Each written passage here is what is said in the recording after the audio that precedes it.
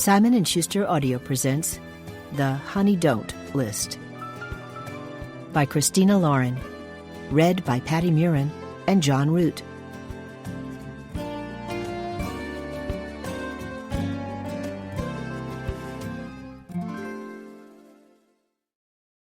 To the people working tirelessly behind the scenes, this one is for you.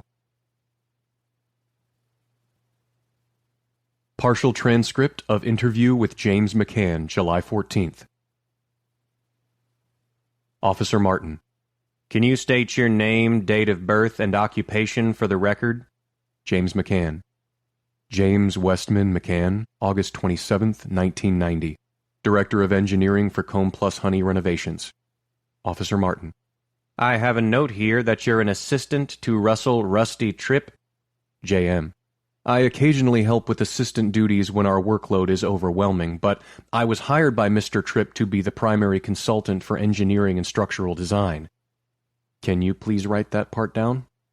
Officer Martin: It will all go on record, don't worry. And where were you on July 13th? J.M.: I was with Melissa and Rusty here in Laramie, Wyoming.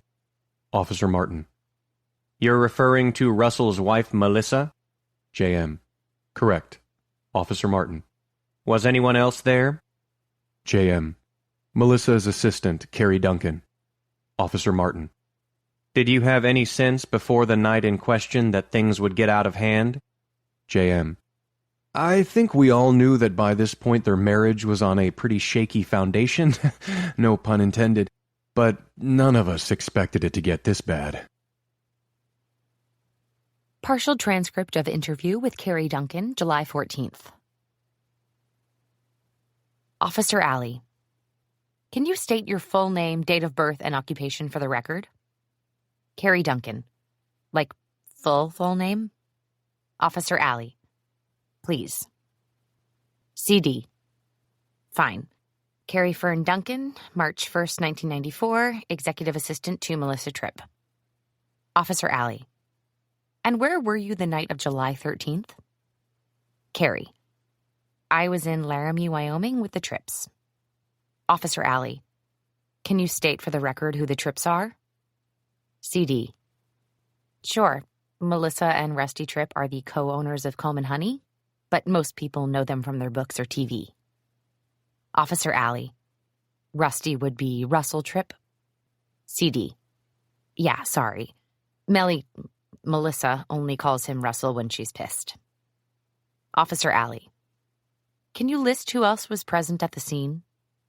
CD: It was me, Rusty and Melly, obviously, and James McCann. Officer Alley: Was James McCann also employed by the Tripps? CD: Don't you have all this information already? Officer Alley: Please just answer the question, Ms. Duncan. CD: Do I need a lawyer? Officer Alley: That depends. Have you done something that requires a lawyer? CD: Ever? Officer Alley: In relation to the events that occurred on July 13th of this year. CD: Oh, no, it wasn't me.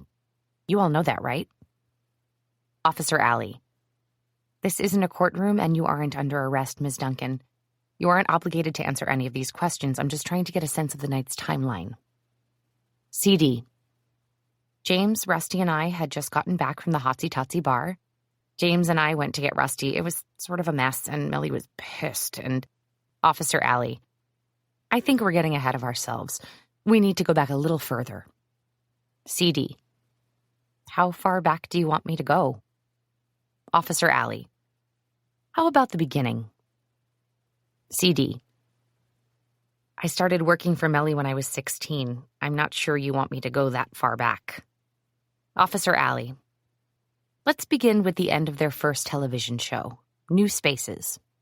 CD: Yeah, okay. That's a good place to start. Carey: When I was little, my family had a hen named Dorothy. My dad called her Dottie for short. She was a blue-laced red Wyandotte. fairly fancy chicken for our neck of the woods. Her terracotta feathers were tipped with blue and so unusual in color they didn't look like they were real. Dorothy stood out against the dusty background of our small Wyoming farm and was always the center of attention in the yard. She was prettier than the other hens. She was definitely noisier, and despite lower than normal fertility rates among the breed, she laid twice as many eggs. It's not that the other hens weren't perfectly good chickens. It's that Dorothy was that much better. She was also sort of a bully. I'm always reminded of Dorothy when I look at Melissa Tripp. I realize how that sounds, comparing my boss to a chicken, but it's the image that pops into my head every time I see Melly holding court like she is right now at the party. Dorothy would strut around the coop, head high, pecking at everything she could reach and daring the other hens to come at her. Like her, Melly sweeps around the room, comfortable knowing every eye is on her, daring someone else to take center stage. Can I have everyone's attention, please? The crowd quiets as Melissa holds a Waterford champagne flute aloft, her bright blue eyes glistening with unshed tears. Melly drinks only when there's no getting around it, and most don't realize that there's sparkling cider in that glass, not champagne. Alcohol is nothing but empty calories and can make you messy, she once told me. I have zero time for either. With a Tiffany bracelet dangling from her tiny wrist, she'd taken the glass of rosé from my hand and given me a judgmental once-over. As long as you work for me, Carey, neither do you. Turns out she's not wrong. With Melly and her husband Rusty's current home renovation show, New Spaces, officially wrapping today, their newest book releasing in 2 days, and the super secret as yet unannounced new streaming show launching in a matter of days, I've hardly had time to sleep, let alone get my drink on. But for the love of God, a night with no work, my DVR, and a couple of beers would be divine. Sadly, as you've probably guessed, there's sparkling cider in my champagne flute, too. Melly's pink lips curve into a bittersweet smile as she surveys the quieting crowd now watching her expectantly. Hand pressed to her heart, she makes sure to look at each member of the television crew in turn. 65 episodes, 3 holiday specials, countless promo clips, and one very large going-away party. We couldn't have done any of this without each and every one of you. Another round of solemn eye contact, a pause, a resigned nod that makes her sleek platinum hair fall gracefully around her shoulders. 5 seasons! When she thrusts her glass forward in the air and cheers, her wedding ring catches the overhead set lights and casts stars across the walls. Hearing it really does blow my mind. We're standing in the set where we've shot 5 seasons of the show, and it all went by in a blip. Probably because I didn't sleep for most of it, and now it's ending. I met Melissa Tripp when I was 16, on the verge of dropping out of high school and needing to make some money because my parents didn't have any to spare. The Tripps had recently opened their home decor store, Comb and Honey, in Jackson, Wyoming, and posted a help wanted sign in the window. Although the local Hardys hired, on principle, any high schooler from our area who wanted a job, the idea of working as a fry cook between Mitch Sticky Hands Sexton and John Toothless McGinnis wasn't tempting. So I walked inside the upscale store and applied. I'm still not sure what I was thinking or what she saw in me. I was in my good cutoffs, and my fingers were still smudged with charcoal from sketching under the bleachers instead of attending my last 2 classes of the day. I smelled like sunblock, and my hair was bleached to a fine, pale crisp. But I was hired. For the first few months, I helped customers whenever Melly was busy and eventually ran the register. Once I got that down, she let me start managing custom orders and invoices. When Melly learned more about my love for art, she pushed me to play around and dress up the window displays. On 2 conditions. It couldn't interfere with my regular duties, and I had to finish high school. Melissa and Rusty were sweet as pie back then, parents to 2 kids, struggling to get their business off the ground, and head over heels for each other. They treated me like their 3rd kid and celebrated my remaining high school victories when my own parents slacked on the job. Mom and Dad had always been better at yelling at me and my brothers for being ungrateful than they were at earning our respect. Suddenly the Tripps were there, showing up to my art shows, driving me to dentist appointments, and even helping me buy my first car. I would have happily given them my right arm if they asked for it. but that was 10 years and a lifetime ago. Comb & Honey isn't just a home redesign store anymore. It's a booming corporation with 10 storefronts and a host of exclusive product lines with a dozen retail partnerships. The Tripp kids are in their 20s, and Melly has new boobs, lashes, and teeth. Rusty has been outfitted as the fashion icon carpenter dad in Dior jeans and Burberry blazers. The world knows them as affectionate, playful, cooperative, and innovative. And fun. Their 7 million Instagram followers are treated less to glossy promotional shots and more to video clips of Rusty pulling pranks on the New Spaces cast and crew, Melly visiting an estate sale and happening upon the perfect addition to a remodel, and photos of Melly and Rusty being adorable or adorably exasperated with each other. Fan favorites are the gifs of Rusty being Rusty, dropping a hammer on his foot, clumsily spilling a bottle of Coke onto one of Melly's famous honey-do lists, messing up his intro again and again to the great amusement of the entire crew. People love Melly for being polished and patient. They love Rusty for being goofy and approachable. And they love them as a couple for being the two perfect halves of a whole. You wouldn't know from scrolling through their idyllic Instagram feed that Melly and Rusty aren't quite as sweet on each other anymore.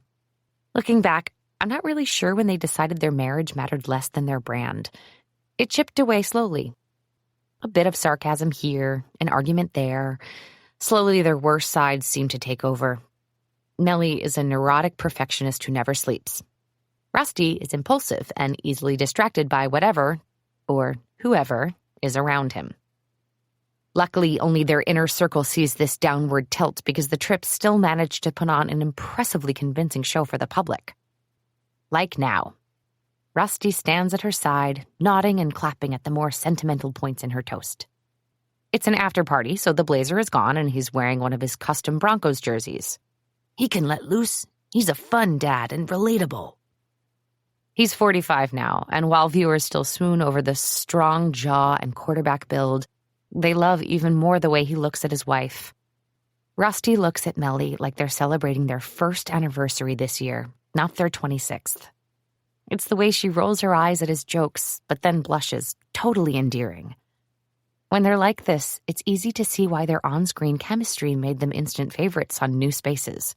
They were relatively unknown when the show started, but they, and their infectious love, immediately eclipsed the popularity of their co-stars, including the show's former Miss America host, Stephanie, and the expert, Dan, a younger, hipper home remodeling icon who'd had his own show for years. The Tripps' outwardly enviable marriage is why Ford Motor Company used Melly and Rusty in a truck commercial. It's why they have merchandise lines at Target and Walmart, emblazoned with their bright, blissful smiles. Why their 2 home design books have both been longtime bestsellers, and why their soon-to-be-published book on marriage is already at the top of the sales charts and hasn't even been released yet. And of course, Melly is an enormous stress case over the upcoming announcement of their new solo show, Home Sweet Home. We're all overwhelmed, trying to strike while the iron's hot, but what else can we do but work our hardest? Some people might say what we do is just decorating. Melly is apparently not finished addressing the crowd because she pulls attention back to where she stands at the front of the room.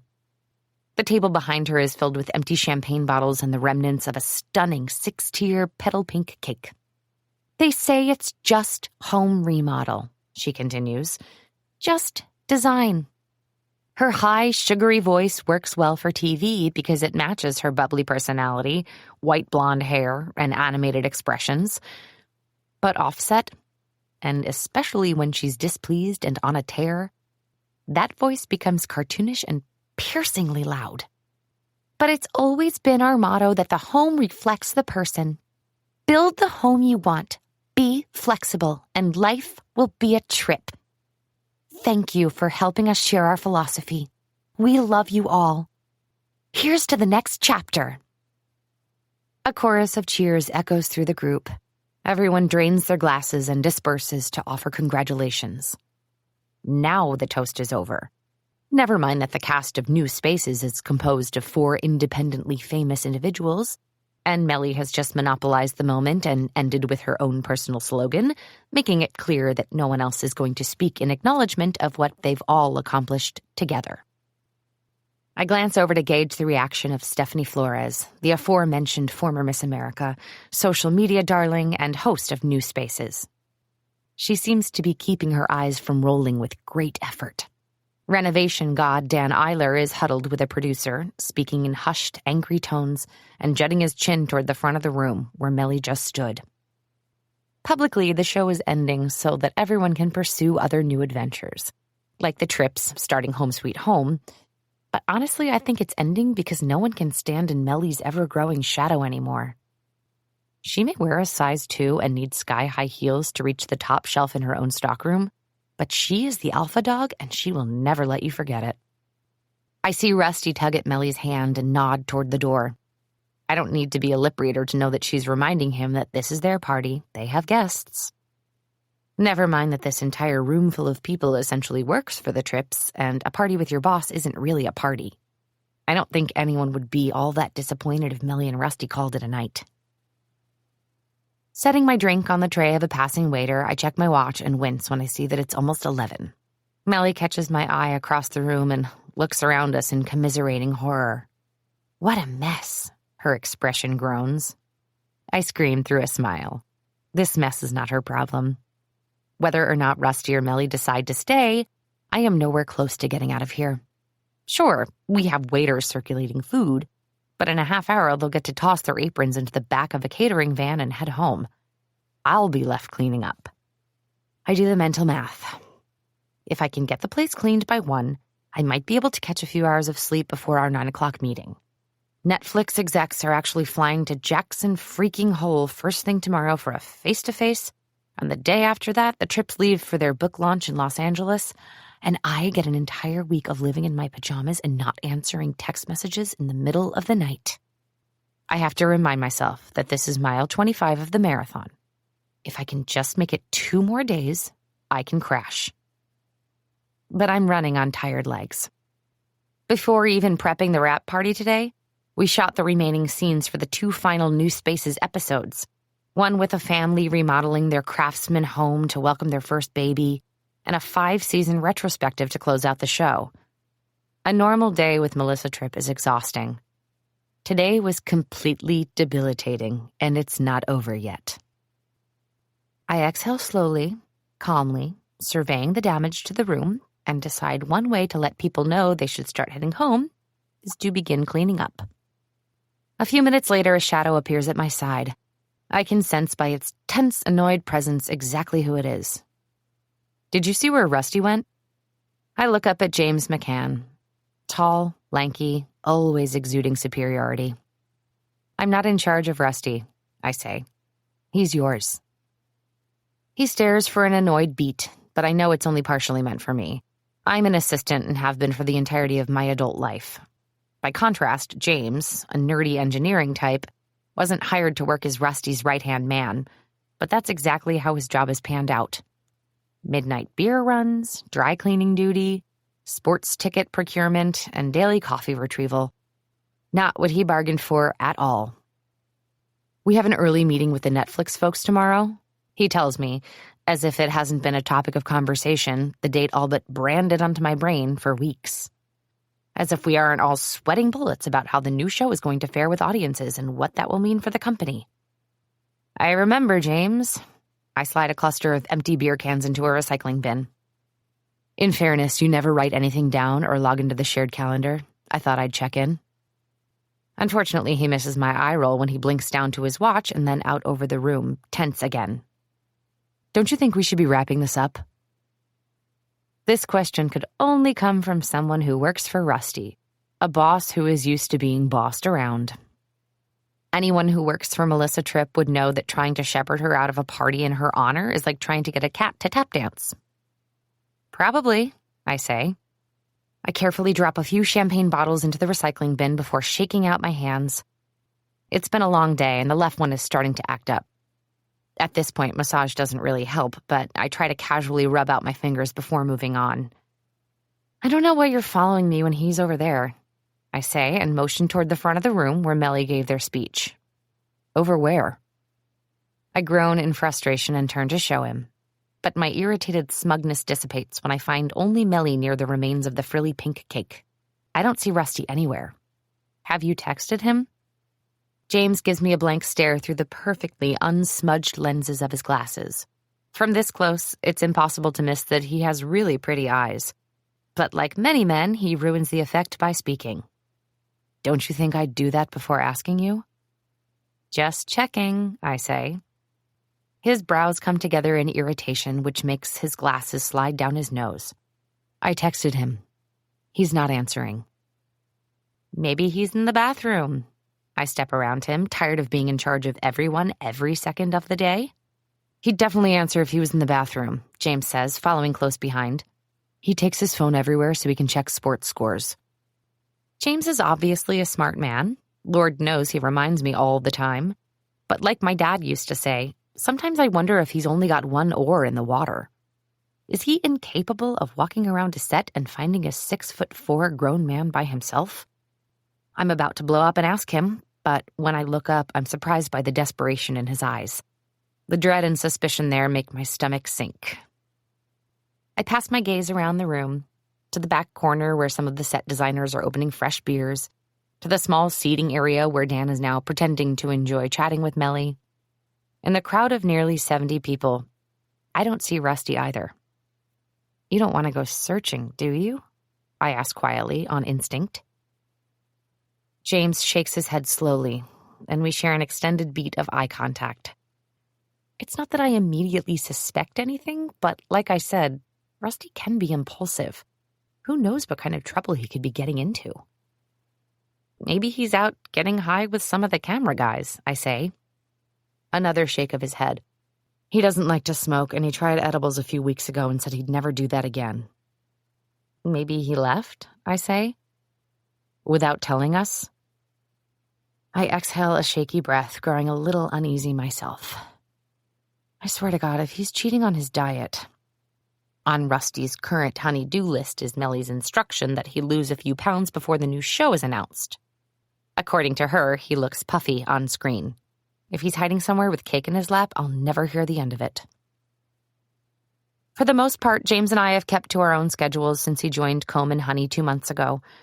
It's not that I dislike him exactly, but the way he writes off my job as disposable and frivolous and treats me like I'm only intelligent enough for remedial assistant activities, unless he needs help performing one himself, of course, really pisses me off. But I don't want to pretend the Tripp's world would be an easy one to walk into and immediately comprehend either. Even I sometimes have no idea what's going on with them. Rusty and Melly pay well and make it possible for me to keep the health coverage I need, but their relationship is obviously complicated. Okay, I finally say. Let's go find him. With a grimace, James follows me out of the main room and down the hall that leads to the warehouse. The air conditioner seems abnormally loud in the small space, loud enough to drown out James's clunky footsteps on the industrial carpet behind me. Along the way, there are 5 doors, each closed. One is an AV room, the next is a janitor closet. After that, there's a green room for visiting guests, a small crew lounge, and the editing studio. Trying to imagine what we'll find inside any of these tonight makes me queasy. The AV room is dark and empty. The door hinge squeaks into the quiet room. The janitor closet is locked and too small to be useful as a hiding place for a grown man. The green room is empty. The crew lounge, too. The soundproof editing booth is last, and the door is locked. I'm not sure why I'm nervous as I pull my keyring off my belt and find the right key, focusing to keep my right hand still as I carefully slide it into the lock. We both hold our breaths as the knob slowly turns. The sound hits us first. Deep groans, skin slapping against skin, followed by the briefest flash of thrusting white butt cheeks, swinging testicles, and a bright red floral dress pushed up over a woman's shoulders, her dark hair really all that is visible of her. It takes a couple of grunts and thrusts before my brain connects the dots and melts. Unspotted, I carefully pull the door shut again. Rusty was definitely not eating cake. I slowly turn around. James is still staring past me at the now closed door, unblinking, mouth open. That was Rusty, he whispers. I give Captain Obvious a nod. Yes. They have a TV show and a book coming out. A book on relationships. Rusty and his thrusting butt has impeccable timing. And Stephanie, James adds. I hoped I was the only one who realized that, but no such luck. I exhale slowly, already trying to mentally Tetris my way out of what I just saw.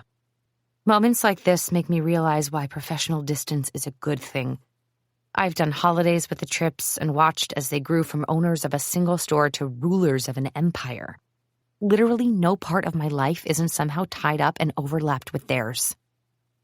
Yes, James, with Stephanie. I press the heels of my hands to my eyes, trying to figure out what the correct response is here. When I look back at him, James is staring at me, his eyes round with shock. But he's married. I clap a shaking hand over his mouth. Shut up. Oh my God. I look up and down the hall to make sure no one has witnessed what we've witnessed. Shh. I pull him with me around the corner toward the warehouse. A vent blows overhead, hopefully masking our voices. You have got to keep your cool about this. I haven't even figured out how I feel. I cannot deal with James freaking out on top of it. Carey, he's cheating on his wife. I stare at him for an astonished beat. Did we not both just witness Rusty and his swinging balls? I visibly shudder. I got that. But, James trails off bewildered. Doesn't that bother you? Of course it bothers me, I tell him calmly, trying not to feel frustrated that this newbie of all people is telling me how to react to a couple I've known my entire adult life. Defensiveness bubbles to the surface. But I've worked for them for a long time, and I learned years ago that some things are not my business. Marriages have ups and downs, Melly told me once. I need you to focus on the work, not what's happening between me and Russ. I'd grown up watching my dad come home stumbling drunk and reeking of perfume, only to see him and Mom happily canoodling on the couch 2 days later. Enough times to know Melly was right. The lines are blurry in this job, but I do my best to let the Tripps' marriage be their marriage and their business be my business. From his expression, I gather James is not on board with Operation Look the Other Way. And his horror triggers an uncomfortable dissolving sensation in my stomach. I'm mad and sad and frankly horrified by what we just saw, but I can't help but feel embarrassed and slightly protective, too. I shove my hands into my pockets. They're about to release their book on relationships, he says, voice high and tight. Their book of marital advice. I shift on my feet. I know. And launch a new show that's based almost entirely on their brand, he says, struggling to keep his voice down. That brand being their blissful marriage. I work to hide my irritation. To be honest, I don't see James often because whether he likes it or not, so far he's good at his job and keeps Rusty in line. So much so, in fact, that I didn't realize Rusty was having another affair. I narrow my eyes. You're sure you didn't know about this? You were awfully reluctant to go looking for him. James flushes. I thought I'd catch him eating a sandwich, Carey, not...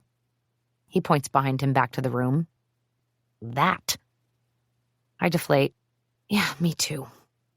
I close my eyes, take a deep breath, and then look around the empty hallway. We can't let anyone else down here. You're not going to tell her, he guesses, frowning. Are you? Defensiveness is my default. Melly made it clear a number of years ago that she wants me and all assistants to stay out of her private life. That includes you. I can see by the way his chest rises that his first instinct is to correct me, yet again. That he is not an assistant, but self-preservation wins out. This could all blow up in our faces, he tells me. You get that, right? What do you want me to do? He takes another deep breath. I think we need to tell Melissa. You also thought we should go find him, and you can see how well that turned out. He gives me a long stare.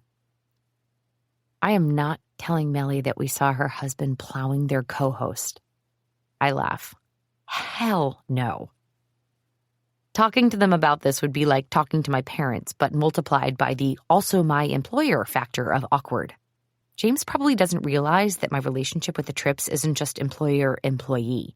How would he? We barely interact. But I can't be the one to rat out Rusty. My dad died when I was 17. He'd been noticing some swelling in his legs and feet, but brushed it off as a hazard of working on his feet all day, climbing up and down ladders and sometimes having to work on his knees. He put off seeing a doctor until it was too late.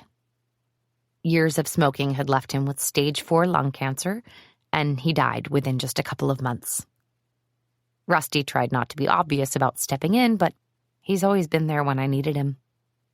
Not to mention he distracts Melly when she goes off on one of her tirades, and he gives me free rein in his shop whenever I have time. I really don't want to do this. James looks at me, silently disappointed. Carey. Maybe she already knows? I ask hopefully. If she knows, he begins, then she needs to tell him to be more discreet. It could have been anyone walking into that room, and someone with less loyalty and a cell phone camera could have blown up their entire livelihood and ours with a single tweet. It's physically painful to admit that he's right. Freaking Rusty. Fine, I say, but decide to give myself a temporary reprieve. We'll check in with her tomorrow after the meeting. Check in with her? God, why are you like this? We'll tell her after the meeting. Are you happy? He wearily pushes a hand through his hair. Not even a little bit. We both jump at a voice coming out of the quiet hall. Tell who what after the meeting? It's Robin, the Tripp's publicist, a tightly coiled, neurotic busybody. Nothing. I wave her away with false ease. Come on, she says, face-pinched. You're down here hiding when you should be getting things organized and packed up out there. She looks between us. Clearly something is going on. I resent the reminder that I need to be cleaning up after all these people and mentally give Robin the finger. James and I were saying that we need to talk to Melly tomorrow. I'll let her know. Why does James need to talk to her? Robin asks, too astute for her own good. Melly has never needed James for anything that didn't need to be opened or reached on a high shelf. Is it a big deal? I give a breezy, no, just as James utters an emphatic, yes. I turn to glare at him. He glares back at me. Robin should know, he says quietly, and in my head I'm grabbing my hair at the roots, yelling, God damn it, James, be cool. But Robin seems to be picking up what we're putting down. She chews her lip, worrying for a reason now. We'll do it tonight. I let out an incredulous laugh. It's already been a really long day, and I still need to clean up once everyone goes. Now would be a great time for one or both of them to offer to help, but the silence is thunderous. Robin sighs deeply and checks her watch. Netflix is at 9. I'll grab Melissa and meet you both in the office in an hour.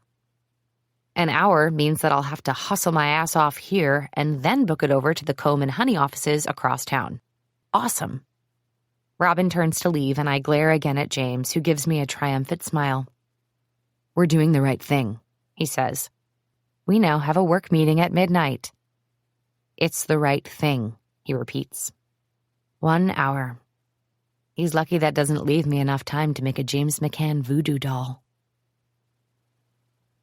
Partial transcript of interview with Carey Duncan, July 14th. Officer Allie. Ms. Duncan, have you ever seen Melissa Tripp angry before? Carey Duncan. Is that a serious question? Officer Allie. Am I to take that as a yes? CD. She's my boss. Of course I've seen her angry. Officer Allie. Can you elaborate? CD. How long do you have? Officer Allie. Ms. Duncan, please answer the question to the best of your ability. CD. Melly is a perfectionist. She's ambitious and impatient, but she's also insecure. It's a bad combination. Officer Allie. Would you say she has a temper? CD. Yes. Officer Allie. I see. What about toward Mr. Tripp? Have you ever seen her angry with him? CD. They've been married for 26 years. So, yeah. Officer Alley. Carey, can you talk about the first time to your knowledge that Rusty Tripp had an affair? CD.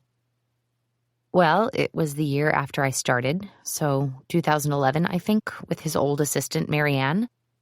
It was just the two of us in the store, Melly and me, but then her friend Susan came running in like a cat on fire. She grabbed Melly and took her into the back and closed the door, and pretty soon Rusty showed up, totally freaked out, and went in after them. I'm guessing Susan caught Rusty doing something, if you know what I mean.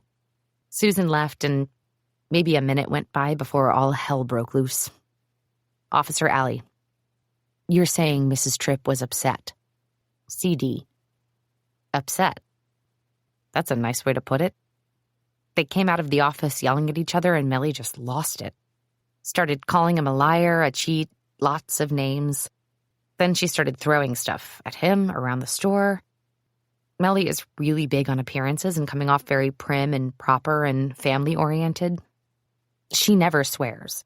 It's actually sort of a rule that anybody who works for her shouldn't either. But wow, she can. Officer Alley. Was Mr. Tripp injured? CD. No, not that I can remember. I'm sure you've seen Melly. She's tiny and couldn't hit the broadside of a barn with a shovel. Officer Alley. And what happened then? CD. It was pretty awkward, so I went home. Officer Alley. I mean more generally. What happened afterward between Mr. and Mrs. Tripp? CD. They must have worked it out because he was there the next day, all bright and shiny like nothing had happened. Officer Alley. The next day, didn't that seem odd to you? CD. I mean, I was 17 and my parents used to fight constantly, so not really. Plus, things were really starting to take off for the Tripps, and Melly would never have let something like that get in the way of what she wanted. She told Rusty that if he ever did it again, she'd leave and take him for everything he had, and got back to work. He's always been really flirty. That's probably how he ended up with James eventually. Officer Alley. Maybe you can clear that up for me. I saw that James graduated from Vassar and MIT, but he works as Mr. Tripp's assistant?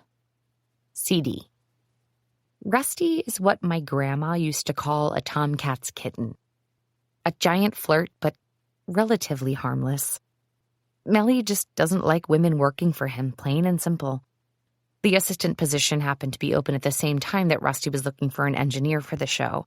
James was there interviewing for the engineering job, but when Melissa saw him sitting outside Rusty's office, she hired him on the spot. Told Rusty he could do both jobs, probably because Melly doesn't know much about either engineering or being someone's assistant. On paper, James is the primary structural something, but he still picks up the dry cleaning, just like I do. Heaven forbid you call him an assistant, though. I'm an engineer. Smart words, blah, blah. Officer Alley. So, back to Mrs. Tripp and the incident between Melissa and Rusty at the store. Was this when New Spaces was filming or earlier? CD. Oh, like way earlier. This was just after the Wyoming Tribune did an article on Comb and Honey, the original design store in Jackson. The window displays got a lot of local attention, and the general aesthetic was getting really popular in town. Rusty's original woodworking pieces were selling like crazy. After the Tribb article, there was a feature in the lifestyle section of the LA Times, and that caught the attention of HGTV. So in 2014, Melly and Rusty were cast on New Spaces with Stephanie and Dan. In hindsight, I think that's when Rusty got bored, and Melly's ambition got the best of her. The cracks started showing again, at least to me. James. It's 1:11 a.m. I'm not going to look at the clock for 5 minutes. I'm not going to look at the clock for 5 minutes. I'm not going to... 1:13 a.m. God damn it. We were supposed to meet here over an hour ago, and Melissa and Robin still haven't appeared. It feels like we've been waiting for a year. Ignoring Carey's occasional glares in my direction, I shift on the long leather couch in Melissa and Rusty's office and let my head hang over the aesthetically pleasing but completely uncomfortable low armrest. From this angle, the open staircase in the corner looks like it's on the ceiling, and the idea of that, of creating something so counterintuitive and wild, sends a hot burst of adrenaline into my blood. I look at the clock again. 1:15 a.m. I groan, rubbing my eyes with the heels of my hands. Okay, I finally admit. You were right. Carey is quiet in response. Knowing she's worked for the Tripps since long before I came around, I can't help but wonder whether she's ever heard those three words together before.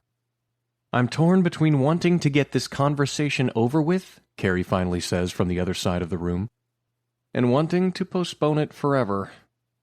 Our Netflix meeting is at 9, she interrupts, and I hear the edge of irritation return to her voice. Trust me, James, it would be impossible to forget. It may seem strange that tonight is probably the first time Carey and I have been alone in a room together since I took this job, but it isn't, really. The Tripps aren't usually in the same place at the same time unless they're filming, which means that Carey and I are rarely in the same place at the same time either. I look over at her again. It's not like there's a lot more to do while we're waiting for Melissa to arrive and for the most awkward conversation of the century to begin. My brain was too chaotic earlier to really take her in. Carey is taller than I think I realized, with dark blonde hair that right now is messily piled on her head. Her eyes are green, blue, something like that. My guess is she's aware that people aren't looking at her in this job because she usually dresses casually, but she must have dressed down even more sometime between cleaning up the warehouse and coming into the office. She's wearing gray sweats, untied sneakers, and a sweatshirt with the words Namaste in bed. She's also a fidgeter. We might not have spent a lot of time together, but it's one of the first things I noticed. Her hands are always moving or clenched into fists. I'm not sure if it's some kind of nervous tic or what exactly, but she sits on them a lot or keeps them hidden under the table. And I could be wrong, but I don't think she likes being touched. She shrinks against a wall when I pass too close or takes a step back if we both reach for something at the same time. I don't take it personally. We all have our stuff. And do my best to respect that and not do anything that might make her uncomfortable. She also has some of the oddest sayings. At the end of our first meeting together, she stood up and said she had to hit the bushes. It was only later that I realized she meant she had to use the restroom, and I still don't understand why she didn't just say that.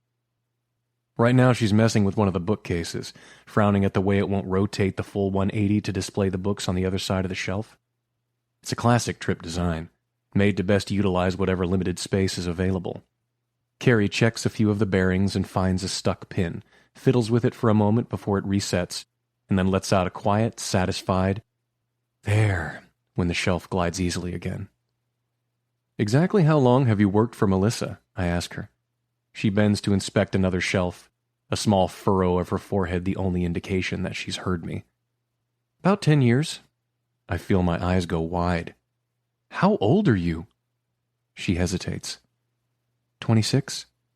Wow. Wow. Wow. I study her again. She's fresh-faced and so innocently unsophisticated she seems more like a new intern and not the person in charge of nearly every logistical detail of the trip's schedule. Is this the only job she's ever had? I'm the new guy and am still piecing everyone together, but I've been here long enough to know that Melissa and Carey's relationship is not healthy. 10 years together, though, would certainly explain how Carey anticipates all of Melissa's needs before even Melissa is aware of them, and how Melissa can't or won't do anything without Carey at her side. Have you always been her assistant?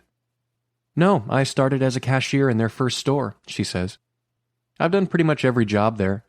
When things took off, I just stayed with them. She glances over and seems suddenly aware of my attention. I blink away. She moves to the opposite side of the bookcase.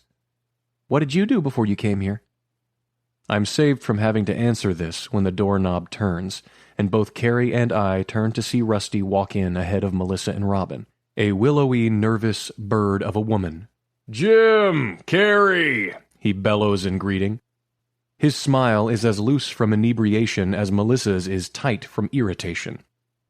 James, I correct in response, almost like a script I have no choice but to follow. Of the great many things that seem to bring Russell Tripp joy in this world, near the top has to be calling me any variation of Jim. Even better is calling Carey and me Jim Carey, like it's the world's cleverest joke. He laughs, slapping my shoulder as he passes. You know I'm kidding, Jimbo. Lowering himself into a chair across from me, he winks. Rusty Tripp is hard to despise, despite his best efforts, swinging testicles and all, and given his jovial mood, it's clear he has no idea that we saw him, or what's about to go down. Melissa glides across the room like a vampire, slipping her heels off and tucking them into a cubby in a sleek black bench near the window. She gives a pointed look to Rusty's feet, propped up on the delicate suede ottoman. Without the benefit of the added height, Melissa is minuscule, and suddenly looks very, very tired. But one glance at the fiery glint in her eyes, and I know that anyone who suggests this is... You look exhausted, Mel. Robin frowns in concern.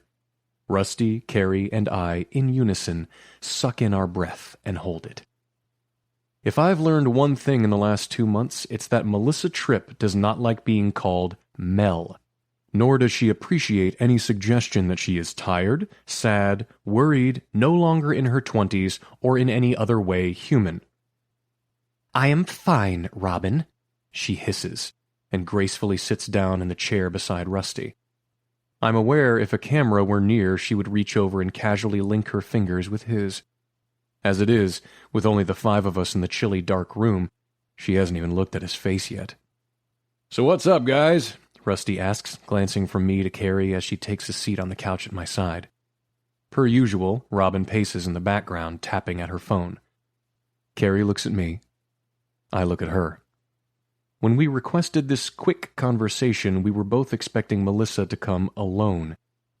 It is infinitely more awkward with Rusty here, and almost impossible to imagine having this conversation with Robin's nervous energy further cloying the space. We really just wanted a word with Melly, Carey explains carefully. Melissa's eyes narrow, but despite her being close to 45, not a single line creases her face. Both of you? She asks. I clear my throat. I don't usually talk to Melissa. It's personal. Are you two fucking? She's glaring at Carey when she guns this question at us, so she misses the way I nearly swallow my tongue. No. Carey's jaw clenches as she and Melissa engage in a silent stare-down, and I internally urge her to not break eye contact, not break eye contact, not break... Carey looks down at the rug. Then just spit it out, Melissa says, and waves a tired hand as if to suggest that we're the reason she's still up and she's ready to be done with all of this at last. We have no secrets. Carey looks at me again. I look at her. She lifts her eyebrows. It was your fault we saw it. You say it. I give a quick shake of my head. No, you've been here longer. You say it. She juts her chin forward. This was your idea. She wouldn't think twice before killing me. Her eyes narrow. So mine narrow too. Pushing out a breath, Carey finally says, We have an entire season of Home Sweet Home in the can. The announcement about the new show is happening next week on your book tour for New Life, Old Love. She pauses. Your, book about successful relationships. The hope is for this announcement to go well and the book to hit the New York Times bestseller list. Melissa lets out a low growl that makes my balls climb up into my body. Thank you for the concise summary of all the stressors fueling my insomnia. Did you request a meeting in the middle of the night to go over the totally obvious? No, I requested a meeting because earlier, Carey says, taking a deep, fortifying breath, James and I, well, we found Rusty and Stephanie together in the editing studio. Melissa's head turns. It turns so slowly and on such a level axis that I have to blink to stave off the mental image of Melissa Tripp's head rotating an entire 360 degrees, spinning faster and faster, and eventually dislodging from her neck and flying away out of this room. When I open my eyes, I'm relieved to find her simply staring at her husband. But I can't read her expression or her silence. My limited experience with the Tripps is that silence generally means 1. Melissa is not in the room, or 2. Melissa is asleep. This is, frankly, terrifying. Rusty played football in high school. He's about 6'4" and has that sort of dimpled smile, clean shave, and soft floppy hair that makes him seem eternally boyish and therefore harmless. Grown doughier with age, the diet of the wealthy, and a love of American beer, Rusty's face has only become more affable, not less. Right now, he looks happy and placid, like he's not the center of a storm that's about to land directly in his company's headquarters. I've gathered that reading the room isn't his forte. Carey looks at me. I look back at her. We both brace ourselves. "Say that again," Melissa says to Carey, but she doesn't take her eyes off her husband. Carey's expression tenses, and she searches my face for help. I have none. Before reluctantly turning back to Melissa. That we saw Rusty with Stephanie?" Melissa nods. "Yep, that." Do we leave the room? Is this when we step out and let them hash out whatever they need to? We don't really have to be here for this, right? Does Melissa need more proof? From the way her blank expression is slowly transitioning to one of homicidal rage, I'm guessing our word was pretty good. Rusty bows his head and lets out the longest breath imaginable. Finally, he looks across the room at Robin. "I don't want to do this anymore." Melissa's sharp laugh could cut through stone. "Oh, really?" "Rusty," Robin coos as if to a child, "you don't mean that, honey." "I do. I need a break from all this madness." Melissa tilts her head back and lets out a laugh so maniacal that it could be coming from a sewer drain or a hyena standing on a pile of dead baby lions. "You want to take a break 2 days before our marital advice book launches?" And with this reaction, sarcasm, not rage, I am suddenly very confused. I didn't want to be here before, but right now, if I could bolt from this room and leave only a James-shaped cutout in the drywall, I would do it. I want to be anywhere but here. Send me to my Aunt Tammy and Uncle Jake's house in Poughkeepsie, and I'll listen to them bicker for hours. Send me back to the childhood days of soccer and my utter inability to coordinate running and kicking at the same time. Even send me back to the worst first date in the history of time with Becca Newman, where the Indian food didn't agree with me and I didn't quite make it to her bathroom in time. Anywhere but here. I'm too new to this job, too unclear on what's really going on behind the facade of a happy marriage, and too eager to stop being a quasi-assistant and start doing the job I was promised. Engineering unique, creative pieces for the Tripp's upcoming second season of Home Sweet Home. I stand. Carey and I can check in with you all tomorrow. Sit down! Melissa's shrill voice is terrifying when she's mad, and she aims a pointed finger at the floor. No one on this team is leaving until we figure this out. This team? Granted, given the duration of her tenure with the Tripps, I can see how Carey is a critical part of Melissa's day-to-day life, which may include being privy to certain marital dramas. But Robin lives in New York, and well, everyone knows I'm the new guy and essentially useless here. You fucked Stephanie? Melissa explodes. Stephanie? Rusty sticks his chin out, like he's being brave by admitting it. I tried to get you to leave the party. You? She stares at him speechless. Are you stupid, Russell, or did you have a stroke? Inwardly I groan. Ugh, Melly. We were hosting a party. She enunciates every word as if she's teaching him English. The job always comes first. You didn't used to say that, he says quietly. Am I understanding you correctly? I wouldn't leave when you wanted to, so you thought you'd just take Stephanie for a ride in the editing room instead? He sniffs, shaking his head. It wasn't like that. She doesn't even have believable implants, you imbecile, Melissa growls, and I shift my attention to Carey, who is sinking lower into her seat, like she'd be happy if it swallowed her entirely. This is not going down the way I expected. It's not that I completely bought into the perfect Tripp image, no marriage is all sunshine, but I would have never guessed at this. No sobbing heartbreak, no wailing demand why, no apologies. Only an indifferent man and a shrewd businesswoman. You can't keep your dick in your pants? Fine. But to screw her at our own wrap party, where anyone could have found you? Where two of our employees did find you? Melissa shakes her head. You are so sloppy. She levels this as if it's the most damning of criticisms. I suppose in the world of Melissa Tripp, it is. I don't understand what the hell is wrong with you. Do you know how hard we've worked to get where we are? I know exactly how hard we've worked, Rusty counters. I'm telling you, I don't want to do this anymore. His wife, her expression icy, asks, Do what exactly? The book tour. The damn books. Hell, maybe the show. Robin throws up two shaking hands, immediately placating. Okay, whoa, let's take a breath. Deep inhale through the nose, out through the... A vein appears on Melissa's otherwise smooth forehead. Fuck you and your breathing, Robin. Are you fucking kidding me right now? I purposefully let my vision blur. Robin's voice wavers. I'm going to call Ted. Ted Cox, producer of Home Sweet Home, is not going to appreciate this call from Robin at, I glance again at the clock, 1:30 a.m. Robin puts the phone on speaker so we can all hear it ring. Melissa stands and paces the room, looking very much like she would like to pick up one of the football trophies Rusty insists on keeping and throw it at his head. An incredibly groggy Ted comes on the phone. Ted Cox.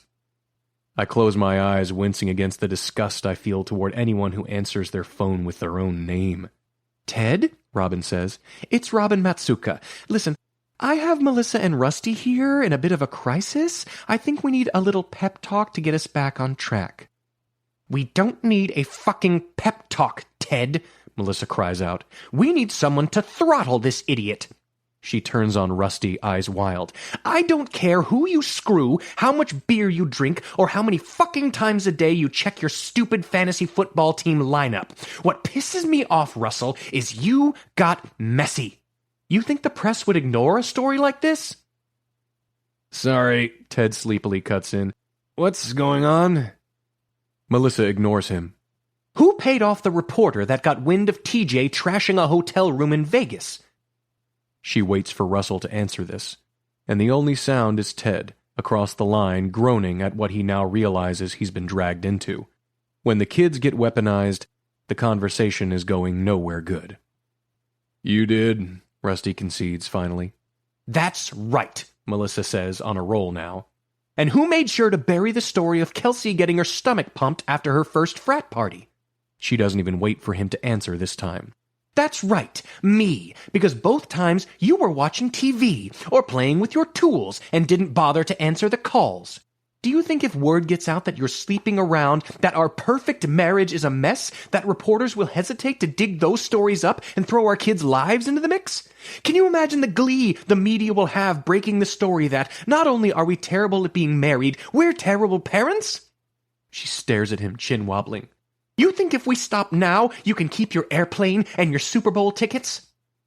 You think we'll get to keep our 4 houses and your ridiculous collection of trucks? You think your kids will weather this fine and will live happily ever after, rolling in cash? When she shakes her head, her hair comes loose from its bun, the wild strands sticking to her cheeks where tears have tracked. No, Rusty, we'll lose everything. So I'm sorry that you got busted sleeping with a washed-up beauty queen who can't even spell asbestos, but this is bigger than anything else you've got going on. We're in too deep. You can just suck it up and keep making millions of dollars by being an idiot on television. That was brutal, but masterful. I have to actively resist the impulse to let out a low, impressed whistle. Silence falls, slowly covering the lingering echo of Melissa's tirade. That seems to cover it, Ted says groggily over the line. Before he hangs up, he asks, "When does the book tour begin?" Robin lets out an incongruously chipper, "The day after tomorrow." "Robin," Ted says, "I assume you're traveling with them?" "Yes," she answers, just as Melissa counters with an emphatic, "No." "No?" Robin eyes her. "Melly, the plan has always been that Carey will come with us," Melissa interrupts. My stomach drops because I have become clairvoyant. I know what's coming next. Melissa's eyes swing to me and the two words stretch out in slow motion. "And James." Robin gives her a tight smile. "I'm your publicist. You'll need me out there." "No, I need you here with a reliable signal where you can monitor what's happening and put out fires as they arise. I need Carey with me, and Rusty needs James to help keep his dick in his pants." I'm afraid to correct her, but I'm less willing to let this ship go down without a fight. I don't think we shouldn't plan that I go anywhere near Rusty's. He doesn't need me for this. Yeah, I do. It's the first thing Rusty has said since Melissa's tirade. He looks at me oddly determined, like he's scoring a win against his wife by strongly agreeing with her. I'm not going without James. Carey and I glance at each other, and I'm sure her pulse skyrockets too. I am immediately scrambling. It was my understanding that in addition to Robin, the tour company has a handler in place to coordinate everything, so you'll have a staffer on hand. Ted sighs, reminding us that he's still there being deeply inconvenienced. I'm going to ask that you two join the tour. We need you to help manage the public-facing aspect of this, and Robin can handle things backstage. I'm sure I don't need to remind you that all our best interests lie in keeping this ship sailing true. Get some rest, and I'll see everyone in the morning. When the silence feels infinite, I know Ted has already hung up. Robin turns her face from her phone screen up to the room. I can see the moment she realizes this is the only way, and to salvage her dignity, she needs to appear completely on board with this plan. Yes, she says, gaining steam. Yes, absolutely, Ted is right. I'm already shaking my head. I negotiated this week off when I was hired. It was meant to be my first true vacation in 4 years. The workload at my previous job in New York, at Rooney, Lipton, and Squire, was so overwhelming I didn't take a single day off while I was there. And then I was so desperate to find another job after the FBI raided the firm's offices that I applied for 15 positions the next morning, including Director of Engineering for Comb plus Honey, and was offered the job at the interview a few weeks later. They were the only ones who called me for an interview at all. Although I've yet to do any actual engineering, I do work nearly 14 hours a day managing Rusty's schedule, meetings, paperwork, contracts, blueprints, and general pokey-puppy bullshit. I haven't had a second to breathe. Actually, I say into a room that is so tense the air feels wavy. I'm headed to Florida to see my sister and her kids. I pause. We negotiated this when you hired me. I can't go. Carey meets my eyes, and I think it's fair to say that she would bare-hand strangle me if I were closer. And I had plans too, she says, her voice thin. I write both your checks, Melissa reminds us. And if you want to be around to cash the next one, you'll start packing. Striding angrily to the door, she opens it, walks out, and slams it shut. Sorry, Jimbo. If I'm stuck, so are you. With an infuriating little oops my bad shrug, Rusty stands too and leaves. Robin? Carey starts with similar desperation in her voice. We don't need to go. I know them. They'll get it together in the morning. They always do. We can't risk it, Carey. Robin shakes her head, resolute and unsympathetic. Everything is riding on this, including your jobs. Change your plans and pack up for the week-long trip. Your only job for the next 10 days is to keep the trips from falling apart. She attempts a smile, but it is a sad, sad approximation as she glances at her watch. See you for Netflix in 7.5 hours.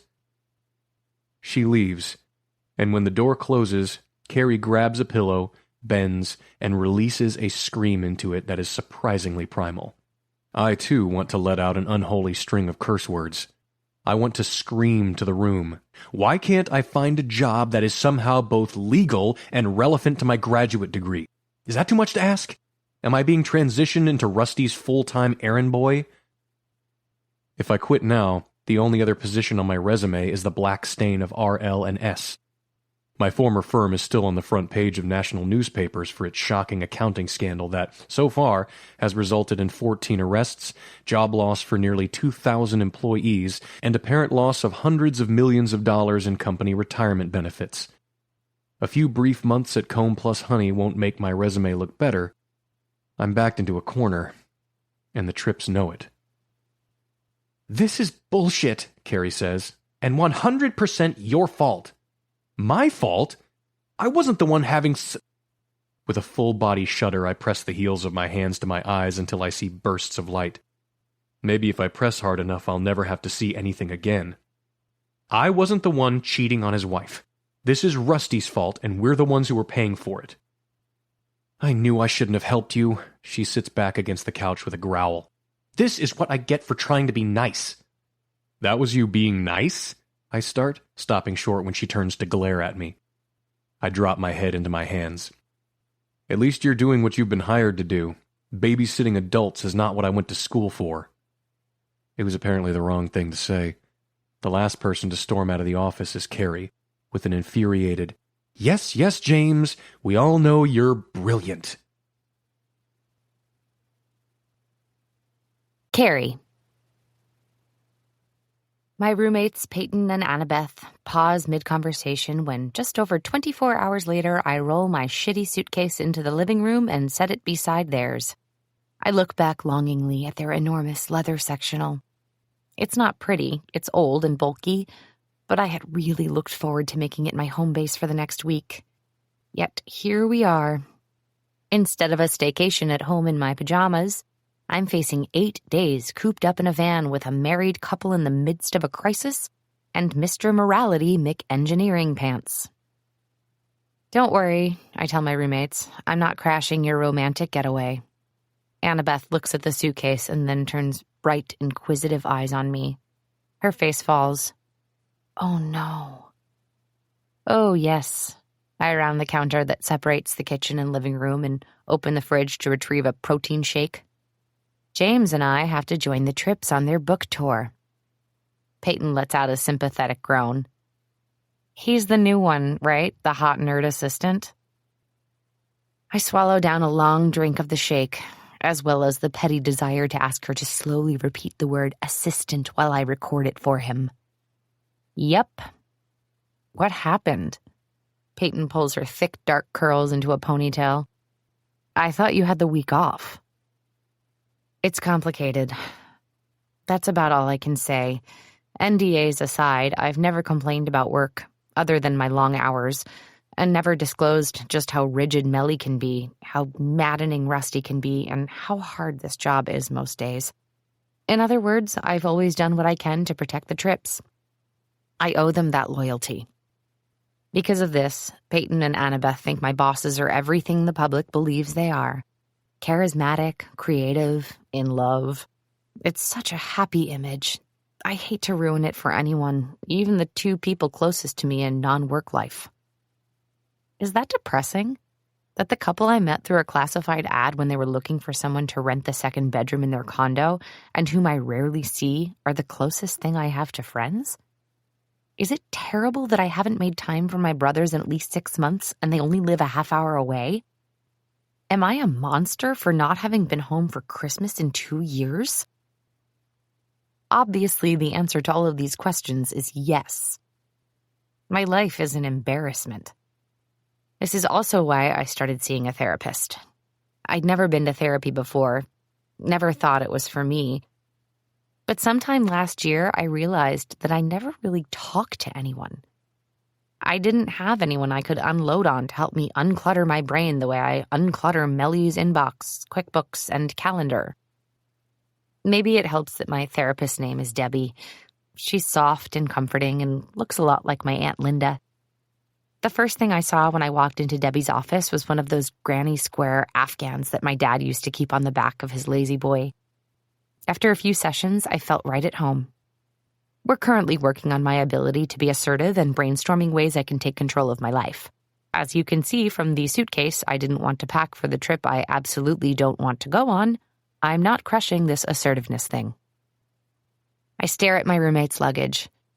They're bound for Kauai to celebrate their 5th anniversary. I can't even imagine taking a trip to the Hawaiian Islands by myself, let alone with a significant other. It's like I started walking down one road and a day became a week, became a month, became a year, and here I am, 10 years later with no idea if this is the right road or what I'm supposed to do when I'm not walking down it. Flopping onto the couch, I moan dramatically. Have fun, but feel sorry for me occasionally. Annabeth comes and sits near my feet. Her auburn pixie cut perfectly frames her face, and I can already imagine how sun-kissed she'll be when she returns. We will raise a fruit-decorated drink in your honor. Oh my God, I lament. I was going to lie on this couch for days and drink boxed wine and catch up on like 700 different shows. Peyton leans over the back and puts her hand on my shoulder. I know I've said it before, but if you want a job with regular hours, I can always find a spot for you. Her offer is sweet, but the only thing that sounds worse to me than being Melissa Tripp's assistant is being an assistant to an insurance claims adjuster. That's so nice of you, I begin, and Peyton cuts me off. But you want to keep your insurance, she says. I do. The medical benefits are amazing, and I'm not sure I'd be able to find that in a private plan that won't bankrupt me. And even if that wasn't the issue, you'd rather die first, I know, she adds. I laugh. The idea of 9 to 5 and 3 weeks of vacation a year sounds almost mythical, but then you wouldn't get to work with Melissa Tripp. I look over at Annabeth when she practically sings this and grin. Exactly. She's not being sarcastic. Annabeth is such a sweet, innocent angel baby. It would be a shame to burst her image of Melly, who, admittedly, used to be a dream boss. But fame, and then her clawing need to hold on to it, is slowly eroding anything gentle or lighthearted about her. I'd feel sorry for Rusty if he hadn't eroded in opposite but equivalent ways. Annabeth and Peyton are dressed and ready, which means that they're about to leave to catch their flight, which means it's nearly 7 and I need to get a move on too. I haul myself up from the couch, hug them in turn, and try not to look back at their bright, sunshiny dresses on my way out the door. Granted, I was never an exceptional student.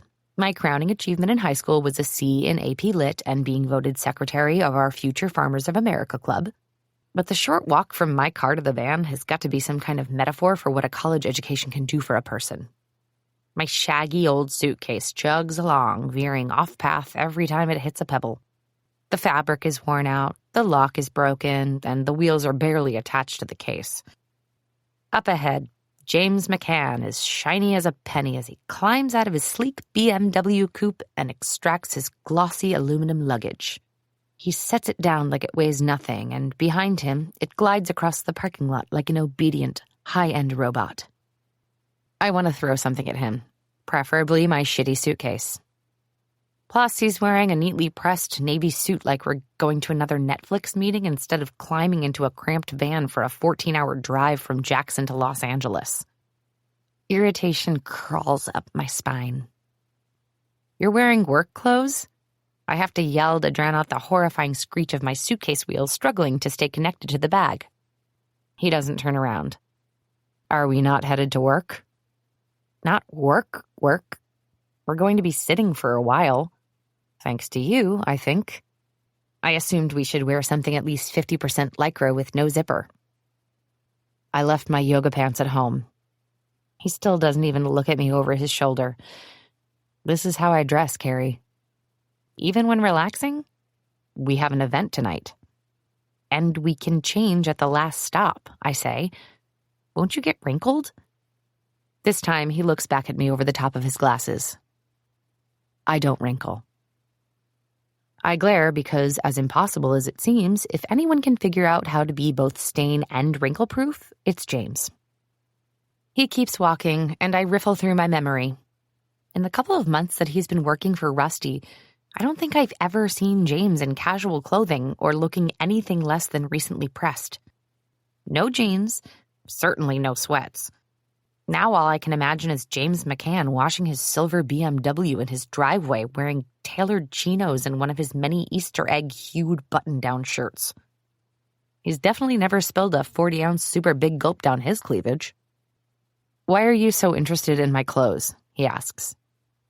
For the record, I'm not. I mean, not really. It's annoying that he's seemingly so perfectly turned out, but if I have to endure a week of this, I'm doing it in an elastic waistband.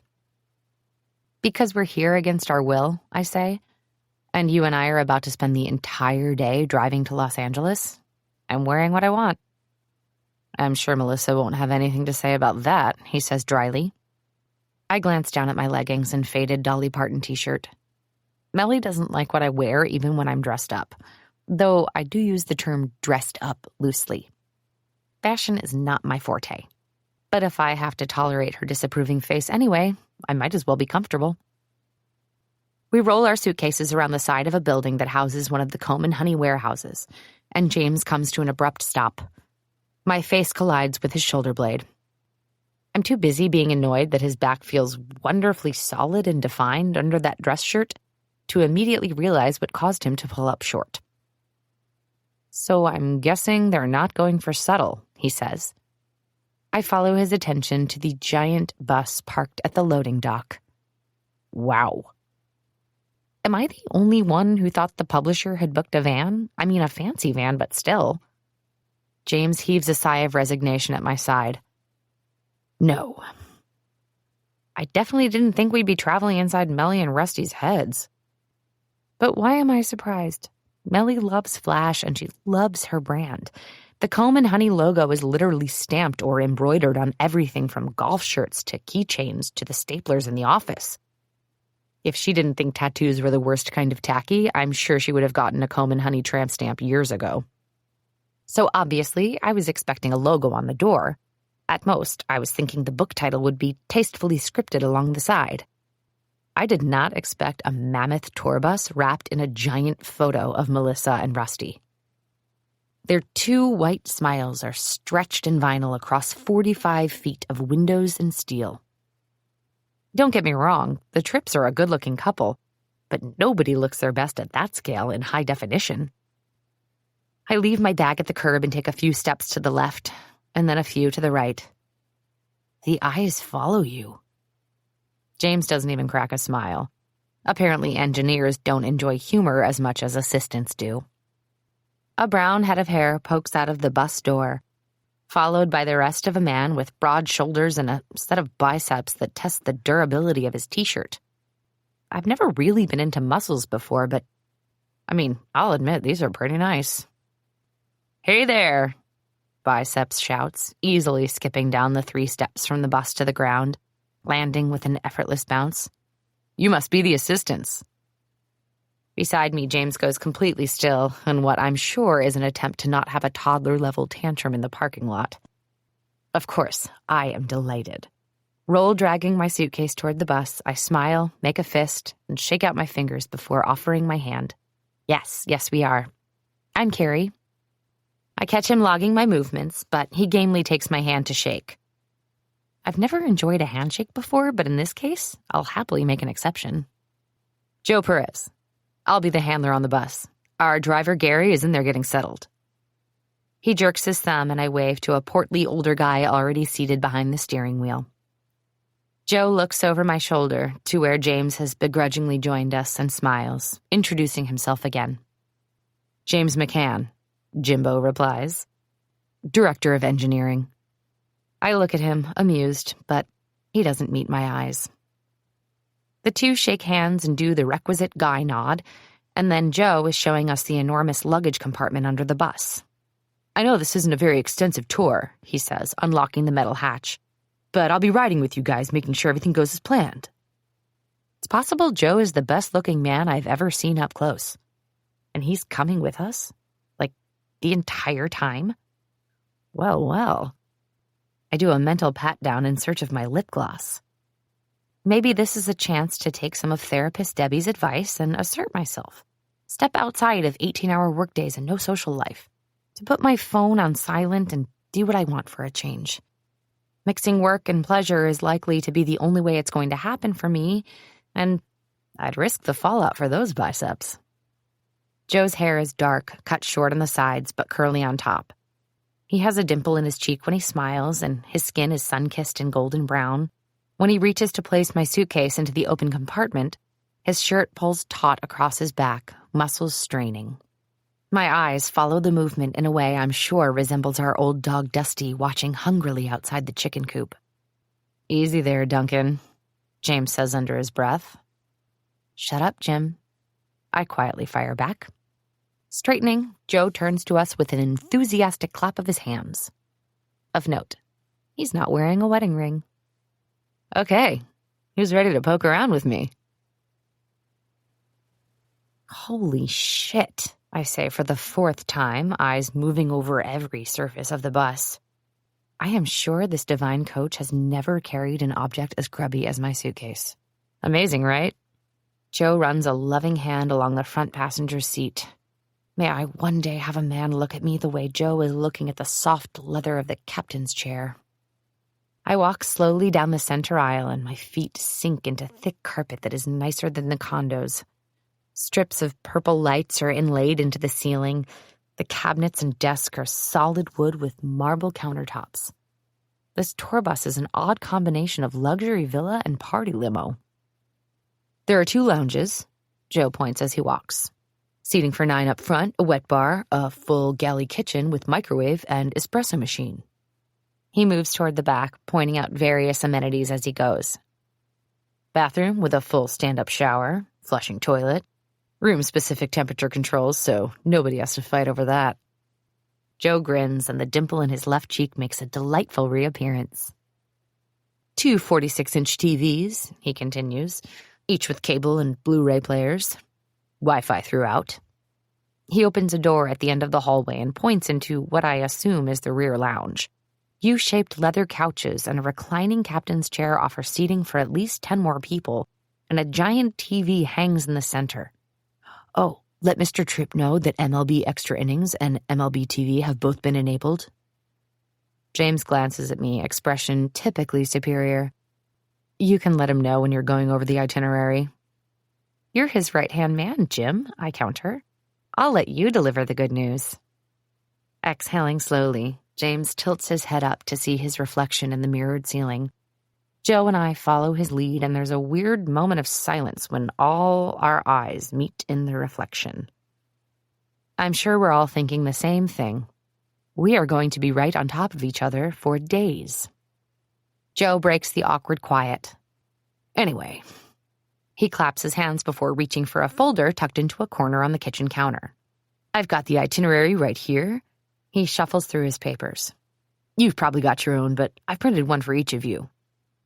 James nods and takes his, slipping it into his own folder.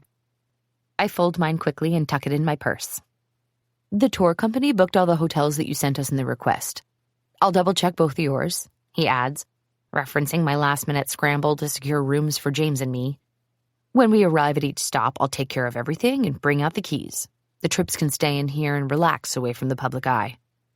Probably a good idea to keep the Tripps out of the public eye as much as possible, James says to me, and I elbow him, gently, in his annoyingly taut stomach. Rule number 1 of Project Trouble in Paradise is trouble. What trouble? Joe gives us a brief, puzzled look. I'll let you guys get settled. I imagine the Tripps will be here shortly, and someone will be coming by to take food orders. We should hit the road in about a half hour. I watch Joe until he's completely out of sight, then busy myself with peeking in each of the cupboards. When I feel the pressure of James's attention, I turn and catch him looking with distaste at where I've shoved the printed itinerary haphazardly into my purse. Is there something you'd like to complain about? He blinks away. Nope. I eye his collection of color-coded folders. He's even printed labels for each one. Itinerary. Netflix. Critical praise. Local contacts. I am very clearly the pigpen to his Schroeder.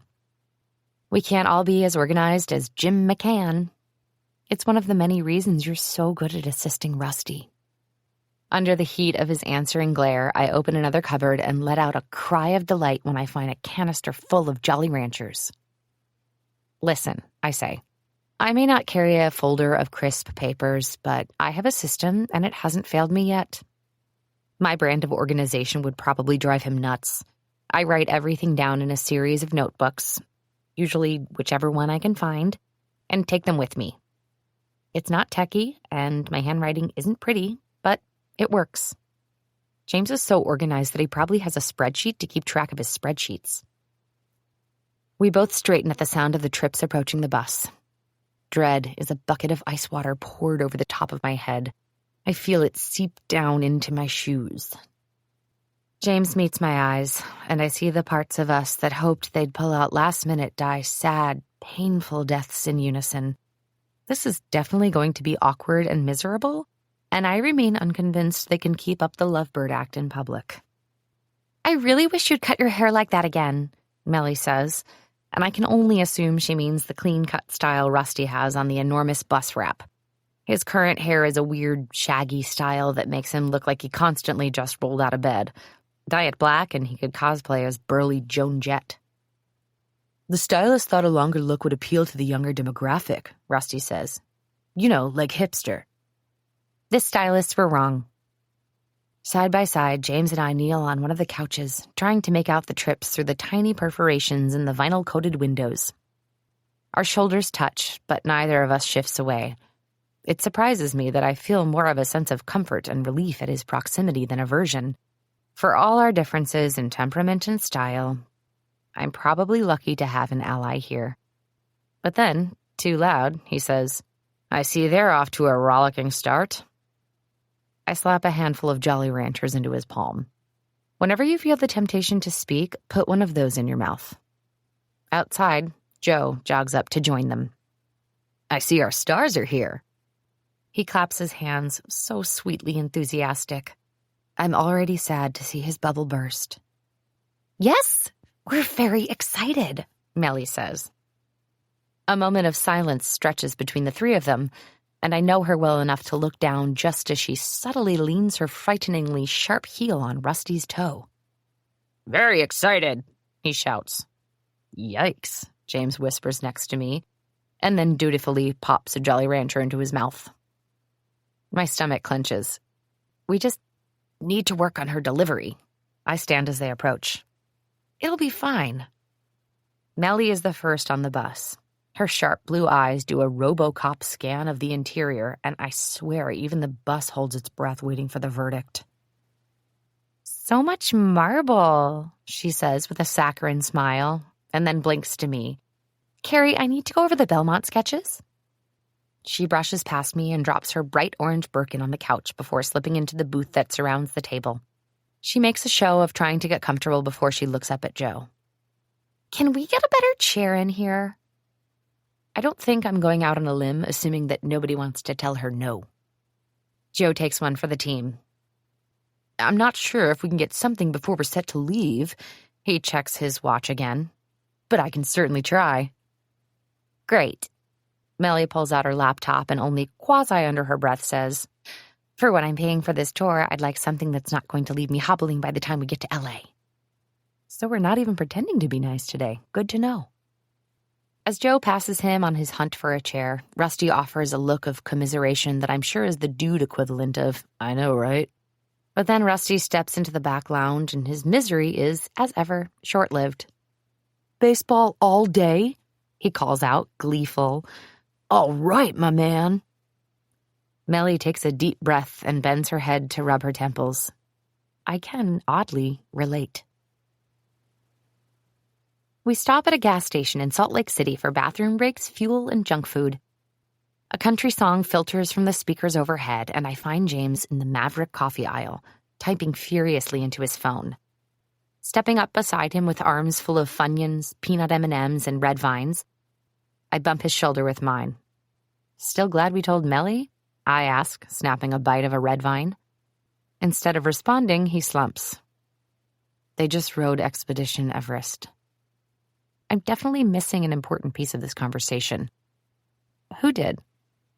James turns the screen toward me, and I see a pretty brunette grinning into the camera and standing just behind two scrappy boys wearing mouse ears. They look exhausted and sweaty and euphoric. She's got the same luminous brown eyes and narrow nose, but it's the smile that gives it away. The McCann children apparently have great teeth. Your sister, I guess? Nodding, he slips his phone back into his pocket and reaches for a styrofoam cup from the display. Right, your sister in Florida. You were supposed to go with them. That was your vacation. Ugh.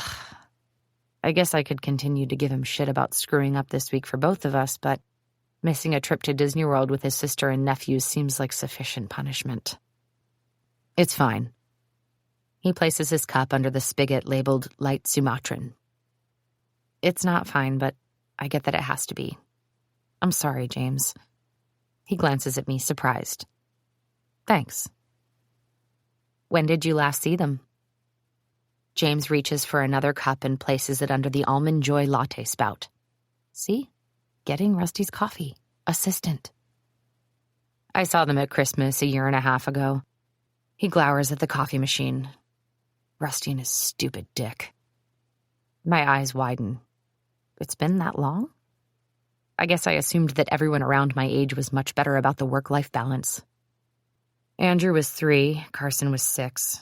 We had Christmas at my mom's place, which, incidentally, is also the last time I've been home. He drags a distractingly large, strong hand through his hair.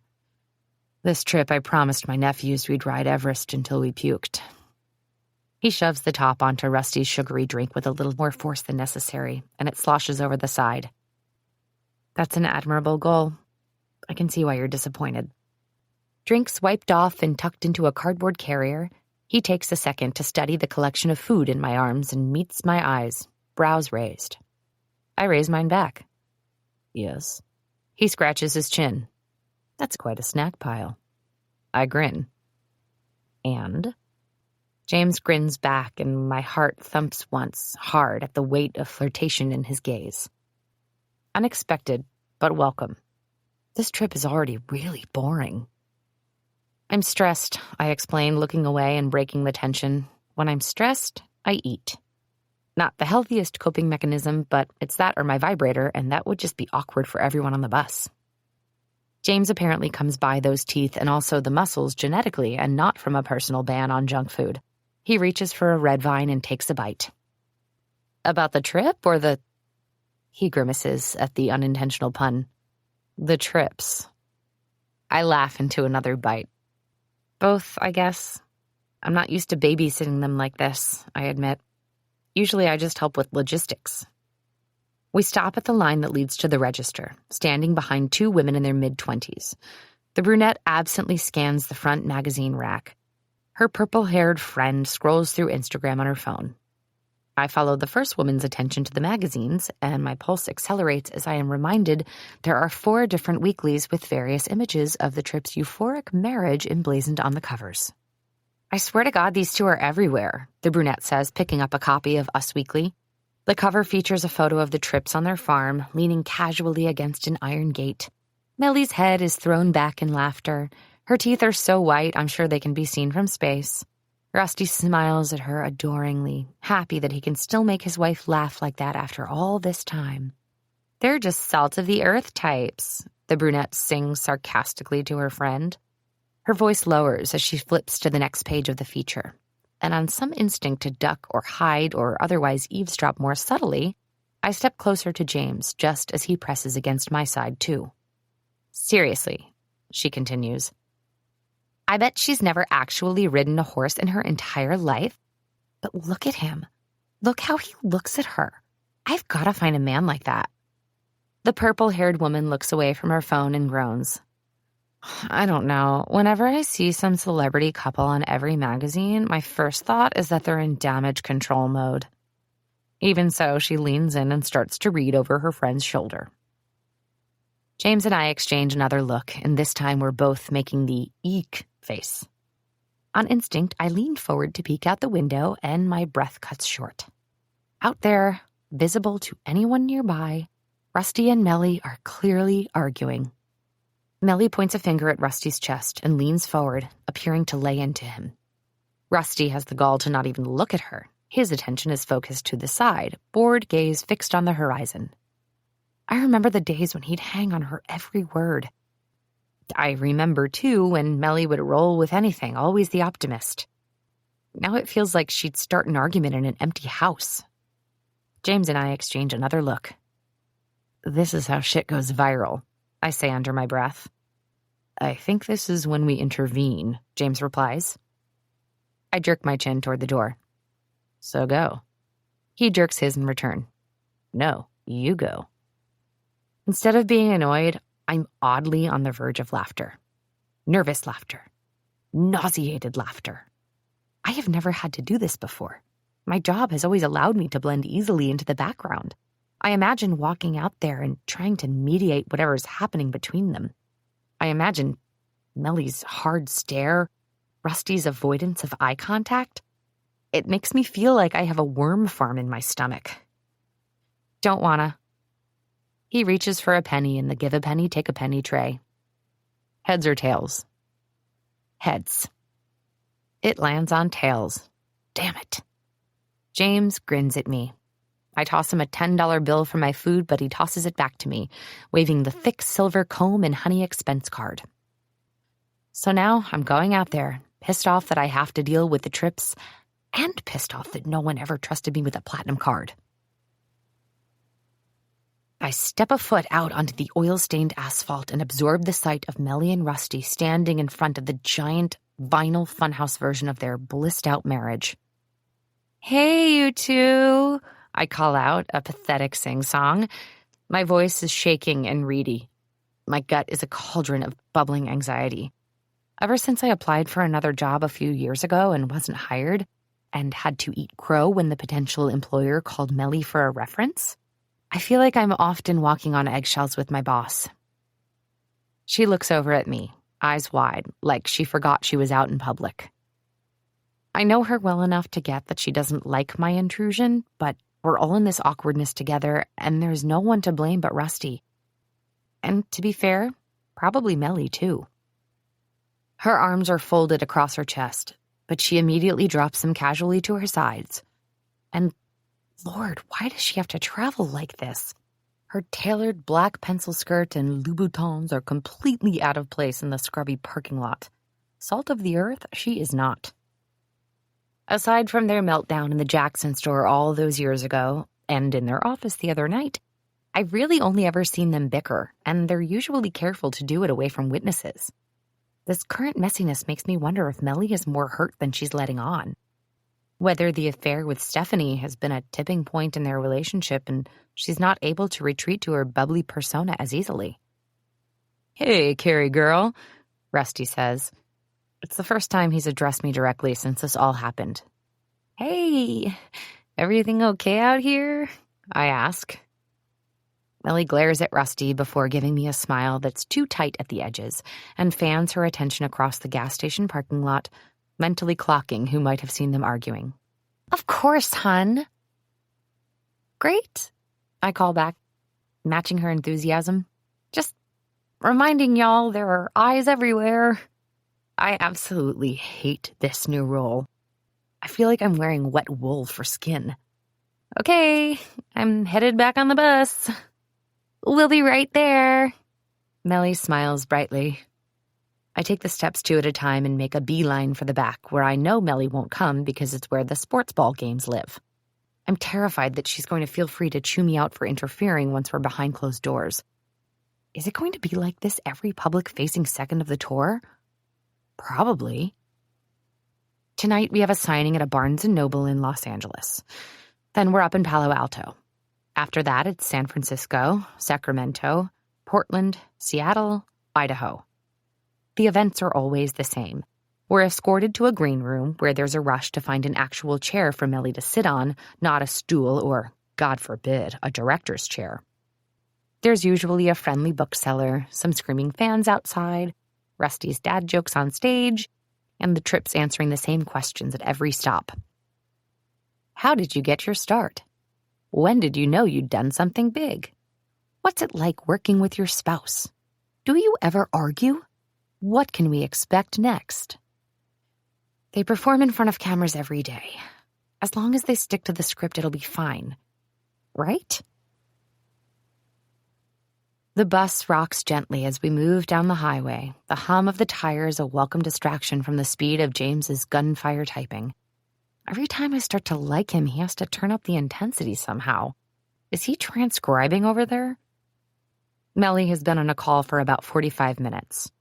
During that time, I've managed to polish off my entire bag of Funyuns, a tragedy, and I try to focus on the design program in front of me. The project is an 1,100-square-foot home we'll hopefully incorporate into a future season. It's for a family of 5, soon to be 7 with a set of adopted twins on the way.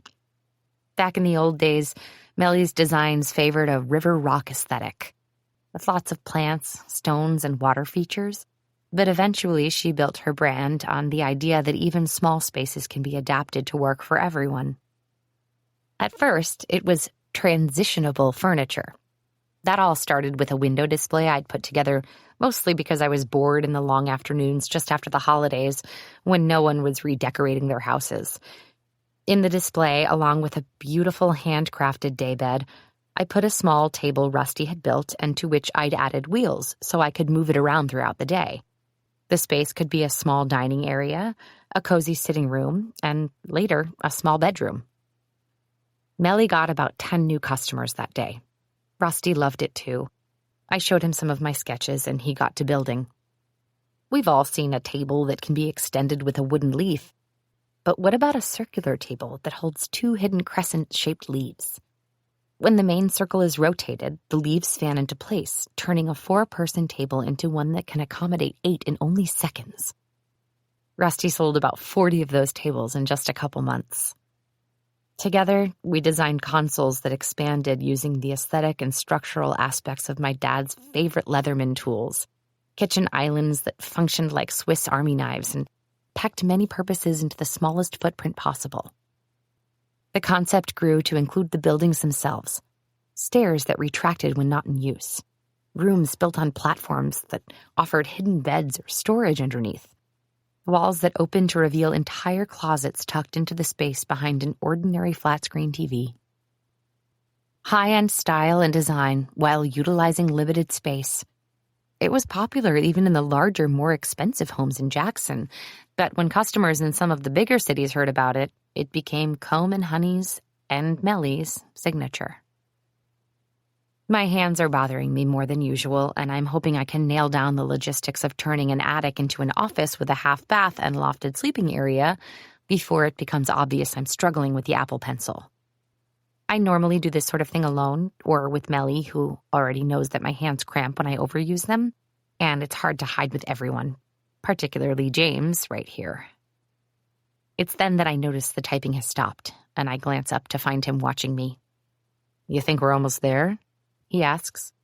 And if he happened to notice anything out of the ordinary in my movements, he doesn't let on. His blue light blocking glasses have slipped down his nose. The lens color makes the entire area around his eyes look like he's suffering from jaundice. I snicker as I reach for my backpack. It's a 14-hour drive, I remind him. It's been 5. Closing his laptop, he stands to stretch, and the groan he lets out is both sexy and terrible. I grin up at him. I thought engineers were really good with numbers.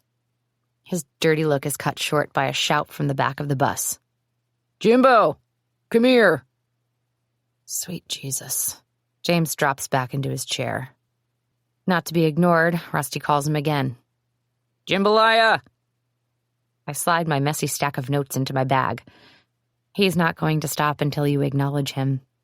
"Jimboy!" Rusty shouts, even more insistent. "Come back here!"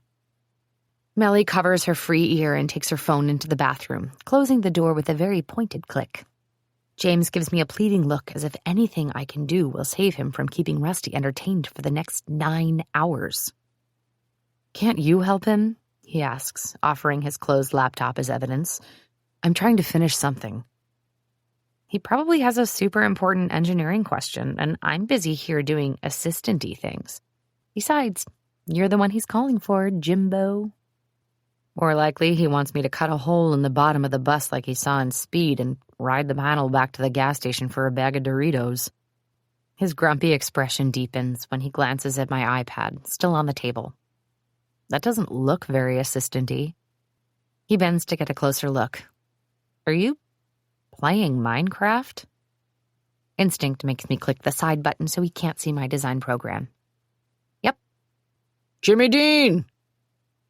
Go on, engineer boy, I tell him. I'm sure whatever he needs you for is way above my training. Resigned, James stands with a groan and passes Melissa as she emerges from the bathroom. Is James having some sort of issue I should be aware of? She asks once he's gone, slipping into the booth across from me at the small table. Her body is so tiny, honed from years with a trainer and a steady diet of cotton balls and water. I'm just kidding. She also stores my tears in a jar. It keeps her hair blonde and her crow's feet at bay. Rusty's cheer carries above the baseball game when James finally steps into the little back room. Just your husband, I say. Well then, we have the same issue. Millie wakes up her computer, and I'm sure she's immediately on all the retail sites, reading reviews of the book, checking its ranking. I'm torn between keeping this quiet moment of peace and wanting to say something about this trip and how it will be so much easier for all of us if they can just set aside what's going on until they get back to the privacy of their own home. I think of what Debbie would tell me. Make the decision to assert yourself and follow through. Decide what you want and be honest in your communication. Don't sugarcoat, don't apologize, and listen to their response. Stay calm. Use I whenever possible. Practice in your head if you have to. I think of what I want to say, but when I look at her face, tight, controlled, no nonsense, the words dry up in my throat. Show me what you've got, she says and points to my iPad. I slide it across the table and she inspects my work. This is really good, she says, scrolling through the different computer-generated images. I'm not sure about that desk. I glance at the screen. The space allotted is minimal. How would you change it? She purses her lips as she considers. It's just not working as is. I want it to be more... Silence stretches between us, and I come to her rescue. I could make it vertical, I suggest, clicking through and zooming in on the area. 2-tiered instead of a single flat surface. Nobody would expect a 2-storied workspace like that. Yes, she says with a firm nod. That's exactly what I was thinking. Inside, I'm beaming.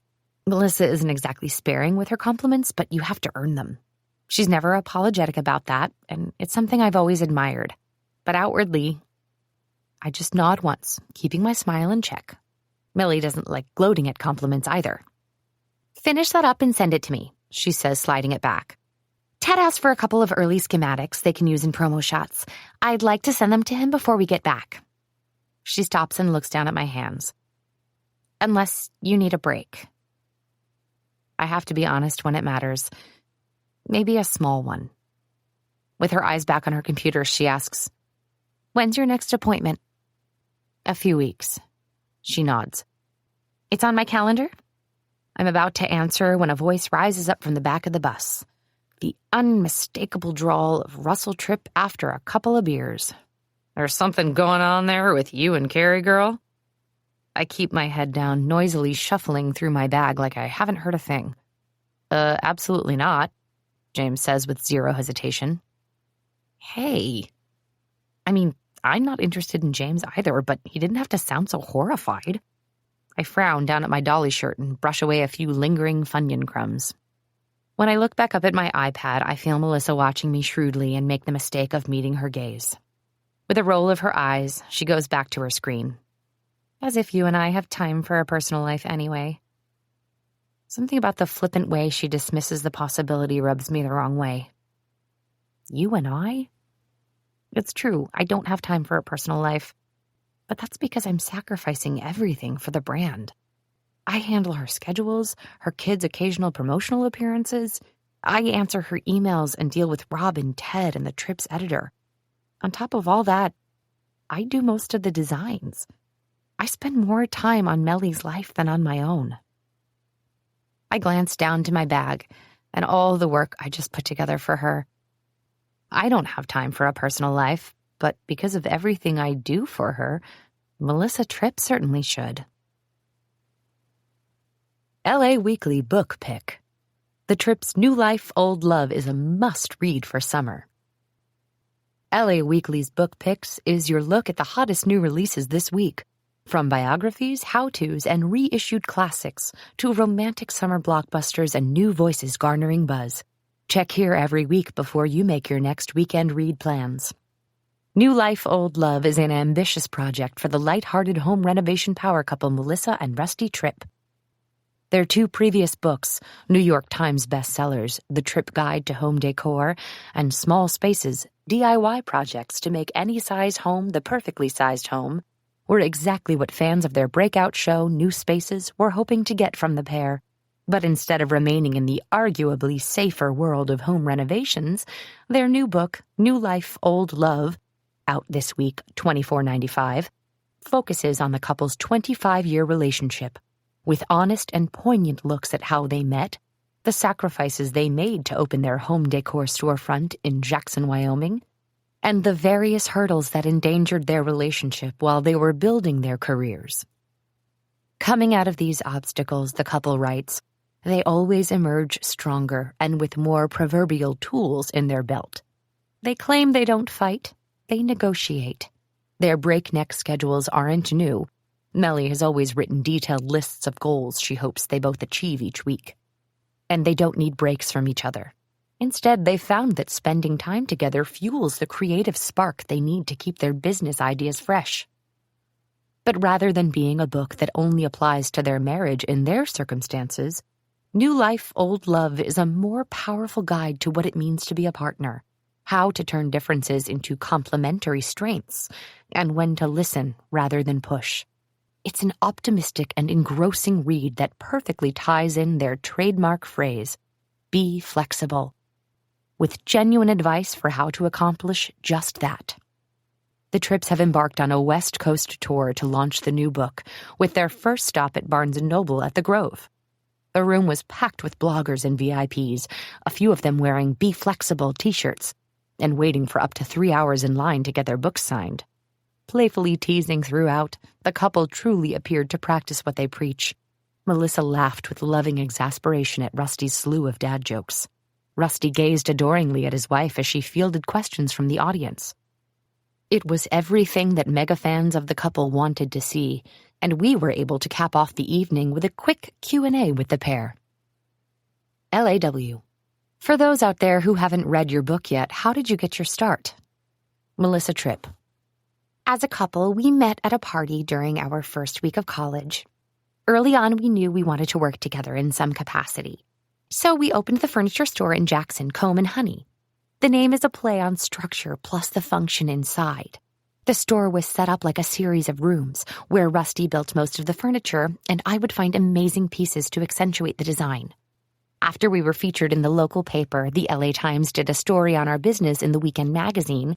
HGTV found us, and the rest is history. LAW. When did you first know you'd done something big? Rusty Tripp.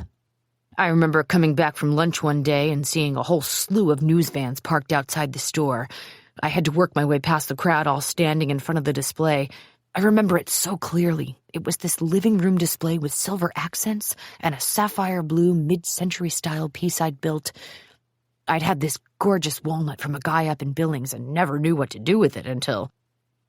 MT. Laughing. Honey, stay on target. RT. See, she keeps this train running. Anyway, the room display was breathtaking. Mellie had created a waterfall feature on the wall using some river rocks from our trip to Laramie. The blues all shimmered together in this totally otherworldly way, and the people with cameras around their necks all just stood there staring, not even taking pictures, just staring like they'd never seen anything like it before. That was when I knew. MT. We'd already been featured in the Casper Star Tribune by that point. RT. Right, so this was just before everything exploded. After the LA Times feature, everything changed. That moment was when I knew it would. LAW. I have to ask, what's it like working with your spouse? MT. Honestly, It's amazing. I can't imagine another life. RT. She keeps me grounded, keeps me on task. You've already seen that. They laugh. And it's true. We're two halves of a whole. LAW. It's amazing how many people want to know, do you ever argue? MT. You mean, how often do we negotiate? Laughs. We have disagreements, sure, but they're the same kind of mild, together-all-the-time moments that every couple has. When it comes to our business, we don't argue. We're in this together, and stronger when we're a team. LAW. So what can we expect next? RT. Now, that we can't tell you quite yet, but trust me, later this week, y'all are in for a doozy. Well, Rusty, as a fan of all things Tripp, I can't wait. Submitted by staff writer Leilani Tyler. James. I meet Carey in the hotel lobby at 5:30 the next morning, both relieved and a little disappointed that she now seems to be dressing the part on tour. Honestly, I liked the Dolly shirt, especially when she told me about the concert where she got it and used the phrase 3 sheets to the wind to explain that she was so drunk buying the shirt is the only part she remembers. Instead, she's in a pink skirt and a white tank top, which I make an effort to not study too closely. Pop culture would have us believe that men look at women and immediately imagine them naked. That is not always the case, actually. As far as my job is concerned, I have generally been too busy and frazzled and worried about keeping it to think about Carey as a warm-blooded woman with responsive body parts. This morning is an exception. To be fair, though, the hotel does have the air conditioning on pretty high. Hotel. Incorrect. We are most definitely staying at a motel. A Motel 6 to be specific, and I realize I ought to be grateful for the 4 hours of sleep I managed on the hard, creaky mattress. The pillows were roughly as thick and supportive as construction paper, the blankets as soft and warm as rucksacks. Carey, holding a leather notebook and a steaming styrofoam cup, seems to correctly interpret the deep blue circles under my eyes. "Don't blame me," she says by way of greeting. "This trip has been booked for months. The Ritz was full, and I had 2 hours to find something else." One might assume something exists in the space between Motel 6 and the Ritz. "You'd think so, wouldn't you?" she says with a sarcastically sweet smile. The sarcasm breaks, and she hikes a shoulder skyward, admitting, "I was in denial and then full-fledged panic." "It's Los Angeles," I remind her. "There are approximately 1 billion hotel rooms." "Jim?" She rubs her eyes with the back of one hand and then takes a sip of coffee.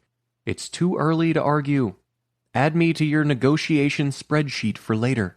I repress the temptation to remind her that the early alarm, too, could have been prevented. We are scheduled to meet the Tripps at the tour bus at 6:30 outside their hotel. Carey, who clearly has no sense of Los Angeles geography, booked us at the Motel 6 in Hollywood, which is about 8 miles away from the Ritz-Carlton on Olympic. On an average LA weekday, this translates to an hour-long drive. "You're acting like we aren't going to be in a vehicle for 7 hours today anyway," she says. "No, I'm acting like an additional hour of sleep would be preferable to an hour in a car." "Come on, it wasn't that bad." I give her an incredulous lift of one eyebrow. "Seriously, it was clean and the bed was relatively comfortable considering the price." She reaches out to straighten a framed black and white print of some iconic Hollywood landmark. "It's just a little drab and predictable. Nothing some different colors and updated furniture couldn't fix. They could make the simplicity feel like it's intentional. Wouldn't take much money either." She scribbles something down in her notebook before turning her attention to me, studying me in playful exasperation. "Again with the suit. Have you ever heard the phrase, dress for the job you want, not the job you have? Have you ever heard the word highfalutin?" I laugh. "People actually say that?" Ignoring me, she rolls her dilapidated suitcase toward a wall of vending machines, tucks her notebook away, and starts searching through her purse. "I'm familiar with the phrase," she answers finally, "but it seems like something people only say to girls." I follow and pick a wayward piece of lint from my sleeve. My sister says more men should follow the advice women get. Whatever she'd planned to say next seems to stall in her mouth. She studies me again, open wallet in hand, but this time her eyes don't stray from my face. What does that mean? I shift a bit under the press of her attention, inexplicably unnerved. Probably that women are always being told to behave in a way that makes everything more harmonious, productive, accessible. They're told how to do everything from how to dress to how to smile. Men are never told to make things easier for people. But maybe they should be. She's still staring. Who are you? Who am I? Why are you here? She asks. Why do you even have this job? Why didn't you quit the second Robin told you we had to go on tour? Actually, why didn't you quit the first time Rusty asked you to get his coffee or clean his golf balls? I wince and press a hand to my stomach. There's something about that phrasing that really doesn't work for me right now. She ignores this. I watch as she carefully coaxes a handful of crinkly dollar bills into one of the vending machines. Her movements are stiff and unnatural, and I'm on the verge of offering to help her when the machine finally takes the cash. I glance away as she presses the button for a granola bar. Seriously, though, she prompts, why are you here? For a moment, I briefly consider telling her the truth, and then decide evasion is easier. That's a long story. We've got, she starts, looking down at her phone, 11 minutes until our lift is here. It's also a depressing story. I live for other people's drama. Depositing the bar inside her bag for later, she grins up at me. I blink away, looking across the lobby to the reception desk, where one employee is on her phone and her male counterpart is asleep in his chair. I don't relish the idea of telling Carey about all of this. It's not that I worry it makes me look bad, but I worry it will make her pity me, and few things are more emasculating than pity. My last job, the only job I'd had in the 4 years since I finished my master's, was at Rooney, Lipton, and Squire. Carey's eyes narrow and then go wide in recognition. Blue-green. Neither blue nor green, but a pretty blend of the two. Wait, what? Seriously? Seriously. Thankfully, her expression isn't pity, it's fire. Isn't that the firm that funneled all that money into? The very one. I reach up, scratch my chin, feeling uneasy in that nauseated way I always do when I remember that the 4 years of endless workdays and stress-induced sleepless nights were essentially supporting a completely corrupt company. So I really need to build my experience and contacts here. I can't just bolt. I reconsider. Or I suppose I could, but then I might have a hard time finding something else. Rusty promised me an engineering role. Ted promised me an engineering role. I've been Rusty's de facto assistant so far, but if I can just hold on until Season 2 starts shooting, I think I might actually like what we're doing here. Plus, I admit I'm thrilled that no one here seems to be breaking the law. She whistles. Wowza. Yeah, wowza. There's also the fact that my plan only works if Rusty and Melissa can keep it together. Wanting to change the subject, I ask, if you don't mind my asking, why do you still work for them? Her answer is immediate. Melly needs me. I believe that's true, though from what I've seen, Melissa doesn't also treat Carey particularly well, so it seems awfully generous of Carey to prioritize Melissa's needs over her own. But surely she wants my pity even less than I wanted hers. You don't think she would manage after a while? Carey turns her eyes up to me, and given the freedom to look directly at her, I'm struck by the awareness that not only is she a warm-blooded woman, she's disarmingly pretty. More than pretty. She's beautiful. Her skin is flawless, cheeks always flushed. I like her mouth, the way it curls up on one side before the other when she's amused. The strong angle of her jaw, the hint of dimples in both her cheeks. Danger, James. I look away, trying not to stare. It's part of Carey's job to blend into the background, but now that I've seen her, really seen her, something heated turns over in me that I'm not sure I can turn back. What else would I do? She asks. I feel like I've given everything to the Tripps. I know it doesn't seem like it, but I've helped them build all of this. Oh, I'm sure you have. I don't really want to start over. I want to say, you're only 26. But she takes a deep inhale over her styrofoam cup, seeming to refocus and possibly even relish the smell of what can't possibly be good coffee. The moment has passed. At least they weren't terrible last night, she says, a subtle subject change. It's true. Melissa and Rusty weren't terrible at the meet and greet. They charmed the crowd, joked with each other, and generally left me with the hope that this might not be the worst week of my life. That was my first book signing, so I don't have anything to compare it to, but they were great. Maybe we've been worried about nothing, I say, trying optimism on for size. Yeah, Carey starts and then offers a thoughtful pause. But they were great last night, but that could have just been the adrenaline of a first event. I've never traveled with them across country mere days after adultery in their 25-year marriage. We're in open water here. Anything could happen. This is the opposite of what I wanted her to say. Did you have any idea their marriage was so bad? I ask. I certainly didn't. She drains the cup and takes a couple of steps to refill it, lifting it as if offering me one. I decline with a small shake of my head. I knew things weren't perfect, she admits. But whose marriage is? She adds in some nauseating powdered creamer and 3 packets of sugar. Believe it or not, they used to be really cute together. I actually miss seeing them like that. I groan. Do you ever just wish everyone would do what they're supposed to do? Heck yeah. Think about what they've built, how lucky they are. Rusty needs to keep it in his pants. Melissa needs to calm down a little. I could help do some of the engineering work and... I hesitate awkwardly. You'd hopefully have fewer messes to clean up. Of course. Carey gives me a knowing little wink and drains this second cup of coffee. But think of all the fun you'd be missing if you were just an engineer. I mean, with all you know about LA hotels, you should have booked the rooms. We help Joe get everything reloaded onto the bus while the Tripps sign autographs for a crowd that has gathered outside the Ritz.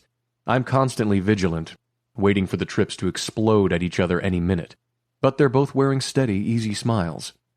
Likewise, the 7-hour drive to Palo Alto is mostly uneventful. Carey is on her iPad again. Rusty stays pretty much in the back. The two of them used to talk more, but I've noticed a distinct strain on whatever father-daughter vibe they had going on. The sounds of ESPN float through the closed lounge partition door, and Melissa parks herself next to the driver, where her motion sickness is the mildest and she can wait for the Dramamine to kick in. I get the distinct impression that is usually Joe's seat, so he's awkwardly hanging out near the back. Joe, I say, and he looks up from where he's shuffling a bunch of papers around. I motion to the couch across from me. I watch as he passes Carey and notice him noticing her. A weird beat of satisfaction hits me when she's so focused on whatever she's doing that she doesn't even look up. She's using the iPad stylus with her right hand, and I know she's left-handed. Even so, her fingers move in small, precise strokes. I'm pretty sure she isn't playing Minecraft. Not even my nephews give it that much focus. Looks like she's drawing. She tilts her head, bites her lip, and the gesture sends a shock of heat through me. My view of her is blocked by Joe as he sits next to me, startling me back into focus. Tired of sports? I ask. For the day and a half we've been on the road with Melissa up front, Joe has spent most of his time in the back. As likable as Rusty generally is, I'm sure the prospect of all-day beers and sports on TV has quickly lost some of its appeal. Joe looks nervously over to where Melissa has dozed off, and then to Carey, who still doesn't seem to register that we're looking at her. They're different than they seem on TV, he says confidentially. Mild dread feels like a tiny weight in my abdomen, sinking. Of course, I know what he means, but as much as I hate the role I've been given, I should probably chase down his meaning a little. How so? Joe shifts, hesitating.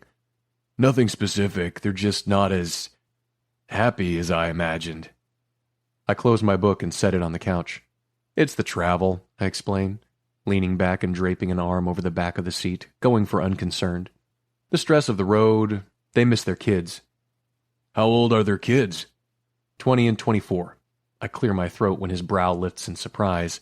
I'm sure he was imagining toddlers or, at most, middle school-age children. But they're all very close. This may or may not be true. In the short time I've been working for the Tripps, I've heard Rusty talking to TJ once. Plus, I say, everything is happening so fast for them, I think they're both a little overwhelmed. Right. Joe's smile looks a little forced. The Tripps have been megastars for a few years now, but he kindly leaves this unsaid. Sometimes it takes a few days to adjust to the tour. It can make anyone a little tense. They'll get into a groove. I pause. They were great last night. Joe nods. I'm trying to get a better read on him. He doesn't seem all that enthusiastic about last night's event. Nothing they did last night set off alarm bells, right? He shrugs, distracted by a small spot on the couch that bears a striking resemblance to the color of Melissa's trademark, pink lipstick. No, they were fine. Seemed to really charm the crowd, I press. But Joe is oblivious. Motioning to the spot like he wants to get something to fix it, he stands and moves to crouch in front of one of the utility cabinets up front. When I look up, I realize Carey is gazing with amusement at me. She leans in, whispering, "Bravo, Jim, bravo. That was a study in espionage." What are you talking about? She stands, moving to sit where Joe had been, and looking around first, quietly asks, "Were you trained in the CIA?" She glances over my shoulder, then back to me. "It's okay. You can tell me." I give her a lingering, flat look, but inside, I'm fighting a smile. I like her playful like this. I was just trying to get a read on what he thought about the blogger event. Carey leans back, pulling her phone out and swiping her screen open. "Everything I've seen has been pretty positive so far." She smiles, turning her phone screen to face me. "In addition to Joe, various social sites on the interweb provide a great window into the impression the Tripps give at events." "Okay, Duncan."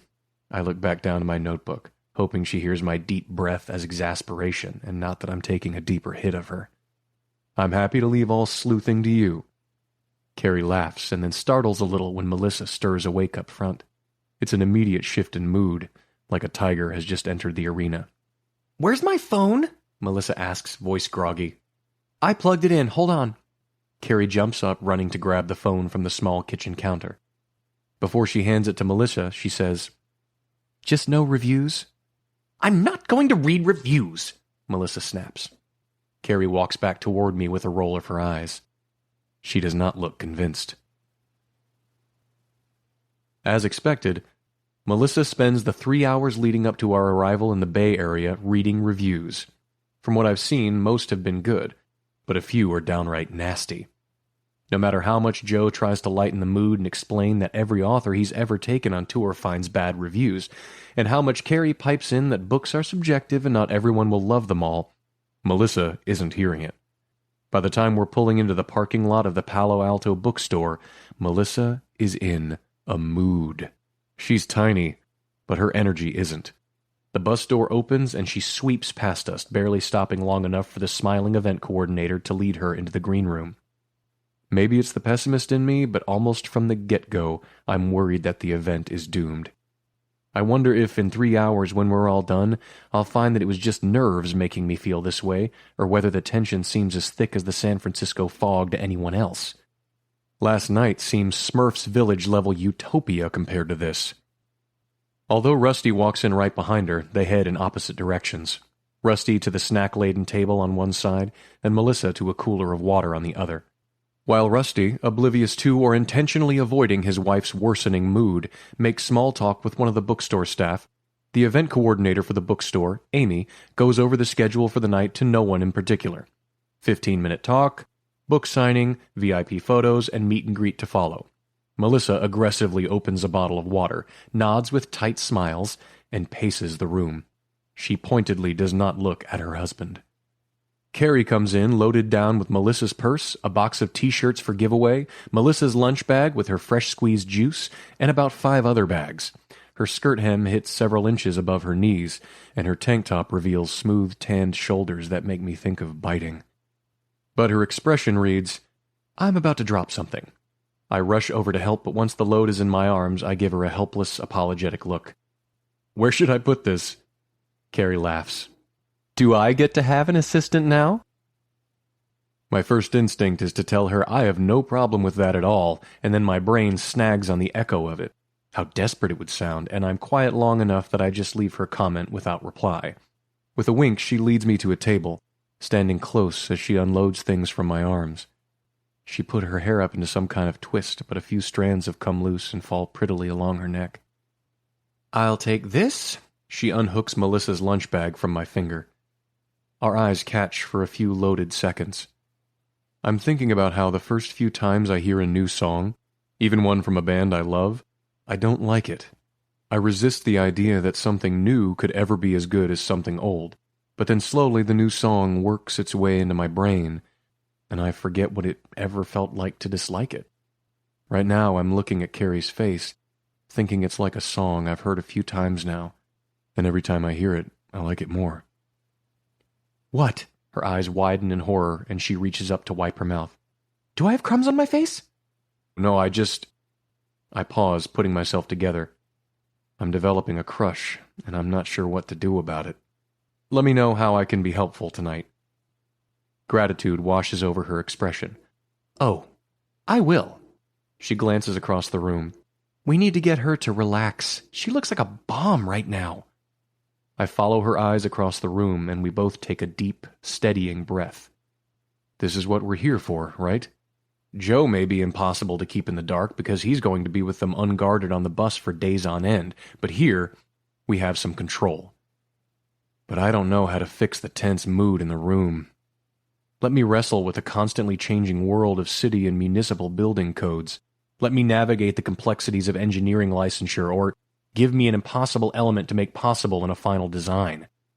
But handling emotions like this, between two people I hardly know and who, quite frankly, probably shouldn't be married anymore, let alone telling other people how to do it, I feel as useful as a leaf blower in a kitchen. Thankfully, though, Carey knows how to manage Melissa's proximity to combustion. She carefully makes her way over to the other side of the room. Beside Melissa, Carey looks so tall, but she bends, making herself smaller, speaking in a low, soothing voice. Jesus, how many times has she had to play this role? For a beat, I'm mad about it. Mad that Carey is only in her mid-20s and already having to be an assistant, usher, peacekeeper, travel agent, and who knows what else. I feel intensely useless. Having no training in this sort of mediation, I am simply a body standing in the middle of a room. Trying to think like Carey, I walk over to Amy and make a show of looking at the schedule. She's more than happy to explain everything again, and I'm able to keep an eye on Melissa and Carey.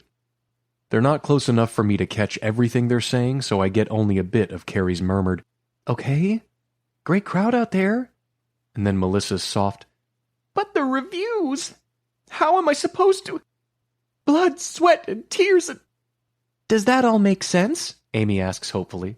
I turn my attention back to her. I have no idea what she said. "Perfect. Thank you for all your hard work putting everything together." I glance across the room, horrified to see Rusty chatting up a pretty young clerk. If you'll excuse me for a second," I gesture to my boss. "I'm going to just..." "Oh, of course." He doesn't look at me, still smiling winningly at the 20-something brunette, but is aware of my presence because he reaches out to pat my shoulder and offers a light-hearted, "Hey, Jimmy Jams." I let this one slide and smile at the woman. "Could you excuse us for a second, please?" Her cheeks warm to a bright pink, and she nods before rushing off. I lean against a stack of shelves. "Rusty?" This earns me an innocent blink. "What?" "You know what." "She's a nice kid," he says, waving a hand. "A big fan. I was just indulging her." Does he do this to drive Melly crazy, or is he genuinely unaware that flirting in front of his wife is always a terrible idea, but especially now? Well, let's focus our attention elsewhere. I lift my chin. Looks like Melly's having kind of a rough day. He gives me an easy shrug and pulls out his phone to check messages. "You get used to it." "Rusty?" I wait until he looks up at me again. "This is where you need to get involved. Her feelings are hurt and she's having some insecurities. She's upset. You need to go help her calm down." "I doubt I'd be very useful here." "But at least appear to be engaged with your wife." I tilt my head over to where Joe has just walked in and is introducing himself to Amy. For this week, appearances matter. To anyone else in the room, you come off as totally uninterested in whatever's going on with her. "What do you expect me to do, Jimmy? Pretend like everything's fine and we're..." he has the nerve to motion between us. Not both here completely against our will? Against our will? I take a deep breath. Rusty is here so he can continue to live the sweet life and drive around the lake on his custom jet ski. I'm here so I can keep my job and not get evicted. Do you want people to figure out that you two are in trouble? I ask him, growing desperate the longer Melissa is panicking by the window and Rusty appears completely unconcerned. Amy and Joe are still here, but another woman has entered the room and is watching Melissa pace and vent to Carey about bad reviews. She should know not to look at those, Rusty hisses to me. Reviews always get her back up, and they aren't even that bad. She knows better. Not helping, I growl. With an irritated exhale, he makes his way over to his wife. She looks initially like she's going to blow up at him, but a glance over his shoulder clues her in that they've got an audience, which seems to be the one thing that pulls Melissa Tripp back into the right state of mind. She allows herself to be coaxed into the sturdy comfort of Rusty's hug. Carey looks at me. I look at her. Feels like we both finally let out a long, slow breath. But the calm is shattered by the sound none of us wanted to hear today. Hello to my two favorites. Stephanie Flores has that husky sexpot voice, and when the former Miss America sachets into the room, completely oblivious, a chill swallows us all. Rusty closes his eyes and lets out a groan that seems to lament the inconvenience rather than the depth of his regret. Is it really possible that Rusty didn't bother to give Stephanie the heads up that Melissa knows about their affair? She walks over, embraces a bored, stiff Melissa first, and then kisses Rusty on both cheeks. Carey and I stare at the three of them like we're watching a grenade with the pin pulled free. The room is filling with people with Instagram and Twitter locked and loaded on their phones, and who'd love to drop that they're hanging out backstage with the Tripps. To her credit and my unending shock, Melissa manages to slap on a gracious smile and let out a thrilled, "Stephanie! Oh my goodness, what are you doing here, silly? What a surprise!" Carey sidles up next to me, tucking her hands beneath her crossed arms. Holy shit, this is bonkers. It's like watching a car sail off a cliff, I agree. I was really hoping the shit wouldn't hit the fan at the second tour stop, Carey hisses, glancing to where Melissa and Stephanie chat like they're old friends catching up after months, instead of secret enemies who saw each other less than a week ago. What is she doing here anyway? She doesn't know that Melissa knows, I remind her. In Stephanie's mind, she's just one friend popping in on two others, not a backstabbing asshole. I glance down to see her already smiling up at me. My blood heats at her proximity and the glint in her eyes that I know comes from being exhausted and stressed, but translates as fuck it all mischievousness. Holy shit. I like her. That nicely sums it up. I turn back to the two women. So what do we do? Melissa is a mess with or without the backstabbing asshole, and there's a room full of people out there and a lot more of these events to come. First, she says, we have to keep her off the review sites. I'll set up a blacklist of words to mute on Twitter and compile all of our 4- and 5-star reviews. If I give her a new list every day, it should be enough to keep her ego going. And second? I ask. Second? She says, and then exhales as we both watch Rusty walk back over to the snack table and catch Stephanie eyeing him like there might be time for a quick round of hide the hammer. Second, we keep those two away from each other and just hope the creek don't rise. Even though I've never heard that phrase in my life, I know exactly what she's saying. It's a tall order, but Carey's intervention and Rusty's hug appear to have scraped together a little team spirit. Melissa seems determined to keep it together. Walking behind Stephanie, Melissa smiles brightly at everyone she passes. It looks like Rusty is doing his part as well, and has the guiding hand pressed against his wife's lower back as he walks beside her.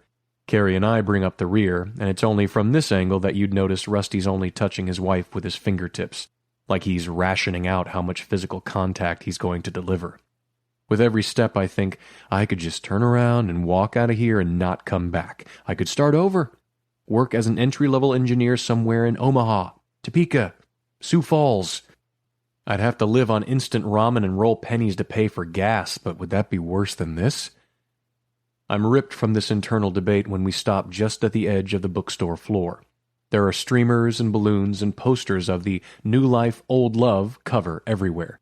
The crowd erupts in a deafening cheer when the Tripps step inside, and then loses it again when they see the bonus appearance of Stephanie Flores, who gives a humble little wave and indicates she'll be standing in the back, a simple fan just like the rest of them.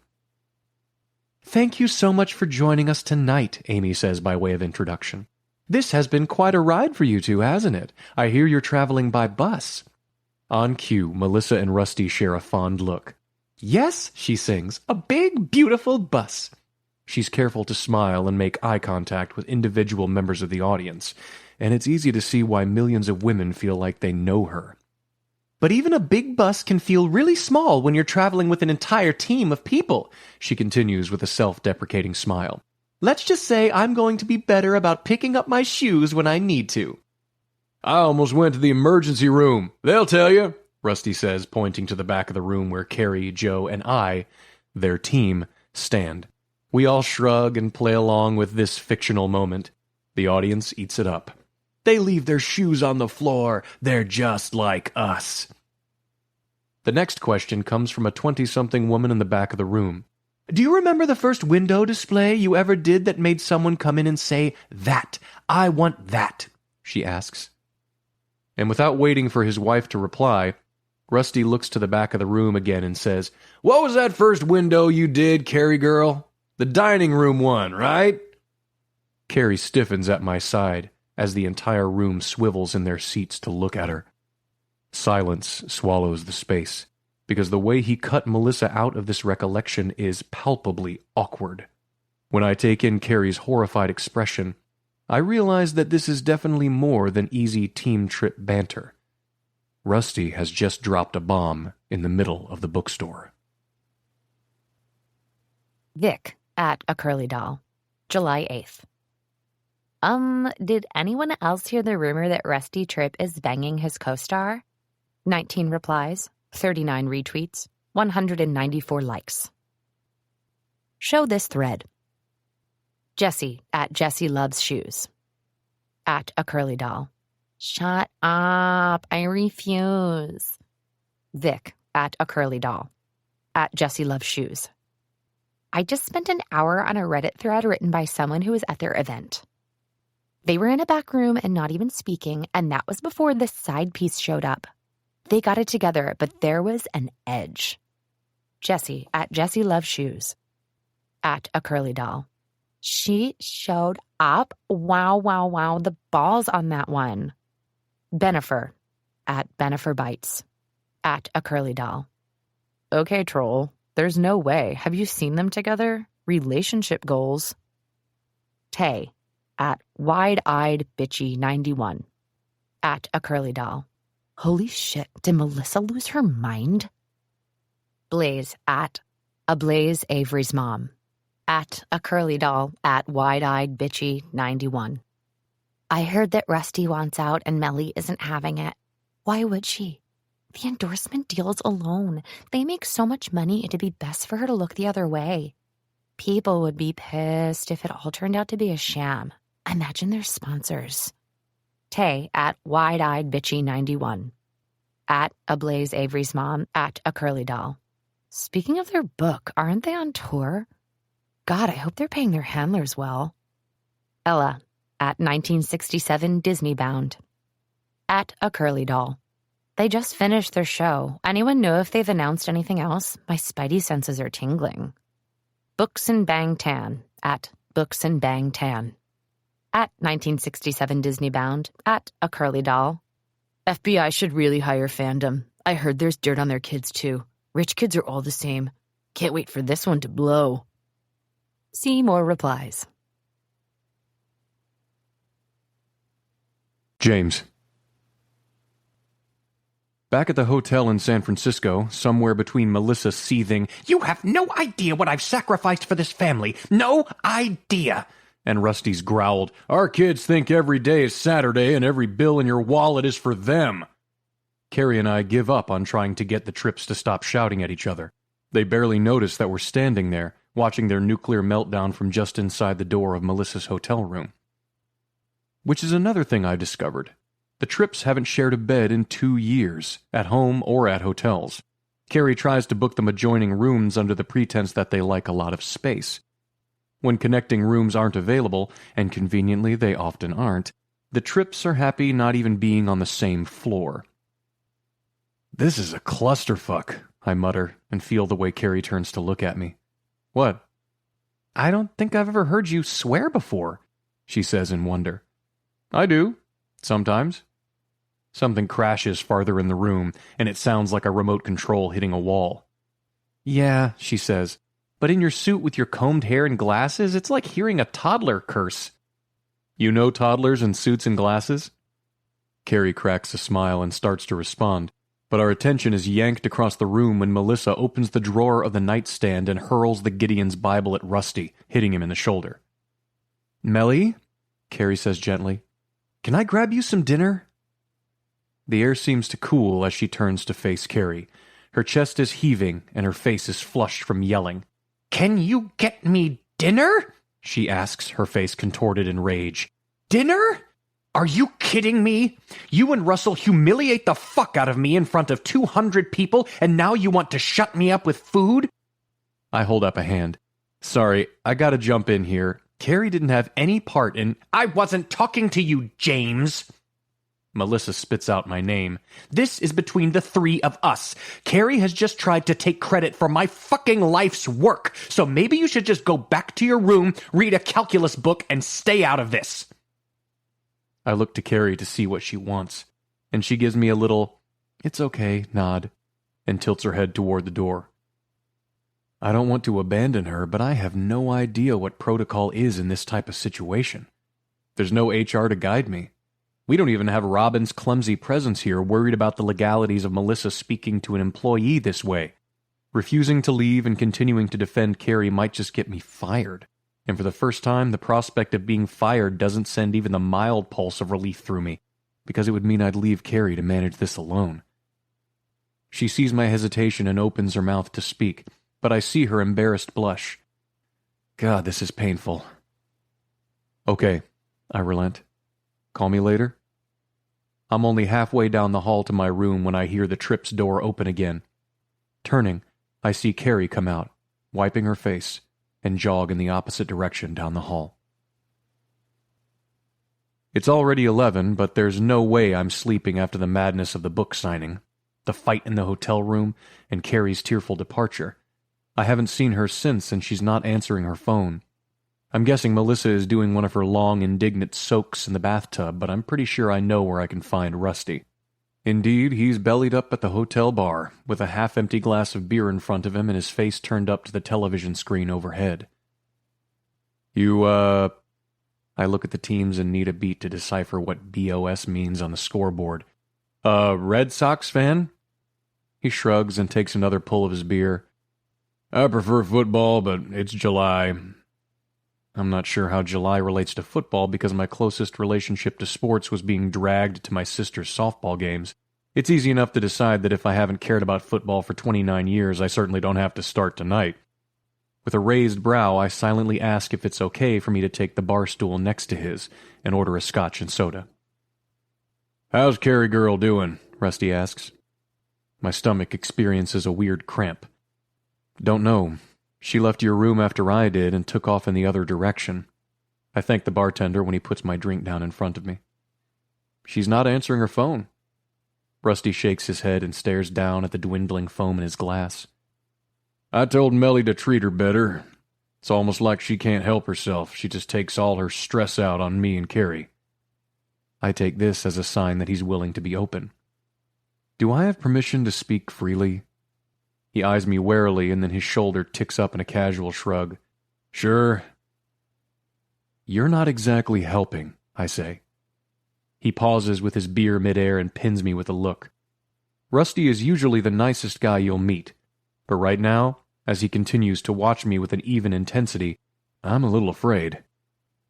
Finally, the air leaves him in a resigned sigh, and he sets his beer back down in front of him.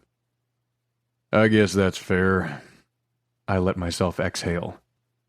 Then why do you leave it to Carey to handle? I know I'm a flirt. I've always liked female attention, but now it's like I can't go to a bar without getting a phone number.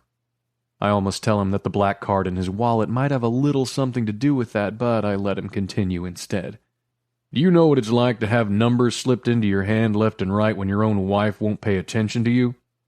I've never been married, so...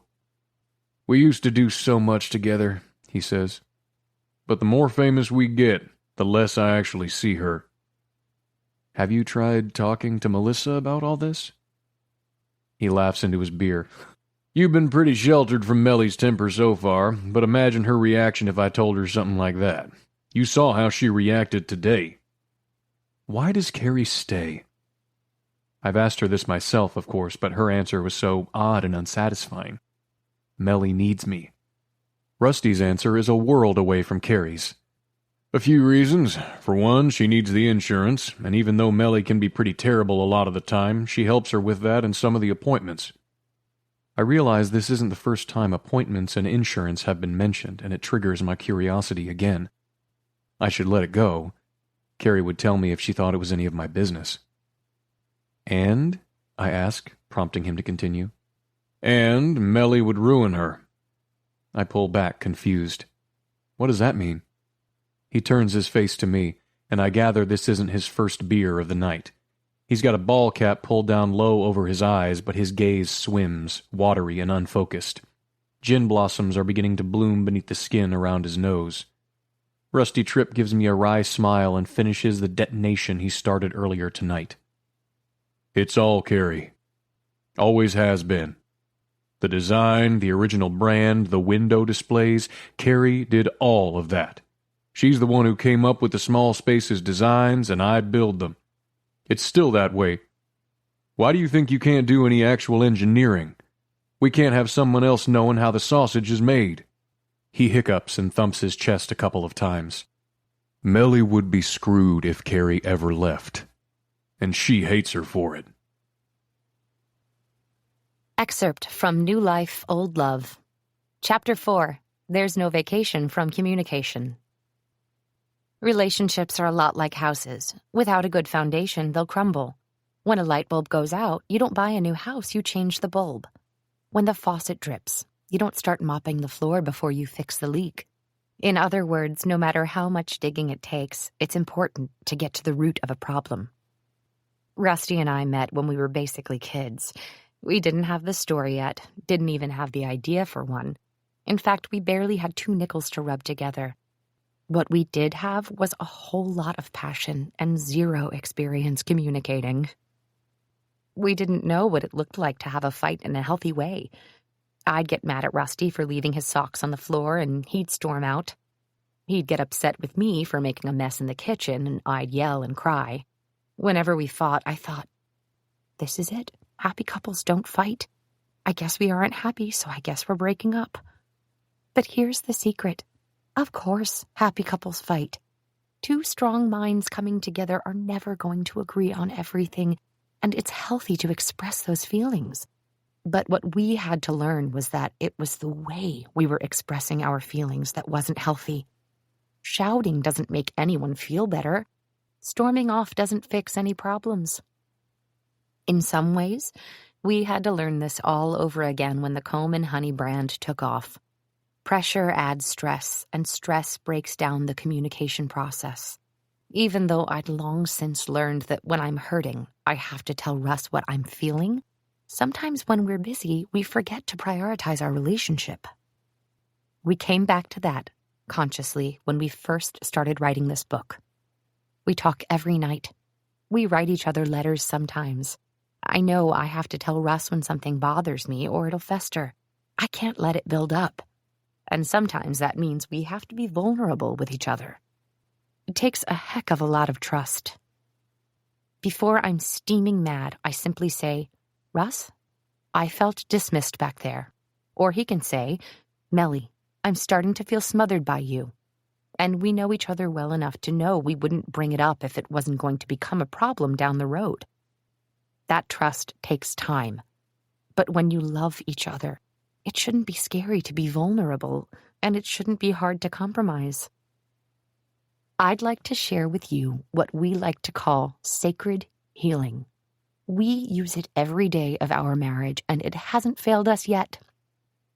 When you have something you need to communicate, those words are sacred. 1. Stop when you register something's wrong. 2. Admit that you have an issue to discuss. 3. Calmly express your feelings. 4. Reflect on why you're feeling this way. 5. Engage with your partner to actively fix the issue. 6. Devote time after conflict to returning to a loving state. And when your partner is saying something sacred, it's your job to be the leader of the healing. 1.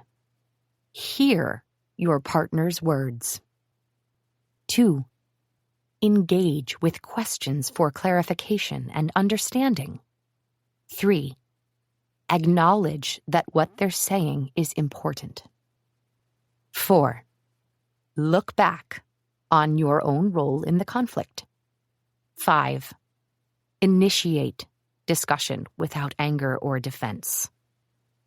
6. Negotiate a solution with pure intentions.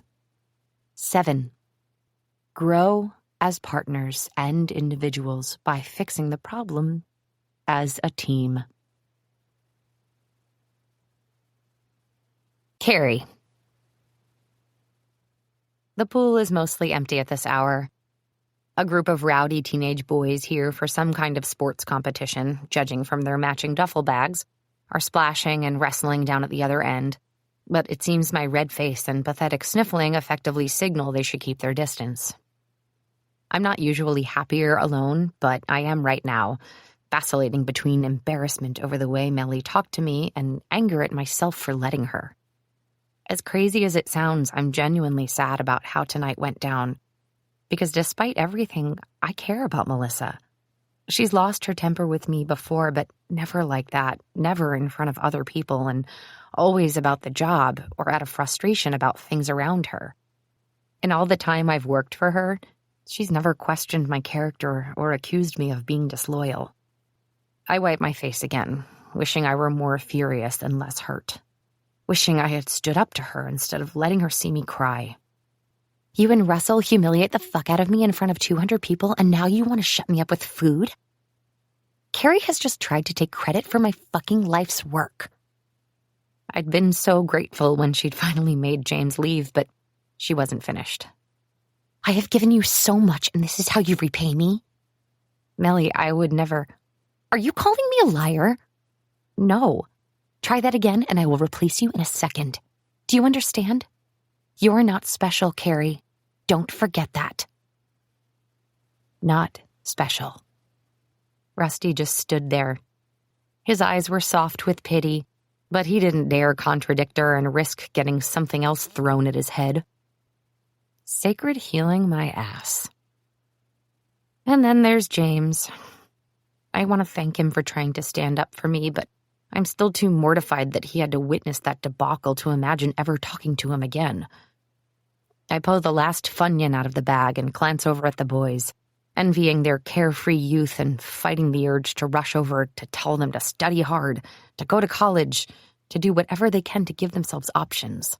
Make plans and make backup plans. Network and meet people, and don't be afraid to try something new and fail at it. Experience is everything.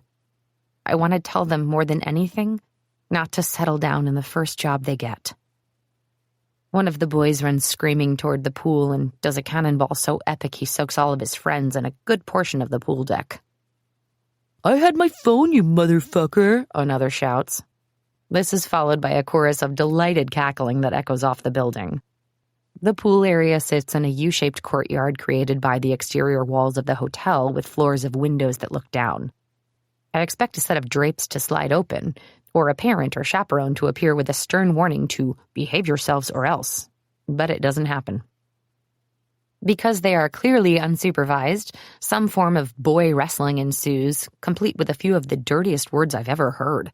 And my dad worked construction, so I've heard them all. Splashes turn into waves that ripple to where my bare legs dangle in the water. The boys are slowly morphing from Kids on the Loose to Lord of the Flies, but the chaos out here is still preferable to facing whatever is going on inside. My phone vibrates, and I look reluctantly. I have a few missed calls from James. Nothing from Melly, but then I don't expect that until tomorrow. After a few hours to cool off, and with nobody else around to placate her, she'll apologize in the morning, like she always does. I think. But there is a message in my group chat with Peyton and Annabeth. Annabeth. Checking in. I think about how to best reply here. Having to actually type the lie that everything is fine will make my head explode, but I can't really describe what's going on either. Weirdly, the only person I think would truly understand is James. And I can't confide in him. Carey. You know how parents tell you that if you don't have anything nice to say, don't say anything at all? Annabeth. Uh-oh. Peyton. I never said that. Annabeth. Because Liz and Bill Ghibli live for the gossip. Peyton. It's true, they do. Annabeth. Going out on a limb and guessing that the book tour is not off to a solid start, see? What an understatement. Hey. I'm so startled I nearly drop my phone in the pool and look up to see James hovering over me. The sleeves of his dress shirt are rolled up, and it accentuates his forearms so nicely it's enough to distract me from my morose mental bender. I didn't want to interrupt your funioning. He clears his throat, and I blink to focus, eyes scanning down his arms. He really does have very nice arms, to where he's carrying a bag of Funyuns in one hand and a beer in the other. This makes him my current dream man. With my own bag empty, my mouth waters immediately. From the Funyuns, not the forearms. I think. Those for me? I thought you might need them after... He jerks his head back toward the hotel. That. But I see you beat me to it. That. Embarrassment washes over me again. Muttering a bleak thanks, I take the offered bag and look down. My hair slides forward, mercifully blocking his view of my flushed cheeks. Mind if I join you? I can think of at least 12 things I'd rather do than talk this out right now, but I motion to the ground next to me anyway. Knock yourself out. He takes a moment to toe off his shoes and roll up the legs of his expensive pants before taking a seat next to me and gently lowering his feet into the water. He lets out a quiet, rumbling groan that sends a surge of goosebumps up my legs. It's nice out here, he says, surveying the patio and then the balconies overlooking where we sit. My room has a view of the Hooters across the street. I laugh. You're probably the first straight man to ever say that and sound disappointed. Never was a huge fan of the color orange. When he grins wolfishly, I am reminded that he has lovely white teeth, but very sharp and oddly seductive canines. They change his face from nerdy serious to sexy devious. A shame, I agree. Reaching into his pocket, he pulls out a bottle opener and pops off the cap of the beer before setting the bottle on the cement between us. I manage to wait all of 2 seconds before carefully picking it up and taking a long drink. I watch the boys roughhousing on the opposite side of the pool. For as long as I can with James, I want to ignore the shrill-voiced, platinum-haired elephant in the proverbial room. I open the fresh bag to reach for a Funyun, and my crunch is comically loud in the awkward silence between us. Sorry, I say around the bite. James laughs and takes the bag, reaching inside for a few and popping one in his mouth. You been out here this whole time? He asks. Since you got your head chewed off, he means. I had a really awkward trip to the convenience store on the corner. Who knew sobbing at the checkout while buying junk food would make the cashier so uncomfortable? I'm sure he assumed I was on my period. I pause, adding inexplicably, I'm not. I want to slide into the pool and submerge myself for eternity. James is understandably silent for a few beats. Finally, he gives a simple, cool. One of the older boys finds 2 pool noodles hidden behind a clump of bushes, and he and another kid start whacking each other. When they team up and hit one of the boys so enthusiastically that he falls into the water like a sack of dirt, James looks nervously back toward the hotel. Should we go get an adult? But the boy pops back above water, grinning wildly. They're just being dumb, I say. I'd be in there too, but I'm not paying $85 for a fishnet bikini in the gift shop. After another particularly loud thwack from the other end of the pool, I glance at James. Don't you remember being like that? Like that? He asks, and picks up the bottle as if to ask, can I? I nod, and just like that, we're sharing a beer. Not even a little. Were you? Not that specifically, but goofing around at the reservoir, tubing down the Snake River with my brothers, skinny dipping with friends. There was a lot of skinny dipping. He coughs, choking. I've never seen him make this face before, but I dare say he's impressed. Oh, yeah? We grew up kind of feral. My parents weren't very attentive. My grandma used to call us free-range kids. Summers meant leaving the house in the morning and barely making it back before the sun went down. We had a lot of space around us, so it's not like anyone was there to see. I always forget you grew up in Wyoming. You've lived there your whole life? I reach for the beer and take a sip. It was different then. Rural. More farms and houses. Fewer multi-million-dollar compounds. Did you grow up on a farm? A small one. We'd leave the door open or something and my mom would shout, "Were y'all raised in a barn?" Then we'd get our asses tanned by shouting back, "You would know." My dad did construction and carpentry around town and grew alfalfa. My mom has sold most of their land now, but we used to make forts and go mudding and cause all kinds of trouble in those fields, most of which my parents never found out about. It's all subdivisions now. Skipping rocks and playing in the old watering hole, he teases with a terrible hillbilly accent. I give his shoulder a nudge and reach for the bag again. You're not that far off. I remember someone had a rope swing that hung over the river. It was plenty deep in most places, but some years the water level would be lower and really shallow along the shore. Some of the more protective parents would cut down that rope every year, but before long, someone else would have another one up. I still don't know how nobody managed to kill themselves on it. That sounds pretty great, actually. The diving part, not the dying. It was. I miss those days. So much room to explore, so much time outside. It was still mostly pre-internet, even though it doesn't feel that long ago. I take another sip, washing a tight band of nostalgia down with it. What about you? I never had any skinny dipping, I'll tell you that right now. A travesty. I'm inclined to agree. I turn to look right at him. Come on. You couldn't always have been this buttoned up. Am I supposed to believe you just sprang up somewhere fully Tom Forded and preloaded with a degree from MIT? My sister can confirm. I study his profile and notice that he isn't wearing his glasses. Because the universe is never fair about these things, his lashes are long and dark and curled. I am immediately envious.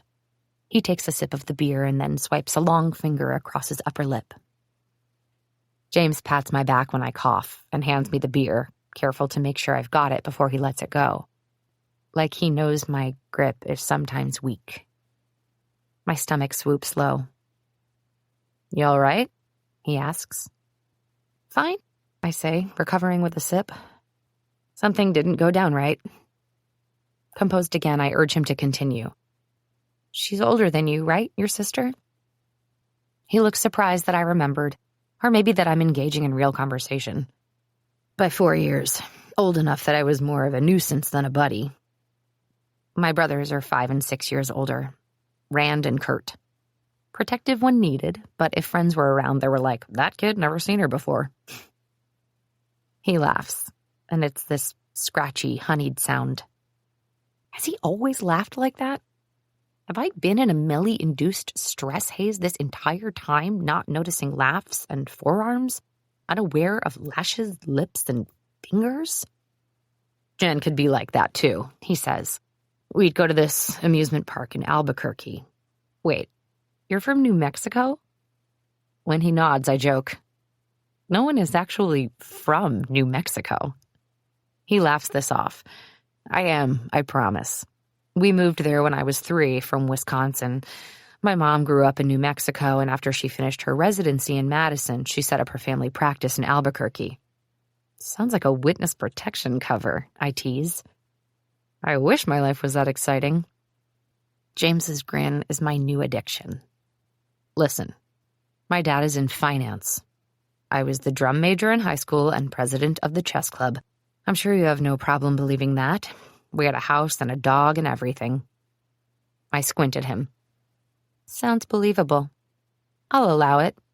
You may continue to tell me about this amusement park.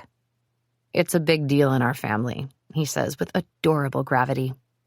My mom went there when she was growing up, so it's like a rite of passage.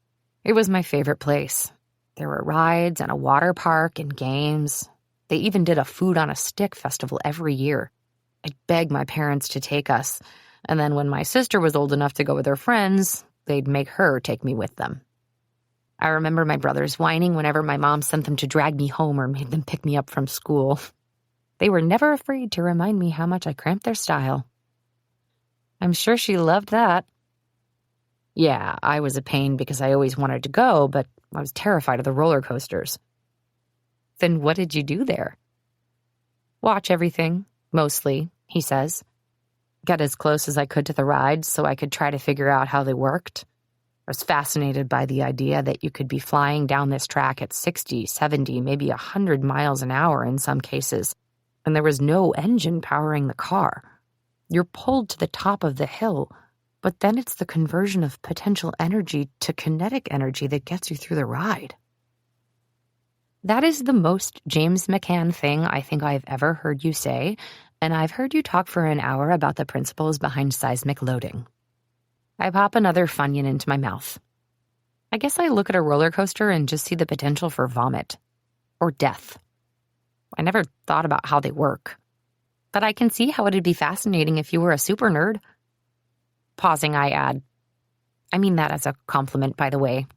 Your brain is pretty great. James ducks his head and pretends to be interested in a chip in the cement. I take the opportunity to study the sharp line of his jaw. His face is so angular, made up of such extremes of soft lashes and hard features. Cheekbones, jaw, the straight line of his nose. But wait, I say, suddenly remembering what he was actually going to be doing this week before we were roped into babysitting the Tripps. What about Florida? You were going to ride Everest with your nephews.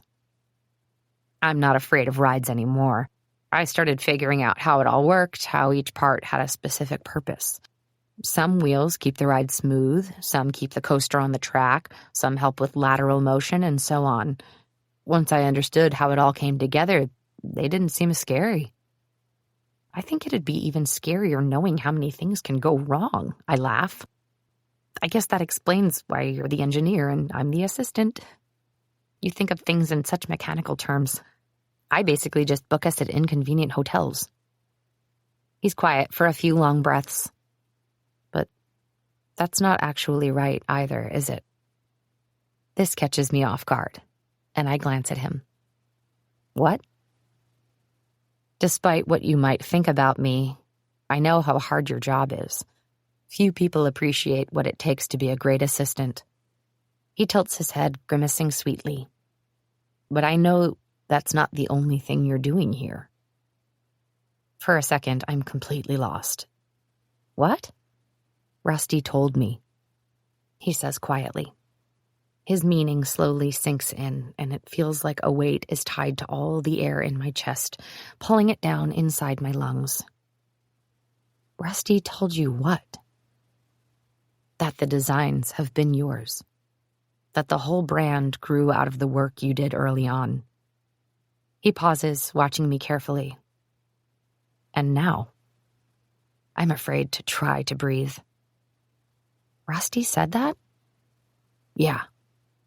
I turn back to where the kids are packing up to head inside. I don't know why he'd say that. Carey, come on. The concepts and the furniture, the entire brand, that was all you? It's a miracle you're doing literally everything and not falling down right now.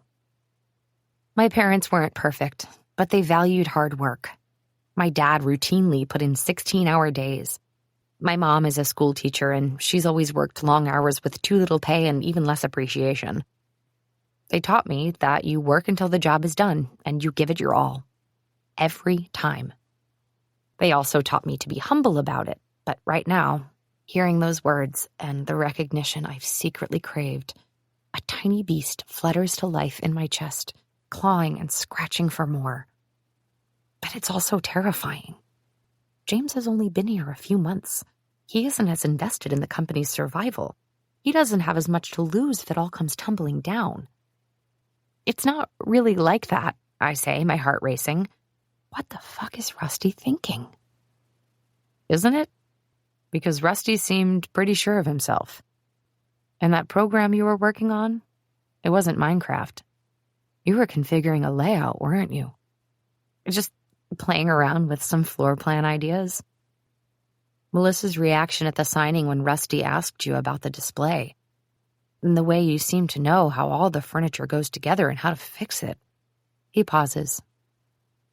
I would never tell anyone if that's why you're not telling me what's going on. Panic wells up inside me like a tide rolling in. I'm not sure what to say. Do I deny it completely? Explain it away? Carey, he starts. I cut him off. I mean, yes, the original window displays were mine.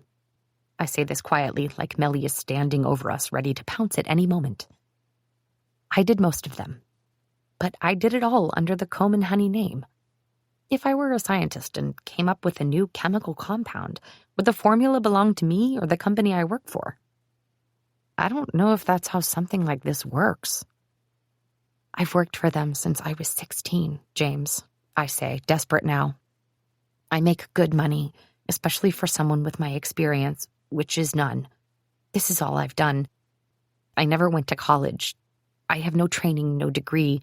I've never had a promotion or a title change because I've never needed a title. I can't go somewhere else and do what I do here, and even if I did, it would be because I've worked in her store and on her jobs and on her show. You could show someone what you can do and tell them it's been yours all along. The sad truth settles over me, and I glance out at the water. She'd say she taught me everything I know. It would be her word against mine. I look at him. At least here, I get to do what I love. How valuable am I to anyone if I can't even claim what I do as my own? He frowns down at the pool, and I can tell he's trying to come up with an argument. But after a few quiet moments, his shoulders fall. God, that sucks. I bump his shoulder with mine. Must be rough for an engineer. So many emotions. You called me an engineer, not assistant. Twice, actually. I laugh. What's the difference between an introverted engineer and an extroverted engineer? He asks. I look up, and his excitement at getting to tell me this joke makes my heart feel like a wild animal inside me. What? When the introverted engineer speaks to you, James says, he looks down at his shoes. When the extroverted engineer speaks to you, he looks down at your shoes. I burst out laughing, and he grins so sweet and proud that I imagine myself melting on the pool deck. What are you doing here? I gesture around us. Take that show on the road. There's your escape. Yeah, see, he says, sobering. Not that I want to complain to you, but my work situation isn't much better. Either I put Rooney, Lipton, and Squire down on my resume and get everything that comes along with it, or I don't and leave a 4-year hole in my work history. I have an amazing portfolio and projects with my name on them, but now all of it is tarnished under this cloud of scandal, me included. I thought this was my way out. I'm sorry, James. Sometime while we've been talking, the rowdy boys left, and now the entire patio is empty. Colored LEDs shimmer beneath the water's surface and throw ripples of light on the trees overhead, on the sides of the hotel, even on our skin. I wonder if we could just stay out here all night. Maybe, oops, We could miss the bus in the morning. Can I ask you a question? He says, and I turn at the change in his tone. Serious, almost nervous. But you don't have to answer. Sure. Both you and Rusty have mentioned insurance. My breath halts, and he's quick to clarify. He didn't tell me anything, just mentioned that even though Melissa can be awful, sometimes she helps you with your appointments. He waits for me to pick it up, but I don't, so he adds, What appointments? The words land like stones in my chest. On instinct, I look down to where my hands lie relaxed and deceptively innocent in my lap. It's weird to be asked about it. With a jolt, I realize I never have. Everyone in my life who ever noticed something was different about me, Peyton, Annabeth, even my brothers eventually, waited until I explained it on my own. So maybe weird isn't the right word. It's nice to be asked. I'm pretty good at hiding it most of the time, I tell him, but you've probably noticed that my fingers don't always cooperate. I did, but, well, we've been together a lot lately. There aren't that many places to look, he says with an apologetic smile. I chew on my nails when I'm anxious. I just assumed you were a fidgeter. I laugh, and the tension slowly leaves me. It's nice to be able to tell James what's going on. Means I won't have to sit on my hands quite so much around him. It's called dystonia, focal dystonia in my case. Basically, when your brain tells a muscle to move, it's also telling another muscle not to. With dystonia, both muscles around a joint will contract at the same time. It means my hands clench into fists and spasm. Mostly my left hand, but occasionally my right. Sometimes my fingers flex and extend and become generally uncooperative. It's worse in your left hand, he says quietly. That's why I've seen you try to use your right sometimes, even though you're a lefty. I stare at him for a few seconds. He noticed all of that? I'm not sure if that means he's curious or fascinated, but thankfully his attention feels warm, not clinical. If I keep dropping my pencil, yeah. He winces. Does it hurt? His voice is so gentle, it's almost painful. Sometimes. What are the appointments for? Botox, I say, and throw him a dramatic pout. It keeps the muscles from cramping. But I get it in my hands, obviously, so I don't even get to be wrinkle-free from it. He lets out a quiet groan. I'm sorry, Carey. I say, grinning. I don't have any wrinkles yet anyway. I mean, about all of it, he says, awkwardly rushing to clarify. Reflexively pushing past the sympathy, I say, it's fine. Melly can be terrible, but she's been there for me when I needed it. She lets me design. She lets me make things. I don't know another company that would let me do that with my level of experience. I lie back on the cement and look up at the windows. More of them are dark now than there were before. I imagine looking for another job, going to interviews, having to explain to a new boss and coworkers that I won't always be able to keep my hands still, that sometimes I can't grip a phone or a pencil or do something as simple as fasten a button. I've only written a resume once, and I'm sure it was terrible. I laugh when I remember that. The one time I applied for another job under previous work experience, I included 11th grade accounting class. Put my hands over my face and groan. Want to hear something crazy? Always. I actually started seeing a therapist because I needed someone to talk to, but then couldn't tell her anything about work because of the way the NDA is worded. How fucked up is that? Okay, I'm going to shut up. I'm depressing both of us. No, you're not. I hear James set the empty bottle on the cement. But, come on. Let's do something. I open my eyes to see him towering over me. Like what? It's not like we can go anywhere, and I don't want to go inside. I have to save my money if I'm about to be unemployed. He slides his hands into his pockets, jiggling some change, and I notice his arms again. Tan, nicely toned, not too veiny. Just a smattering of hair. Let's swim. I snapped my attention back to his face. I already told you I didn't bring a suit. When did that ever stop you before? He starts to unbutton his shirt. His collarbones come into view, and, okay, wait, he has my attention now. I sit up, reaching out to stop him. I'm not going skinny dipping at a hotel pool. I lean forward, hissing, Are you insane? He shrugs out of his button-down to reveal a riveting stretch of bare chest and stomach underneath. I've never imagined James shirtless before. I was not prepared. He's not at all bulky, but he's defined with smooth, tan skin and muscles that lengthen and flex as he moves. My mouth waters again, this time not for the Funyuns. I'm not talking about getting naked, he says, and I try to ignore the way all my nerve endings sit up and pay attention. He unfastens his belt and nods toward the pool. Have I ever noticed the sound of a belt before? Because right now, the slide of leather and click of the buckle are bordering on obscene. You can go in wearing what you've got on, he says. Come on. I didn't bring that many clothes, I whine. He grins down at me. We both know I'm stalling. With his belt unfastened, he bends and places his hands on his knees, bringing his eyes almost level with mine. He looks pointedly at my clothes. They'll dry. He holds out a hand. Moments pass during which I contemplate all the ways this could end badly before I think, but how badly exactly? Someone sees us having a good time and swimming in our clothes? Is that really so terrible? I take his hand. It's really warm. And let him help me to my feet. Maybe take this off, though. He points to my denim jacket, buttoned all the way to the top. I know it's ridiculous, but I'm instantly anxious about being able to unfasten the buttons in front of him. As if reading my mind, he takes a step closer. Can I help? I nod, too flustered to insist that I can do it myself.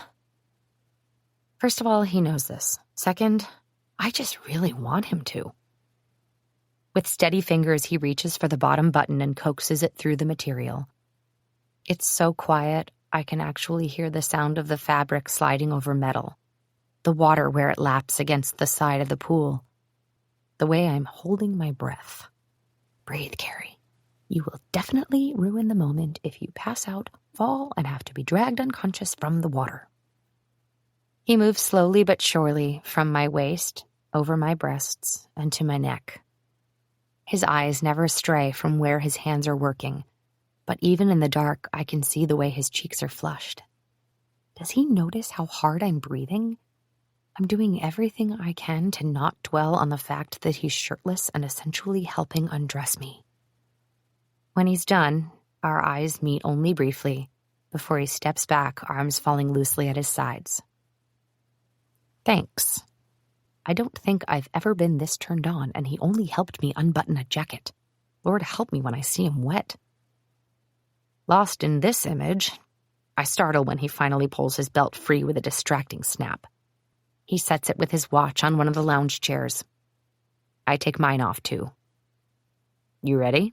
He says, recovered and grinning in a way I know I've never seen before, not even when I was teasing him about a tie he wore one day, and then my chair immediately broke in hilarious karmic retribution.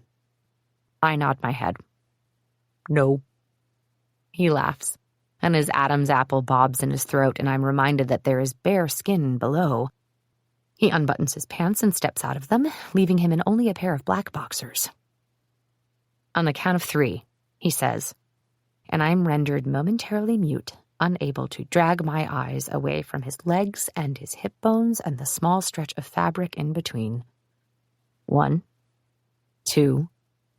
He never gets to 3. I think of the afternoons on the river, the sun scorching in the sky, but the feeling of glacial water on my skin. I remember the rush of gripping the rope and the freedom of letting go, trusting that the water would be deep enough, even though there was every chance in the world that it wouldn't. I race toward the edge and jump. My heart is in my throat as I'm swallowed by darkness, beating 100 times a minute when I surface again.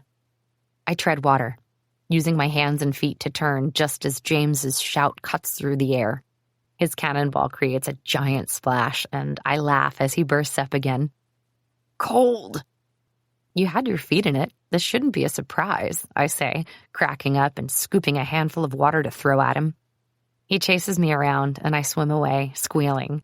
He dives beneath the surface, his hand gently finding my ankle and skimming up my calf. I kick and flail, the filmy layers of my skirt billowing up around my legs in a pink cloud. I think I kick him in the face. When we finally come up for air, we're still laughing. I can't believe I agreed to this, I say. You're a bad influence. He reaches up to push back his hair. Me? I'm the goody-goody here. I've never skinny dipped in my life.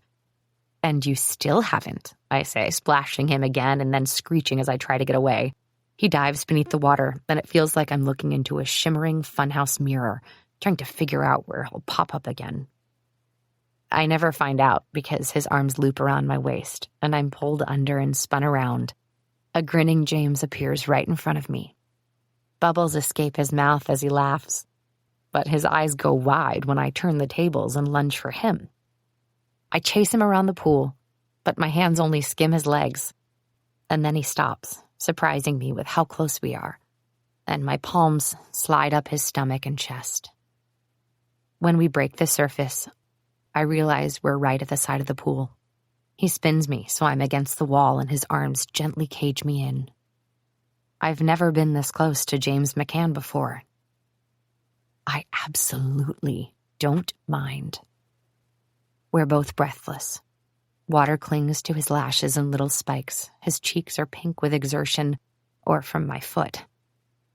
And I have that weird, disorienting feeling that we've never really seen each other before tonight. His eyes are brown and twinkly.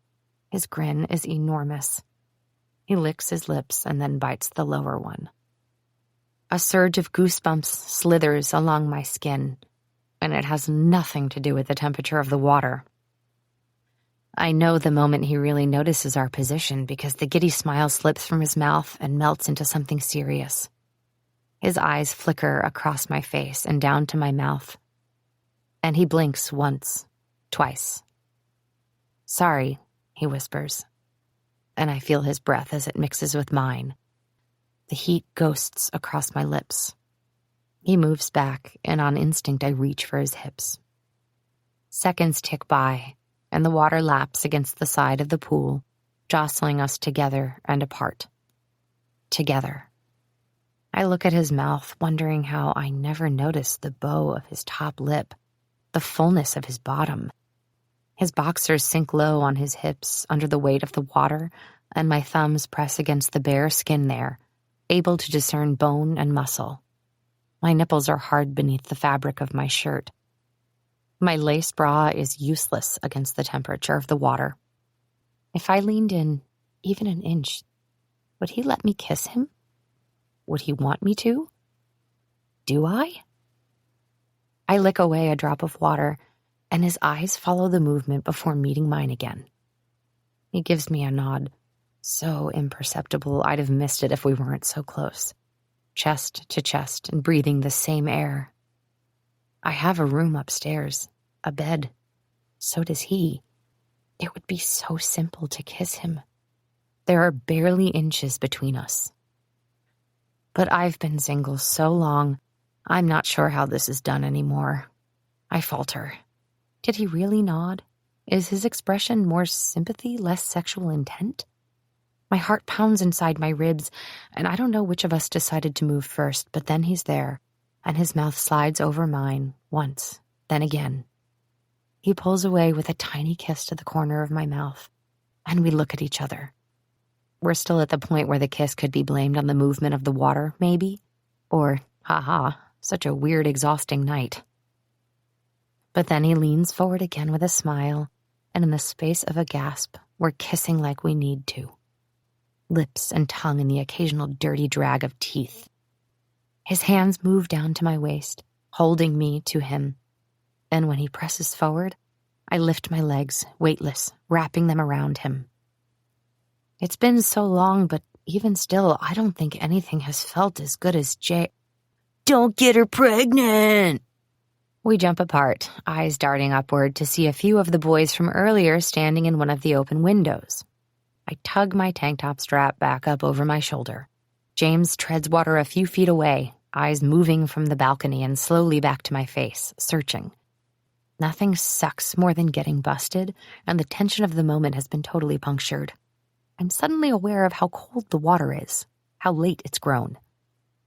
But I'm also aware of what we just did, how he felt against me, and how much I liked it. James gives the pubescent assholes a stiff salute as if to say, "Thanks for the tip, you little fuckers." Then I climb out of the pool, grabbing the first towel I see. Partial transcript of interview with Carey Duncan, July 14th. Officer Alley. So you and Mr. McCann were growing close. Carey Duncan. What makes you say that? Officer Alley. There seems to be a lot of him in your recollection of what happened. CD. That's just because we were together nonstop. Officer Alley. So only as co-workers? CD. What is this, The Bachelor? Officer Alley. Let me remind you that you can refuse to answer any question at any time. CD. I vote for that, then. I don't want to talk about James. Whatever did or didn't happen between us has nothing to do with what happened last night. Officer Alley. All right. CD. You're writing that down? Officer Alley. I'm taking notes, yes. But as I mentioned at the beginning, this interview will all be transcribed and kept on record. CD. Great. Is it public record? Officer Alley. Let's switch gears a little. The variety announcement, what was that for? CD. The new show, Home Sweet Home. The Tripps had been filming it in secret while they wrapped up new spaces. It was a lot like what they'd been doing before, but this time there weren't any co-stars to fall back on. This time the pressure was all on them. Officer Alley. And how were they handling that? CD. Will the phrase hot mess be clear enough for your transcription? Officer Alley. Yes. CD. Then that's my answer. Officer Alley. So the success or failure of Home Sweet Home would rest entirely on the Tripps. CD. Yes. Officer Alley. Did Mr. McCann like the Tripps? CD. As much as he could, I guess. I don't think it occurred to me until yesterday, but it's possible Mellie knew when she hired him that James had come from a company that had gone down in scandal. Maybe she knew he was desperate and used it against him. She knew he wouldn't fight back when she essentially made him Rusty's assistant. He didn't have any power. Officer Alley. So you think Mr. McCann took the job because he felt trapped? CD. I think he took the first job that came along. Officer Alley. So he would have been glad to have a new situation present itself. CD. Are you suggesting that James would have a reason to ruin the Tripps? Officer Alley. Let's take a 5-minute break before we continue. James. If someone had asked me at the beginning of this job, even this tour, whether I could see myself at some point wildly making out with Carey Duncan, I would have given an easy no. In hindsight, I'm guessing I might have even been a bit of a dick about it. The glaring truth that Carey and I come from two completely different worlds used to seem like a barrier between us.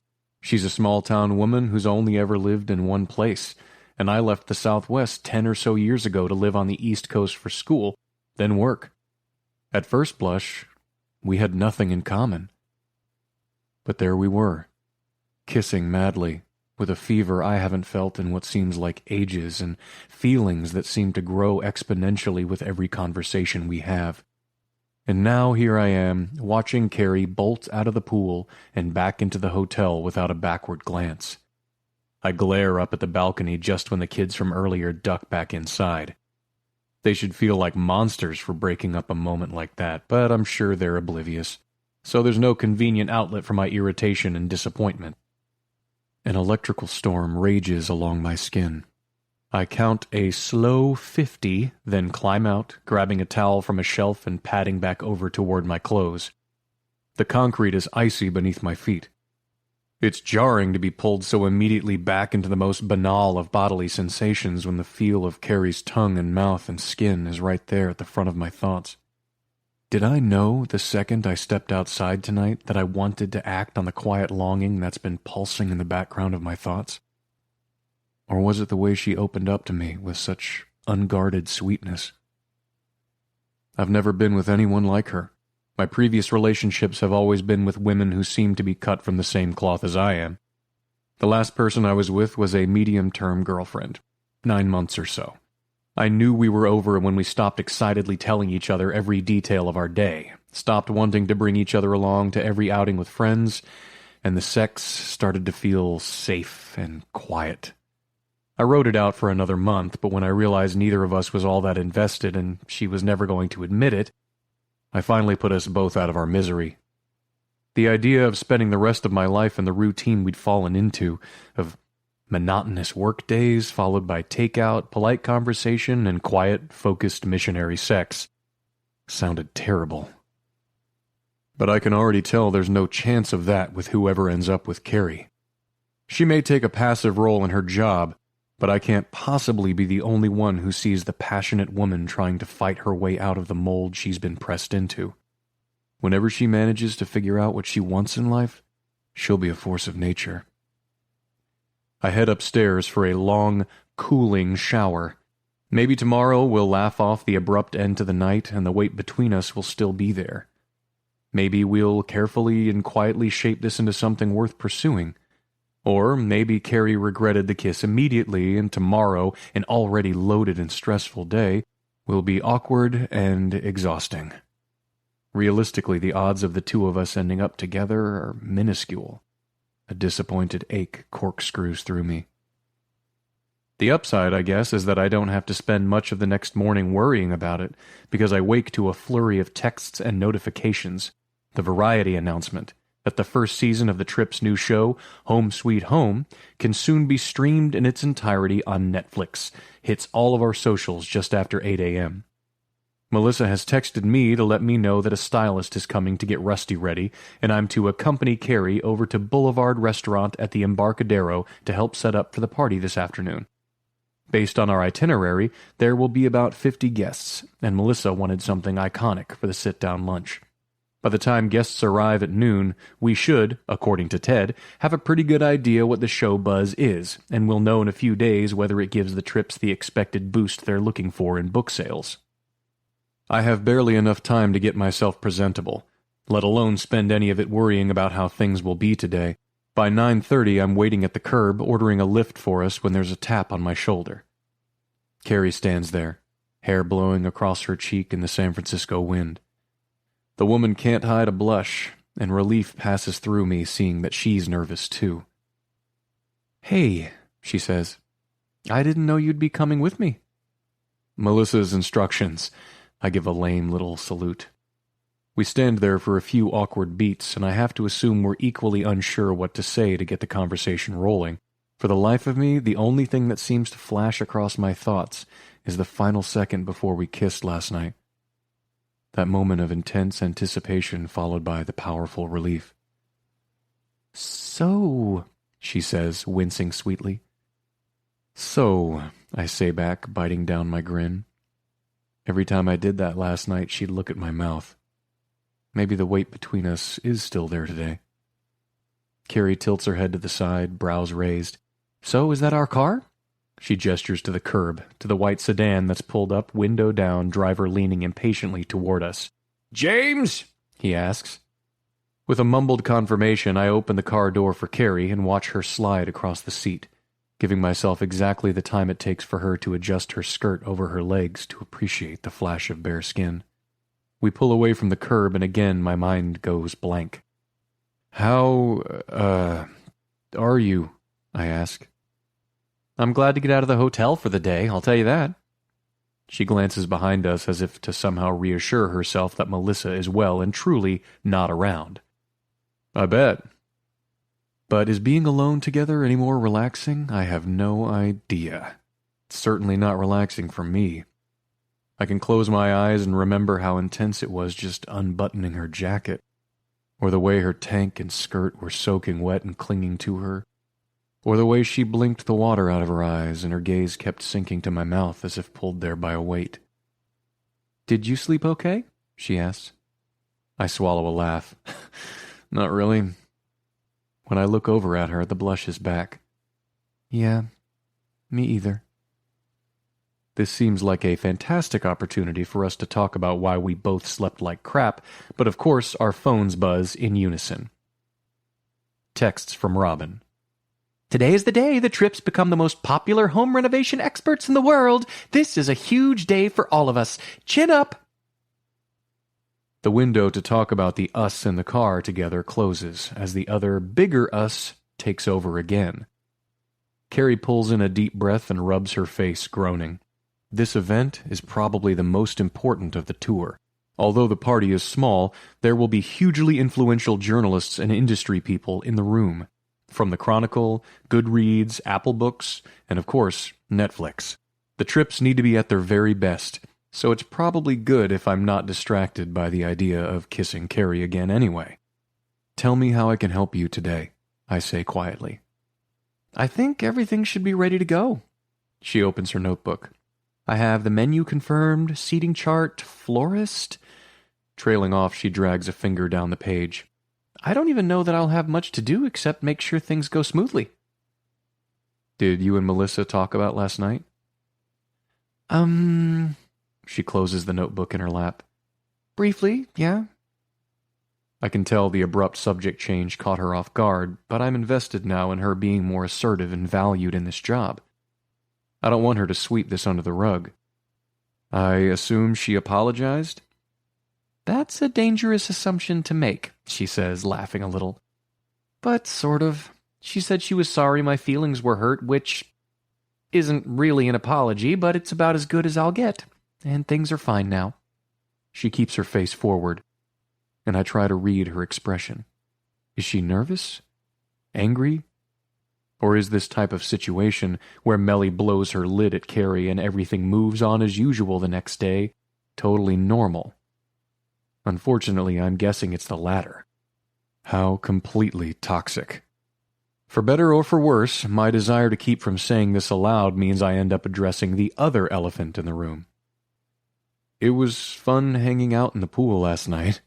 I falter a little, adding, "despite the circumstances." Carey turns in my direction, and warmth bleeds inside me at the way her eyes light up before her smile appears. "It was. Thanks for getting me out of a bad mood." Is that all it was? Gentle sarcasm is my instinct. It's my go-to move whenever a female co-worker's having a rough day.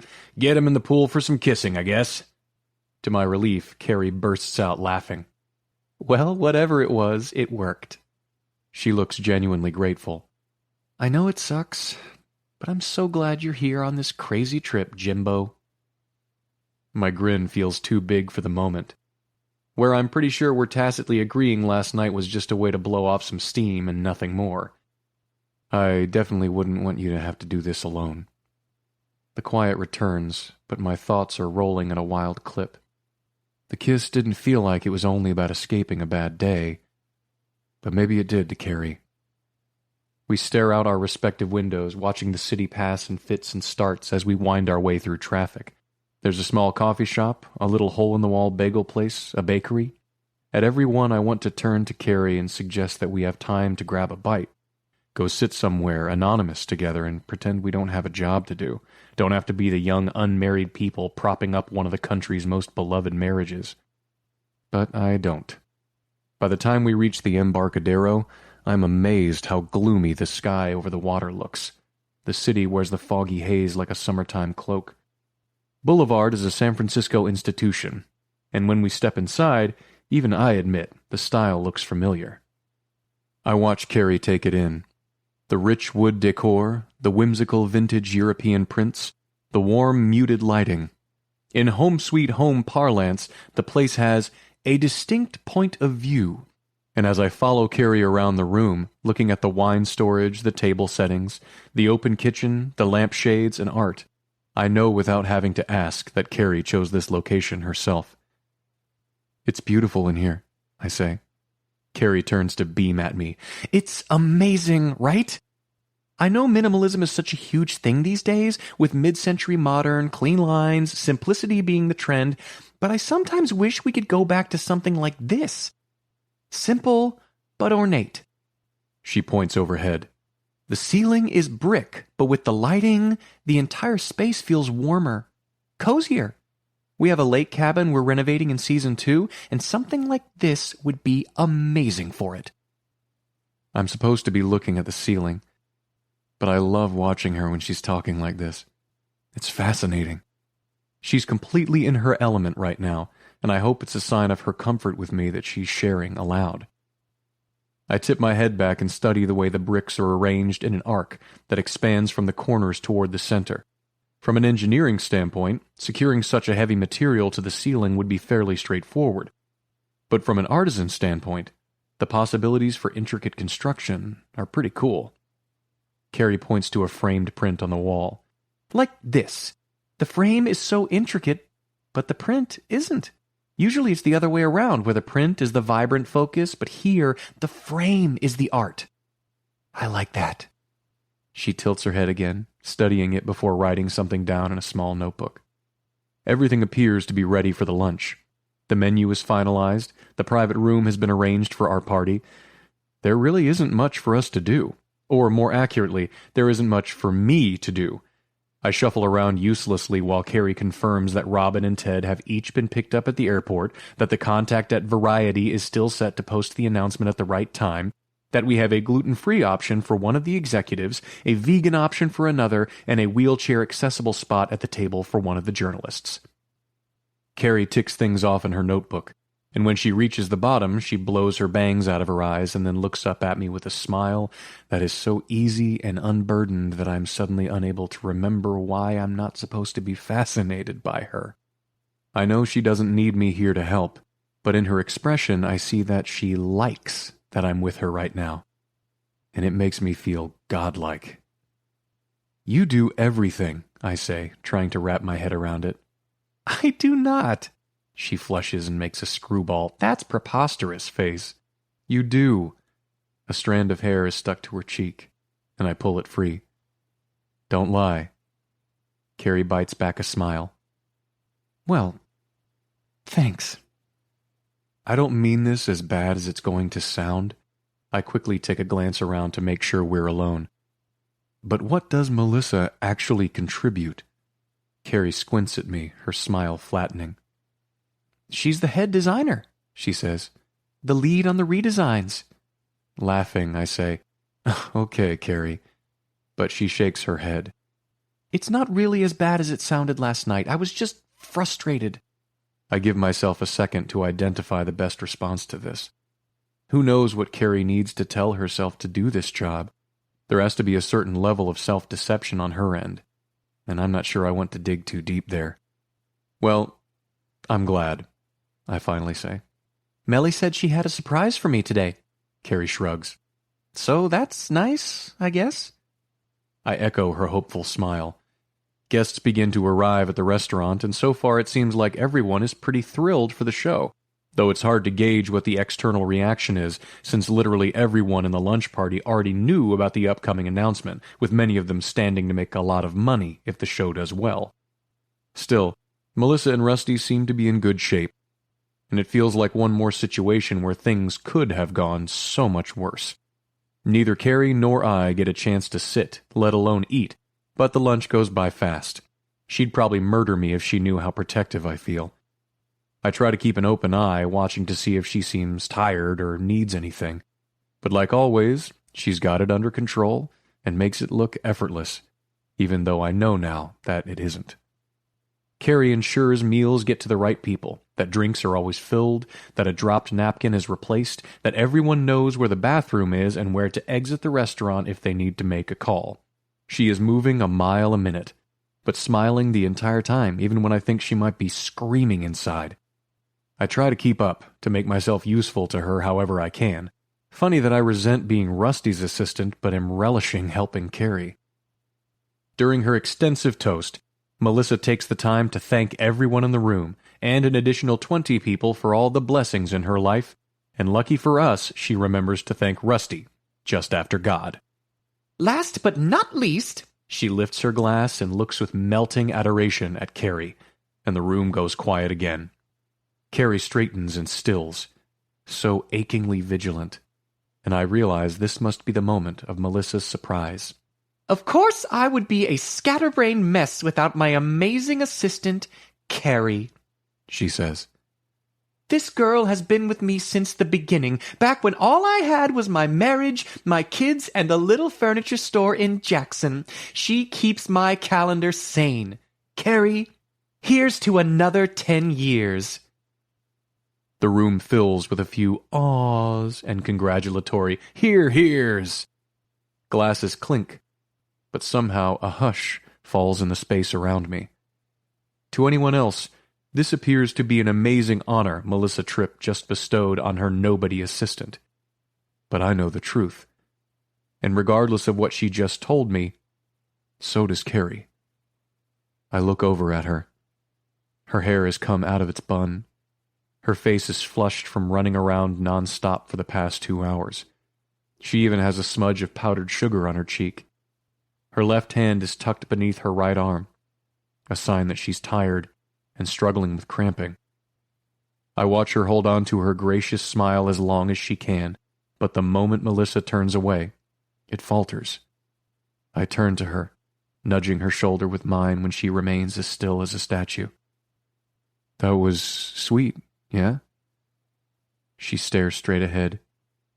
I think that was Mellie's surprise. My smile falls.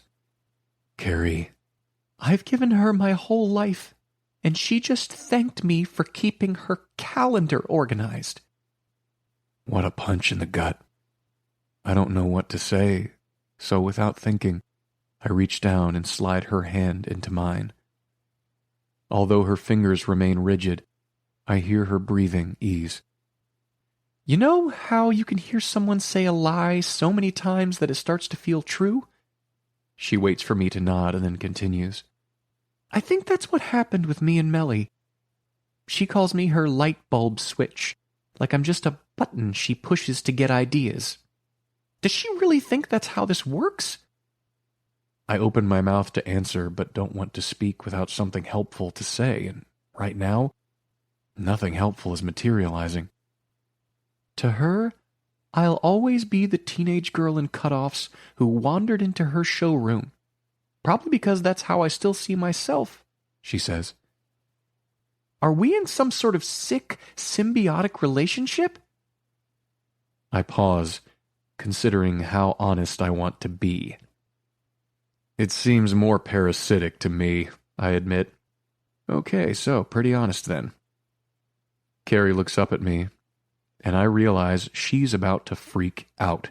Her inhales are coming in fast and shallow. Her face has gone a clammy gray.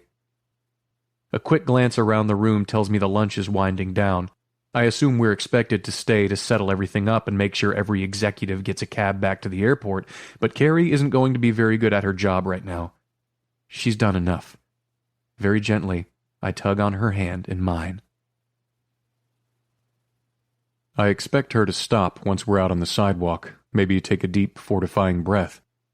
But she holds up the hand that's not currently wrapped around my fingers and hails a cab. We climb in and fall silent once she's given the name of our hotel. Instead of sliding across the seat, she stays close, holding onto my hand. Carey lets me pay for the cab without argument and follows me out onto the sidewalk. But once there, she turns, determined again, taking long strides into the hotel and directly to the elevators. She turns to me. Which floor are you on? My insides go tight. Are we just going to go back to our rooms? It's only 3:00 in the afternoon. I want to help her figure this out, not go sit alone for the rest of the day. 9th. Where are you? 7th. Inside the elevator, she presses the button for the 9th floor, but doesn't then hit the button for the 7th. Confusion starts to set in, and I open my mouth to respond. But she steps forward with a determination that makes my mind go blank. Instinct brings my hands to her waist. Her hands twist in my shirt, pulling me down to her. and then her mouth is on mine, hungry and soft. She stretches higher, one hand in my hair, sliding her tongue over me, licking me like candy. It's sweet and gentle, until she bites my lip with a quiet growl. When she pulls back, I suck in a breath like I haven't had oxygen in a week. "Carey?" She makes a fist in the back of my hair and stares at my mouth. "Not to interrupt your momentum here," I say, licking my lips. They taste like her lip gloss. "But what's happening?" When Carey turns her eyes up to mine, she looks a little wild. Her gaze is bright, oddly hyper-focused. She's only a few inches shorter than I am, and I can feel the heat of her breath on my chin. My pulse is going so hard and fast it echoes in my ears. "I was picking up where we left off last night." "And I like that idea very much." I sweep a strand of her hair away from her cheek. "But I don't want to do this just because you're upset." "That isn't what this is. This is me doing what I want, for once." "Oh. So the plan—" "The plan," she says in a gentle, husky voice, "is we are going to go to your room. I'll probably have a drink from the minibar." "Okay," I say, smiling down at her. Not that she specifically needs a drink, but I don't think it would hurt for her to unwind a little. That sounds like a brilliant idea. The elevator doors open and she pulls me with her so we both stumble against a wall. I bend, sliding my mouth over hers again, and she guides one of my hands up to her waist, over her ribs, stopping just beneath her breast. "And then," she says, and she stares up at me with wide blue-green eyes that seem just south of completely sane at the moment. "You are going to bend me over your bed and fuck me until I forget my name." Words fall away. My knees turn rubbery and my mouth immediately dries. I am completely in awe of demanding Carey, and right now there are few things I want more than exactly what she just described. Finally, I manage a simple, "I can do that." "I think that will help." She lifts a shaking hand, twists her fingers in my hair again. "I'm working on being more assertive. Does that plan sound good to you too?" I bend, dragging my teeth along her jaw. "Yes, it does." She drops her hand. "If I tell you that it's been a solid 2 years since I've had sex, does that sound pathetic?" "No." "Sounds pathetic to me." She takes a step back and throws her arms out wide and yells at the ceiling, "I'm 26! Good sex should be the foundation of every weekend at my age, but is it?" Apparently not." She looks back at me and presses a hand to my stomach. "And you have a great body and fucking fantastic teeth." I laugh, delighted by this radiant, emphatic woman. But then a shadow of doubt crosses over her expression. Am I being too forward? Coming slowly back to my senses, I'm aware that her confidence is new. She may be emphatic, but she's never been given space to be this commanding before. Absolutely not. I lean in, kissing her once, and staying close even when I pull away. You're the one who left the pool last night, not me. This earns me a smile. I would have totally had sex with you, just so you know. Those stupid kids interrupted us, and I freaked out realizing that Melly could have been out on her balcony too. Right now, I don't care who sees us. I kiss a path from her collarbone to her jaw. Good. So we're going to do it now. Her voice vibrates against my lips. And I think you're going to blow my mind. I straighten, and her eyes search mine. Right, James? Compassion for her agitation makes me earnest. I promise to do my best. 1 drink, she says. She slides her hand into mine, but doesn't move from where she leans against the wall. 1 drink sounds perfect, I agree. I'm not going to rush her. We could stand in this hallway talking about it for hours if she wants. And then you're going to... Her eyebrows rise to prompt me. I grin and heat fills my chest when she stares hungrily at my mouth. Rumor has it, I'm going to bend you over the bed. Correct, Carey smiles, tugs my hand, and leads me down the hall. Excerpt from New Life, Old Love. Chapter 9. Let's talk about sex, baby. Imagine the scene. Melly hands me the outline for this book to look over.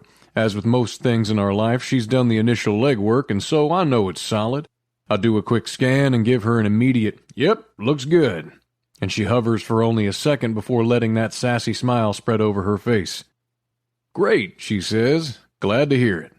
2 months later, I'm handed the outline again. Nothing's changed, same exact outline, except this time I actually take the time to look at it. And this time I notice that she's outlined for me to write, among other things, the chapter on sex. Do I take it as a compliment? Hell yeah. Nothing better than knowing your wife trusts you to handle the important stuff. But is it also intimidating? Another hell yeah. It's one thing to talk about sex in the confines of our marriage. We've been together so long that there are things we know about each other's bodies that we probably don't even know about our own. But it's another thing to get on the computer and try to tell millions of people how and when they should be talking about sex in a relationship. Look, the first thing I realized with Melly was that if we weren't prepared to talk about it openly, then we probably shouldn't be doing it. I realized that because we started together early, before we really had a language for any of that stuff. Before we knew what to do and what we even really liked. We were idiots, shuffling blindly through sexual exploration. I guess it's sheer luck that we were able to figure it out together, but that, like any aspect of a good marriage, took a lot of attention, effort, and talking. Lord, in those early days we talked all night about what we wanted, who we were, and what turned us on. If you think this chapter is going to be a salacious tell-all about my sex life with the beautiful Melissa Tripp, you'll be disappointed. Go pick up a different book, maybe one with a sexy cowboy on the cover. Another important piece of taking care of a sexual relationship in marriage is to keep it private. My daddy always said the only way to keep a secret is to not tell anyone. So this is me not telling you a single detail about my wife and how damn sexy she is when she wears her hair down, puts on a pair of jeans and boots, and goes outside to ride her beautiful Arabian Shadow. Well, I guess that tidbit got away from me, but here's the other thing. A healthy sexual relationship happens when you find your partner sexy at 1 day, at 1 year, at 10 years, and when you're both as old as time and slow as honey in the winter. Those things you think are sexy at first might change over time. People aren't as acrobatic at 40 as they are at 20. These are the facts of life. But when you're near someone and feel like your knees turn to jelly, and when you can look them square in the eye and tell them exactly what it is you want them to do, well, that's just the start of something beautiful.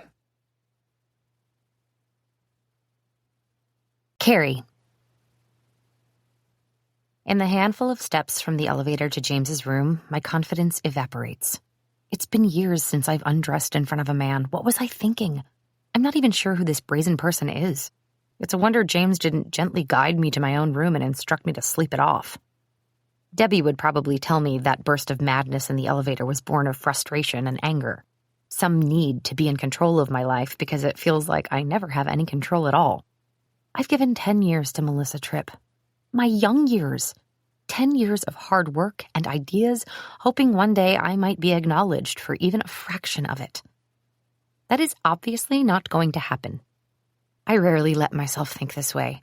Thoughts like these would make the day-to-day too hard, and any suggestion that I'm more than just an assistant would make Millie's head explode. It's not even that I want credit exactly, but maybe I just need to know that she knows? Does she? Or have we played these parts for so long that she's managed to fool herself right along with everyone else? Here's to another 10 years. Taking a deep breath, I press my face between James's shoulder blades as he swipes his key card. Gesturing for me to lead us inside, he follows, dropping his wallet, key, and phone on an entryway table. The door sweeps shut, sealing us into an air-conditioned silence. I clock the way he turns his ringer off. Good idea. But before I can do the same, he reaches up and gently slides the purse strap from my shoulder.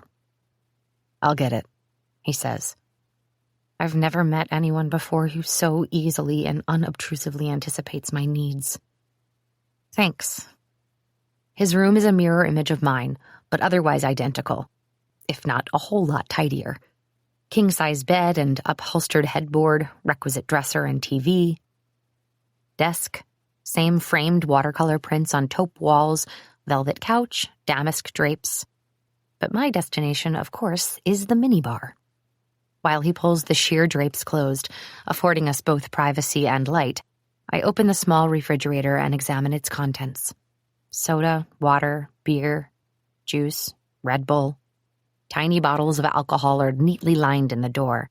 Normally, the only thing I'd be interested in is the single-serving bottle of wine or maybe a bag of M&Ms.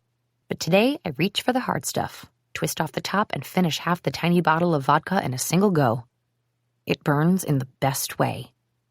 On top of the fridge, in individual weighted compartments, is an assortment of chips and candy, along with a small box with a red heart on the front.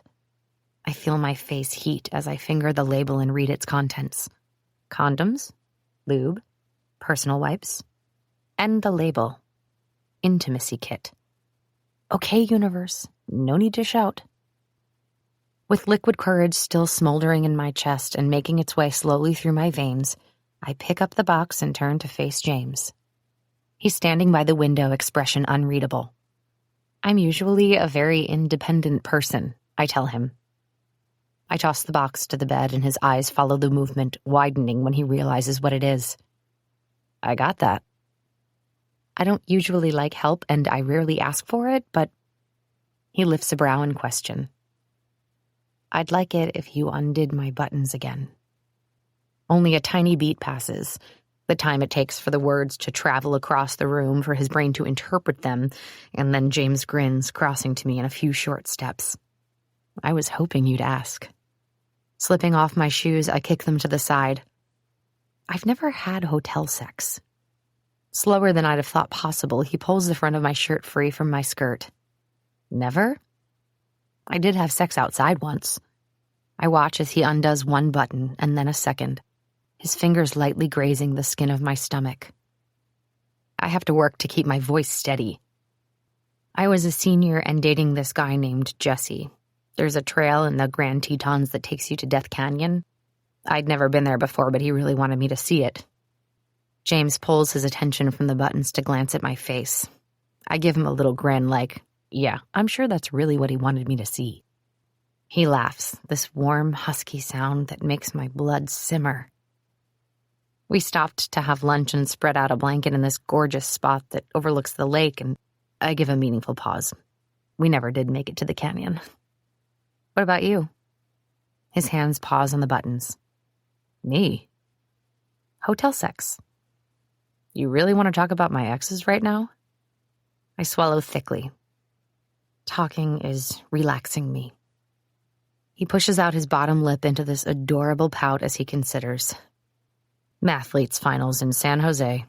Her name was Allison. We were both 17. We spent an hour together in a Sheraton hot tub, and she invited me back to her room. And? He lifts a shoulder. I was nervous, but it was good. Good? I'm not in high school anymore, he says with a smile. And you could say I'm a lifelong learner. I clear my throat and glance down at the floor. Listen, I know I was pretty presumptuous earlier. We don't have to... You're right. We don't have to. He takes a single step closer. But I didn't mind the presumption, and I'm very good at following instructions. The qualities of a great assistant in training, I whisper, and he laughs into a single sweet kiss. The last button is undone and he opens my shirt, fingers carefully pushing the fabric off one shoulder and then the other. I can barely breathe. My eyes fall to his chest, and with a little nod, he seems to understand, making quick work of his own buttons, stopping about halfway before reaching behind his neck and tugging the shirt up and over his head. I wouldn't have thought it possible, but he looks even better than he did last night by the pool. Shadows more defined, bones sharper. The part of my brain that seeks out shapes and symmetry wants to capture this image and wallpaper my room with it. Last night I stared in frustration at these bland walls. Now all I want to see is him. We stand in front of each other in the bright, diffused light, with the enormous bed looming beside us. My hands follow the lines of his chest, down his stomach to where his belt sits low on his hips. With his eyes on me, he brings his fingers to the clasp, and the sound of the leather as it slips through metal turns me on even more here in the quiet room than it did last night. He pushes one hand into my hair and leans in, pants still closed but belt open. It's like the pool all over again, our chests touching, his breath ghosting across my lips. With a rush of cold air from the vent overhead, goosebumps bloom across my skin. My nipples harden. His lips meet my cheek, my chin, my jaw, and with a quiet groan he slides his mouth over mine. It's a hit of warmth and pressure, that indescribable satisfaction of a kiss that promises more. There's only one kind of touch like that, one sensation that stimulates this kind of relief and hunger. It's the pressing of his lips on mine, the small teasing bite, a shaking exhale, and a hungry moan that I lick off his lower lip. His other hand slides around my back, pulling us flush, and only now do I realize how acutely lonely I've been. How long has it been since I've had that quickening feeling shoving every other thought to the side? I reach for him, gripping his wrist with one hand like I need an anchor when he comes back at a different angle, kissing me with more purpose, less caution. He licks my tongue, plays with me, smiling as he growls. "I can't believe we're doing this," he says, tilting his head, tilting mine. His hand slips down to my throat. "Have you thought about it before last night?" I ask. "Absolutely," he admits. "Me too." This is the same James I see every day, the same one who scowls down at his computer, who dresses for the job he wants, not the job he has. But this James also has hungry hands. He makes quiet noises in the back of his throat when I press against him, when my hands slide up his arms and over his shoulders. This James sucks in a breath when I open my mouth, letting him in deeper. My hands trail along his skin, down his chest to where his heart pounds beneath my palms. I know he wants to help, but he's patient and holds his breath when I unbutton his pants. The sound of his zipper is hilariously loud in this room full of quiet anticipation. I push his pants down his hips along with his boxers. We both watch as I wrap my fingers around the hard heat of him. It's like a tiny bomb goes off in me. I think one goes off in him, too. My nerves are gone, and in their place is this ravenous monster of my former self, wanting to get as much of my skin touching as much of his as we can manage. I make a tight sound of impatience and urgency, and he pulls back, searching my eyes. "Talk to me," he says, pushing my skirt and underwear down my hips. "Is this okay?" I pull him back down. "It's fine, I struggle to find the right words. It feels like a fever." I can tell from the way he groans and runs a greedy hand up over my chest that he knows exactly what I mean. This James is eager but gentle as he unfastens my bra. His mouth is a hot trail from my chin to my neck and down as he kneels. I wonder if I'll ever get this picture out of my head. His eyes are closed, tongue flicking against my nipple, and then, a few breaths later, between my legs. I am nothing but ache and impatience as he stands and walks me backward toward the bed. But he stops me just before I sit at the edge. "Wait. No." I experience a brief, sharp stab of disappointment, and suddenly the daylight filtering in makes me feel totally exposed. I cross my arms over my chest. "What?" James shifts me to the side. "We are not doing this on a nasty hotel comforter." And I melt. With a sharp tug, he strips the duvet from the bed and then returns to me, kissing my shoulder, my neck, my mouth. James guides me down, pressing my back against the cool relief of the sheets. Our kisses become longer and unfocused, and then he's there, hovering over me with a condom in his hand. His hair falls forward as he sucks on my shoulder, and with a gentle hand on my hip and one on my side, He's rolling me over onto my stomach, the heat of his front all along my back. Is this right? He carefully pulls me to the foot of the bed. He listened. Yes. I can hear us both breathing sharply, knowing we're here. The fronts of his legs are warm against the backs of mine. His hand presses gently to my lower back, and then he's closer. He's there, pushing against me with his capable hands moving to my hips and a kiss placed to the skin between my shoulder blades. Yeah, he whispers again. I nod, and the starting gun is his deep, relieved groan. He does what he's promised. He's moving confidently, hard and fast while he whispers something. Something about being what I want today. Something about how this feels, how he'll need it again now that he's had it. I think the same will be true for me, that I'll need this again tonight, and again tomorrow morning when we have to be quiet, and someday after work at his place, where there's no need to be quiet at all. His hand snakes around my body, sliding between my legs. Tell me if you need something else, he says between sharp inhales. To come. I would, but I don't, and even if I did, my brain isn't forming coherent words, only sounds that seem to be growing louder and sharper. He presses his fingers against me, and it's happened so fast. We were frantic after our half-shy disrobing, but the feeling he draws from me is like being poured out of a pitcher, warm and freeing. With a cry muffled by the sheets, I fall to pieces, brilliant color flashing behind my eyes. And with a quiet groan, he shakes and then goes still behind me, breathing heat against the back of my neck. For a few seconds, we don't speak or move. It takes several breaths for the room to stop spinning. And then James presses a lingering, gasping kiss to my shoulder before shifting back and disappearing into the bathroom. I take the opportunity to clamber up the bed and between the sheets, pulling them up to my chin. I want to scream in giddiness and excitement, and a resurgence of nerves. There's no dark room to hide in, no nighttime to fall into.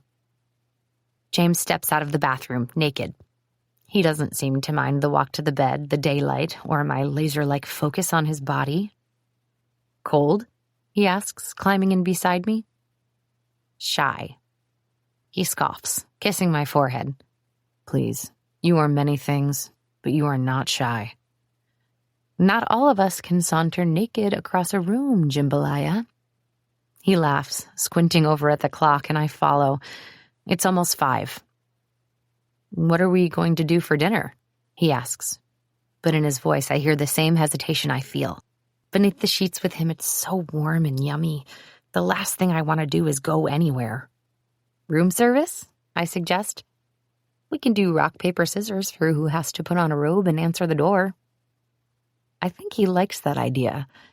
He pushes up onto an elbow, hovering over me. Brown eyes study my face, and when he translates whatever he sees there, his smile straightens. I'm glad it's still light out. I like being able to see you. And more than just seen, I feel visible for the first time in maybe forever. But it isn't scary. Being with James is like standing in the softest, most flattering spotlight. I like being seen by you. So tell me something. I snuggle into the crook of his arm. Something about what? About you. His brows go up in a question. I don't even know where you live. I live in a condo with my adorable landlords, Annabeth and Peyton, off South Jackson. With a dramatic pout, I add, they're in Hawaii right now on a belated honeymoon. He squints. You're renting a single bedroom? The vague, familiar shame blows a shadow across my mood, and I nod. Where do you live? I've got a studio down near where the South Park Loop meets 191. I map the distance in my head. It would only take about 10 minutes for me to get there. Is that close to you? He asks. Very. He growls into a kiss. But with the reminder that he's new to the area, it occurs to me that it probably isn't easy to start over, especially not when he's working such long hours. Have you made any friends in Jackson? I ask. One of my neighbors is a very loud man who comes home around midnight and unwinds to the dulcet sounds of death metal. I wince. Oof. My neighbor on the other side, Edie, is a 90-year-old woman who knocks on my door with a cane to ask whether I need groceries. So, she's pretty cool. You should be getting her groceries. Right? He smiles, fidgeting with a strand of my hair. Most of my friends are back on the East Coast, but even they've scattered throughout New England. Shrugging, he says with relaxed assurance, I'll find my people at some point. Right now, the priority has been getting my work life back on track. I stare at his mouth, thinking on these words. We're both alone, and for so long I insisted that wasn't the same thing as being lonely. Now I'm not so sure. What are you thinking about? He asks. I've lived around Jackson my entire life, and you've just moved there? But we both need to find our people. With a knowing smile, James kisses me again. But this time he lingers, and it deepens, heating. I love the firm press of his lips, the quiet sounds he can't seem to repress. Against my mouth, he asks, Is the lady satisfied? I run my finger down his chin, throat, chest, and reach beneath the sheets, gently scratching his stomach. The lady was satisfied. He growls, dragging his teeth over my jaw, and climbs back over me.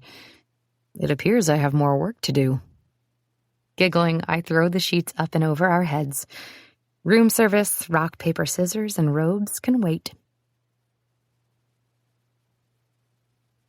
Carey. When I wake up, I know it's really early. Bird calls haven't been drowned out by the hum of traffic. The sky still feels like a secret, deep blue-black, but illuminated, like a light shining through fabric. Under the covers, it's warm, and my entire body has that heavy, weighted feeling where I can get lost in the sensation of being completely still. I love this feeling, love becoming aware of different parts of my body, not just my hands. The pillowcase is smooth against my cheek. I slip my feet to a cooler section of the sheets and press back into the warm, naked body behind me. His breathing is even, but his hand on my stomach flexes when I move, pulling me into him. I'm not sure he's awake. On a scale of fine to nonverbal for the rest of the tour, how weird is it going to be between us now that we've had sex? At the risk of waking up my body and getting my hands twisting and turning, I roll over to face him and find his eyes open, carefully watching me. Hi. He smiles. Hi. There's a condom wrapper stuck to his shoulder, and I assume it's the one he tossed onto the bed that first time. There's another one in here somewhere from the second time. That one was sweeter, quieter, with my arms and legs wound all around him. I definitely needed the heat and energy of the first time, but I think James liked the second one better. He looked completely wrecked afterward. We skipped the room service after all, and I think we were asleep by 8. No wonder we're awake at dawn. Now he looks sleep-rumpled and wary, like he's not sure how I'm going to behave this morning. We had sex, I say. He nods. Twice. My first hotel sex. And second. A twitch of his mouth. Congratulations. When he reaches up to push his hair off his forehead, I lean back and take a long look down at his naked body. As expected, instead of covering himself, he rolls to his back and tucks a hand behind his head. It's quite a view. The silence stretches, and with considerably less bravado, he asks, Are you okay today? Am I? 2 weeks ago, I would have laughed it off and said, Of course. But I don't know how to answer. I'm okay that we had sex, if that's what he means. More than okay. Just not sure if everything else feels as easy as it used to, and I honestly don't know what changed. Melly has always been Melly. Rusty has always been Rusty. But maybe I'm not that Carey anymore. Carey? I'm okay, I tell him. About this, I mean, are you? Yes. He has a hickey next to his collarbone. My first thought is how relieved I am that he can cover it up.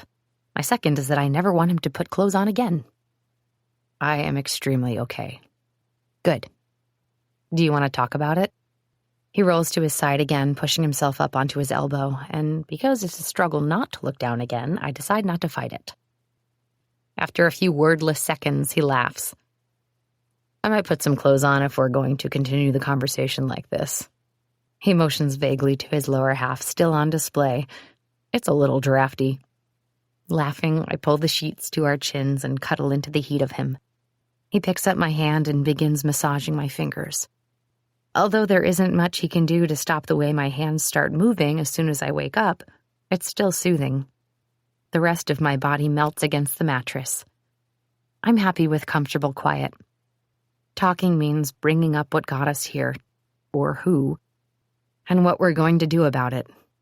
I don't know if I'm mentally prepared to deal with it before the sun is even up. We don't have to do anything now, he says, studying me, but we'll eventually need to be on the same page about what we do outside this room. I gnaw on my lip, thinking while he continues to massage my hand.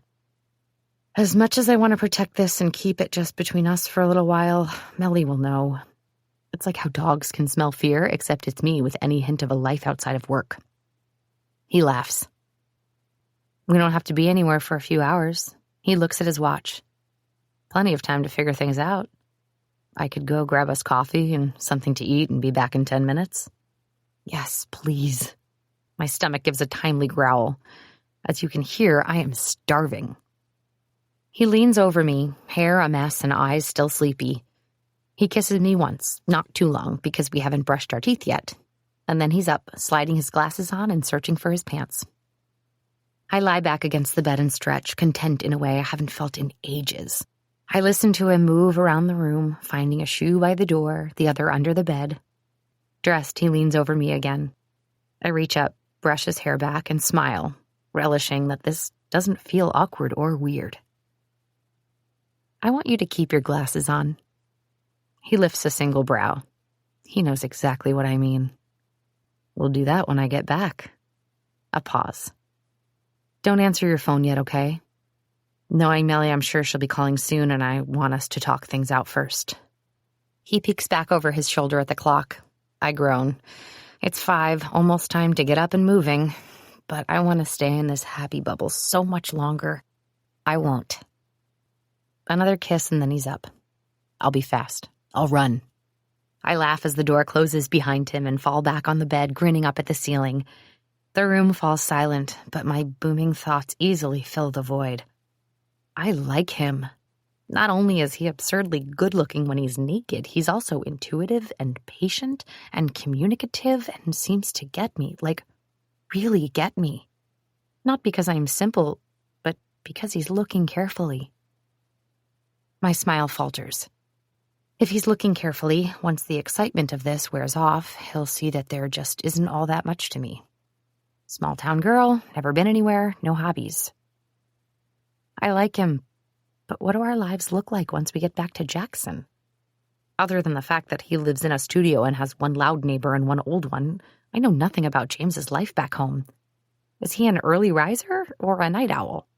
Does he cook or order takeout every night? I know he's tidy, but is he fussy? Would my disdain for washing dishes drive him crazy? And what would it be like to work with someone I'm dating? I already don't have time for a relationship. Would the reality be that we're ships passing in the night the way it is with everyone else in my personal life? Another question barrels past the rest. If we can't keep this a secret, would Melly even be willing to share me? That thought is enough to fully knock the shine off my afterglow. I roll onto my side and feel the crinkle of plastic beneath me. The other condom wrapper. I pick it up, look at it. He said we should talk, and he's right, but I'd be lying if I didn't say I'd rather stay in the bubble and do other things first. Practically vibrating, I rush into the bathroom. A towel is laid out smoothly on the right corner of the counter. Neatly arranged on top are James's toiletries. Toothpaste, toothbrush, travel bottles of some salon brand shampoo and conditioner, deodorant, face wash, and a small tub of expensive-looking moisturizer. I think of my own toiletry case packed so full it will barely zip, toothpaste closed with saran wrap because I lost the cap, a random assortment of shampoo bottles I took from another hotel, everything still covered in a fine layer of the pressed powder I dropped the night before we left. James would probably break out in hives if he took 2 steps into my hotel room and saw the wet towel I left in the middle of my bed, and that most of my clothes are still lying in my open suitcase. I wash my hands and rush through the rest of a makeshift routine.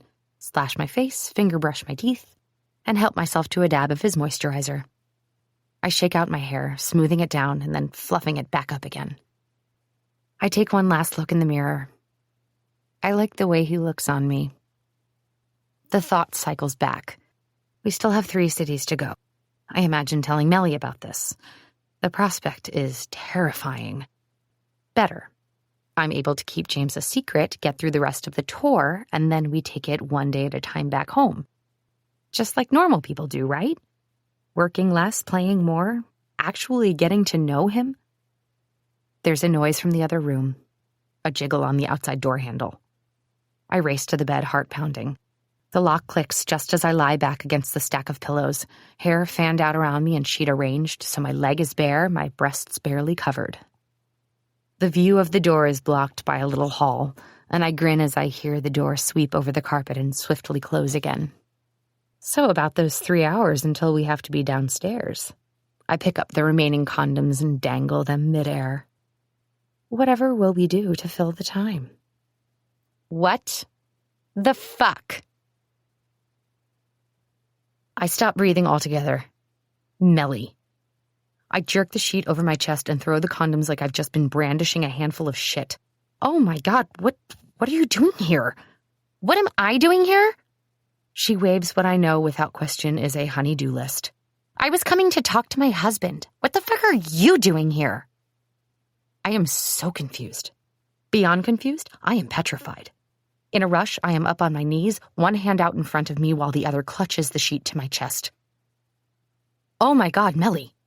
You can't think that me and Rusty, I would never. Gross. Melly tilts her head as she looks at me, really looks at me. She blinks slowly, her feathery lash extensions fluttering like she has all the time in the world. Outwardly, she seems suddenly calm. Her stillness is terrifying. Oh God, can she smell fear? Would never what, exactly, she says. Too quiet, too serene. Maybe you could clarify exactly which of your betrayals you are referring to, Carey.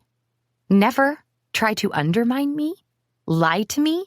Sleep with my husband? My heart is pounding in my chest. Melly, I would never do any of those things. It's not what you're thinking. I glance around the room at my skirt that practically waves like a floozy from the floor where James threw it. I wasn't even sure I wanted to tell Melly. I certainly didn't want to tell her like this, and now I have to. This isn't Rusty's room. It is, Carey. She holds up her key. They didn't have adjoining rooms, and Joe gave me the spare. There must have been a mix-up when he handed them out. I take a deep breath and let it out as evenly as possible. This isn't Rusty's room, it's James's. Her forehead moves only infinitesimally these days, all the muscles kept in place with Botox and sheer will. But there's definitely something displeased happening in her expression. The twitch of a perfectly waxed brow, the narrowing of her eyes. I swallow. My throat is suddenly dry. With another quick glance, I nod to his shiny aluminum suitcase in the corner. I spent the night with James. My admission seems to have taken some of the fire out of her, but she's clearly not convinced. Stepping away from the hallway, she finally takes a look at something other than me and my body barely covered by sheets. She stops in front of the closet and cracks open the door. Instead of finding Rusty's jerseys or custom-tailored shirts, a row of neatly spaced button-downs stares back. Melly snorts, shaking her head at the view, and for a brief moment, I think she might burst out laughing. But then she closes the door and slowly turns. I barely breathe as her sharp eyes take in the general disarray around us. Besides my clothes, the garbage can is knocked over, my bra is on the desk lamp, and there's a hastily torn open intimacy kit next to the bed. Well, she says, and steps over what I think is my underwear. You and James. I tread lightly. She might seem calm, but something's lurking just below the surface. Right now, Melissa reminds me a lot of a spider, and this feels entirely like a trap luring me in. I don't know if I would say Me and James, exactly. I motion to my sheet. Could I put something on? She gives me a clipped, of course. And I stand up, sheet wrapped securely around me, and head for the bathroom. Safely inside, I look at myself in the mirror again. I'm the same Carey from 10 minutes ago, but I feel like a totally different person. Or rather, I feel like the same Carey who got into the elevator yesterday, not the one who woke up this morning refreshed, relaxed, sexed, and wondering if, for once, someone might be completely on my team. I don't want to look at myself anymore. Shaking my head, I pull on the thick white bathrobe from the back of the door and head out again. My boss is at the window, her blonde hair white in the early light. With a nervous glance toward the door, I wonder when James will come back. A few minutes ago, I wanted him to hurry. Now I want the barista downstairs to take their sweet time. I wouldn't wish this conversation on anyone, and I certainly don't wish Melly's ire on James. So how long has this been a thing? I turn at the sound of her voice. I'm not exactly sure what to tell her because I'm not sure myself. It's new. She lets out a small, humorless laugh. Right. That's why you two are always huddled together. Why he's always looking at you. Why you're always talking. Because it's new. I think back over the last few days and can't really argue. It might have started as camaraderie, as us against them, but somewhere along the way it changed. I don't know what's going on with you, Carey. It's always been you and me, a team. But lately, we are a team. What's happening between James and me isn't about work. For once, I don't add. I didn't think about you for an entire night. But of course, Melly would never believe this. She turns around, arms folded tightly across her chest. Isn't it? I used to be able to depend on you for everything. You were in my corner and I was in yours. I don't understand where this is coming from. None of that's changed. You disappeared yesterday, she says. The luncheon was winding down. It's hard to admit it, but I suck it up. I was totally wiped and needed a break. So you left without even telling me? With James? She throws up her hands. I'd just given you a shout-out in front of some of the most influential people in entertainment, and then you made me look like a liar by vanishing and leaving Robin to wrap up the party. My heart drops. Melly. She brings a shaking hand to her throat. I trust you with details of my livelihood and my family. You know things about me that no one knows, and I help you. I would never talk about any of those things to anyone. Really? Not going to have a rough day and commiserate together about the mean boss, she says, going for flippant and not quite making it. She, I realize suddenly, doesn't want me getting close to James because she's worried I'll confide in him, tell him what I do and don't do behind the scenes. She has no idea that her own husband has already done that. Even now, I try to downplay it or change the subject whenever James brings it up. Nellie has to know I would never have said anything on my own. She has to know that I'm more trustworthy than that. I take a step closer. You've known me since I was 16. Do you really think I would do that? She blinks several times before her shoulders lose some of the tension. No, she says. But lately I feel so out of control of everything, and you know I don't handle that well. Between Russell and Stephanie, the book, the tour, and the announcement, I'm losing track of everything. I'm not ready to lose you too. It feels like pushing glue through a straw to get the words out. You're not going to lose me, Melly. And it's so easy to fall back into this role. It's as easy as breathing. Right now, life is moving faster than a knife fight in a phone booth. Of course you're stressed. She reaches for my arms and pulls me down on the small couch. Her eyes are glassy. That's no excuse for losing my temper with you, for not trusting you. I know that. She gives my hands a squeeze. We've worked so hard for this, Carey. I nod. You've worked so hard. My heart pounces on this tiny crumb. Thank you. I can't do this without you. I'm right here, I tell her. I'm not going anywhere. Melly wipes her eyes, her smile brighter than I've seen in a long time.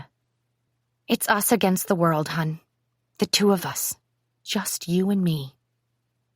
I nod again, my smile not quite as bright as hers. You and me. Ella, at 1967 Disney Bound, July 9th. I knew it! Remember when I said my spidey senses were tingling? Variety, at Variety, July 9th. Fresh off the runaway success of New Spaces, at Netflix nabs home decorating duo Melissa and Rusty Tripp and their new show, Home Sweet Home. Exclusive, www.variety.com/2L6KZ8L. 46 replies, 88 retweets, 398 likes. Show this thread. Books and Bangtan, at Books and Bangtan. At 1967 Disney Bound. OMGGGG. I saw a tweet the other day that said they barely talk anymore. If they hated each other with an entire cast of co-stars to share the load, WTF will happen now. Vic, at a curly doll. At Books and Bangtan, at 1967 Disney Bound. Is it bad that knowing they hate each other makes me want to watch the show like 10 times more? Pity, at Broken Box M Music. At 1967 Disney Bound. Still say this is wild speculation. It's like we can't just let people be happy. Samira, at Samira Benti. At Broken Box M Music. At 1967 Disney Bound. IDK if it's really /just/ speculation. I've seen 3 separate posts suggesting that Rusty is playing around. And the mood was weird at their signing. That Melissa is on edge lately. Something up. See more replies. James. I realize I'm a somewhat socially awkward guy and will occasionally misread a romantic situation, but I'm usually misreading it in the wrong direction, a phenomenon that my older sister calls my flypaper tendency. Jen says I'm unlikely to think a girl is interested in me until she's literally plastered to my side. She's not wrong, and the strategy has generally worked. Last night with Carey, for example, she was pretty clear about what she wanted and that she wanted it from me, specifically. In fact, I don't think I've been with a woman who was more precise in her instruction. This morning she seemed to want more of the same, and I was happy to oblige. So when I come upstairs with coffee and bagels to find my room completely empty, no clothes, no condom wrappers anywhere. Even the bed has been hastily made. The only conclusion I can draw is that Carey flipped out, and I misread everything. I sit at the edge of the mattress, balancing a cardboard tray of coffees on my lap and cycling through what we said and did, trying to find where it fell apart. It doesn't take a lot of emotional intelligence to figure out that Carey needed an outlet last night, and that outlet was me. Am I okay being used for sex? Generally, yes. In this case, though, it's complicated by the reality of our future forced proximity and the genuine feelings I've developed for her. I like her. I like her laugh and how competent she is. I like her teasing humor that doesn't mask how much she's always taking care of everyone else.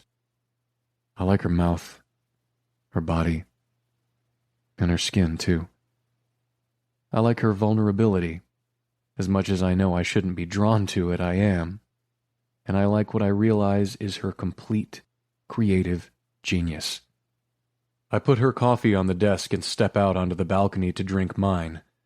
Am I really that surprised that she vanished?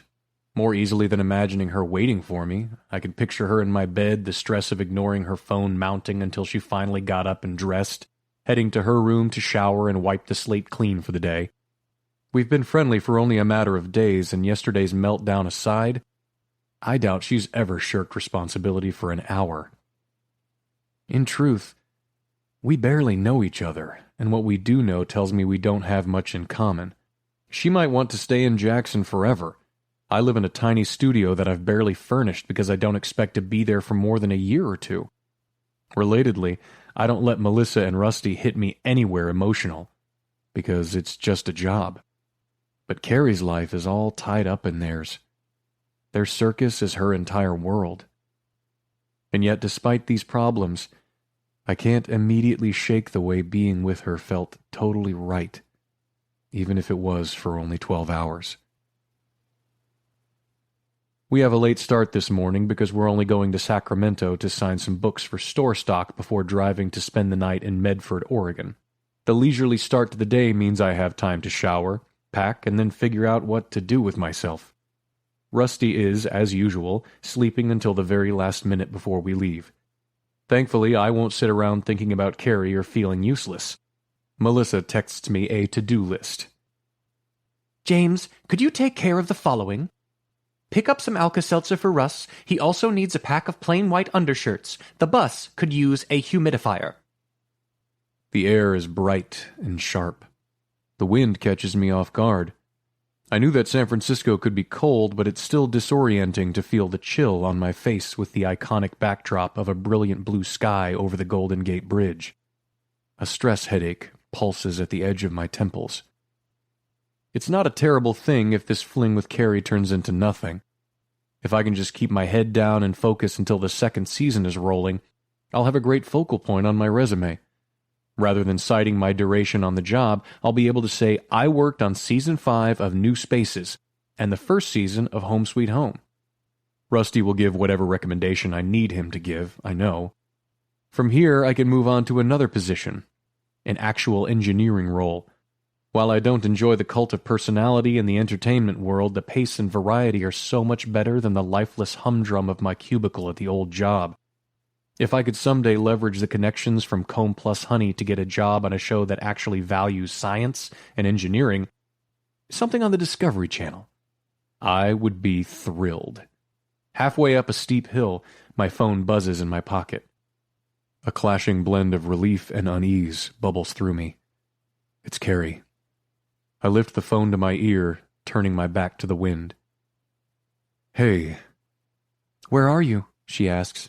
For a breath, I want to laugh. Now she's asking where I am? I look up, searching for a landmark or street sign. Kearney Street? I don't know why I asked, she says, laughing. I have no idea where that is.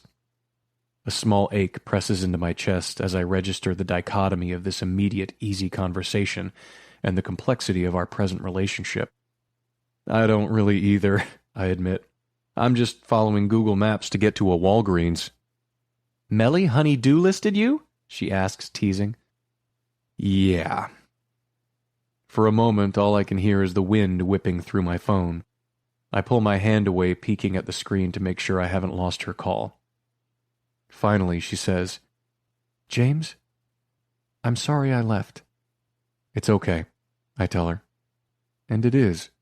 As much as I'd like to do it again, one and done is more straightforward. Melly came in. It takes me a beat to register her meaning. Came in? To my room? This morning? She had a key. I guess she thought it was Rusty's room. I think back to check in. Rusty's name was on one room, mine was on the other, but I didn't think it mattered who ended up where. I handed him one and took the second. But it did matter because of course Melissa asked Joe for a copy of what was supposed to be Rusty's key. I groan. That was my fault. Carey laughs. Yeah, I'm gloating a little that you weren't the perfect assistant for once. So she didn't just bolt. I'm surprised by the power of my relief. I'd so quickly convinced myself that it was fine, that I didn't need to pursue this, and then one word from her about it not being what I thought. She didn't panic and flee, and I'm practically melting into the sidewalk. Maybe we can figure it out after all. Was she mad? I ask, wincing. Carey barks out an incredulous laugh. What do you think? I think she flipped out. Where are you right now? I'm back in my room. Once I convinced her that I wasn't lying there naked in Rusty's bed, oh my God, what a horrible sentence, she calmed down. The fact that he wasn't still in bed snoring next to me and that there was a tidy row of your work clothes in the closet helped. I should say she calmed down a little. I think she's going to tell me what Melissa said once she knew Carey had been with me, not Rusty. But the line goes silent again. Finally, I have to ask, what did she think about us? I hear her shift somehow, and can imagine her sitting on her left hand, trying to get it to relax. She wasn't crazy about it. I'm sure she wasn't. I hate having this conversation like this, through the phone, where I'm standing in the middle of a windy sidewalk and she's alone in her hotel room, recovering after another tirade from Melissa.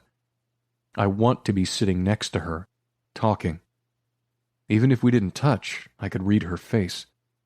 But maybe I don't need more cues. Right now, the silence feels pretty definitive.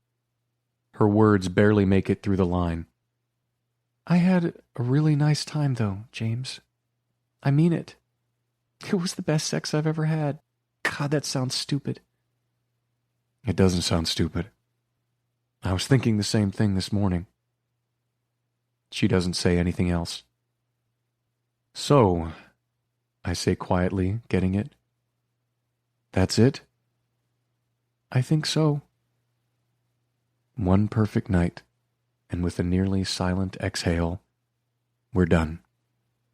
She clears her throat. But it's just the reality. Things are nuts right now, and you don't have to explain it to me, Carey. I turn and lean into the side of a building. You know I understand the situation. I know you do. The ease with which we've both let this go ignites something in me. Just a spark. But it's big enough to trip the rest of the realization. Carey is so good at taking care of everyone else, but she is beyond shitty at taking care of herself. I know there's a stronger backbone in there. She showed it to me yesterday. I'm not willing to let her bury it just to avoid conflict. Actually, wait. I turn against the wind. No, I don't. I can practically hear the way this takes her aback. What? I don't understand. We don't have to pursue this between us if it doesn't feel right to you. But Melissa's opinion, stress levels, or demands shouldn't have anything to do with it. James, she says this single syllable as if she's exhausted, which I'm sure she is. But the fire has been lit, and I think it needs to be lit in her too. I know that she pays you well, I say. I know that you're critical for the designs and worry you won't be able to replicate that somewhere else. I know that you have a long history with them, and I even know that health insurance is a really important consideration for you. But Melissa is, and I'm just being honest here, she is abusive. She's not. You said yourself that you can't even be honest with your own therapist. What would she tell you if you could? I pause. You know she would say the same thing. When she doesn't respond to this, I press on. You can find another job, I say. One that doesn't demand you have absolutely no life. One that gives you credit for your work and pays you well and has health insurance.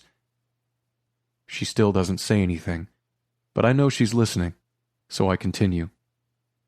What does your life look like 5 years from now?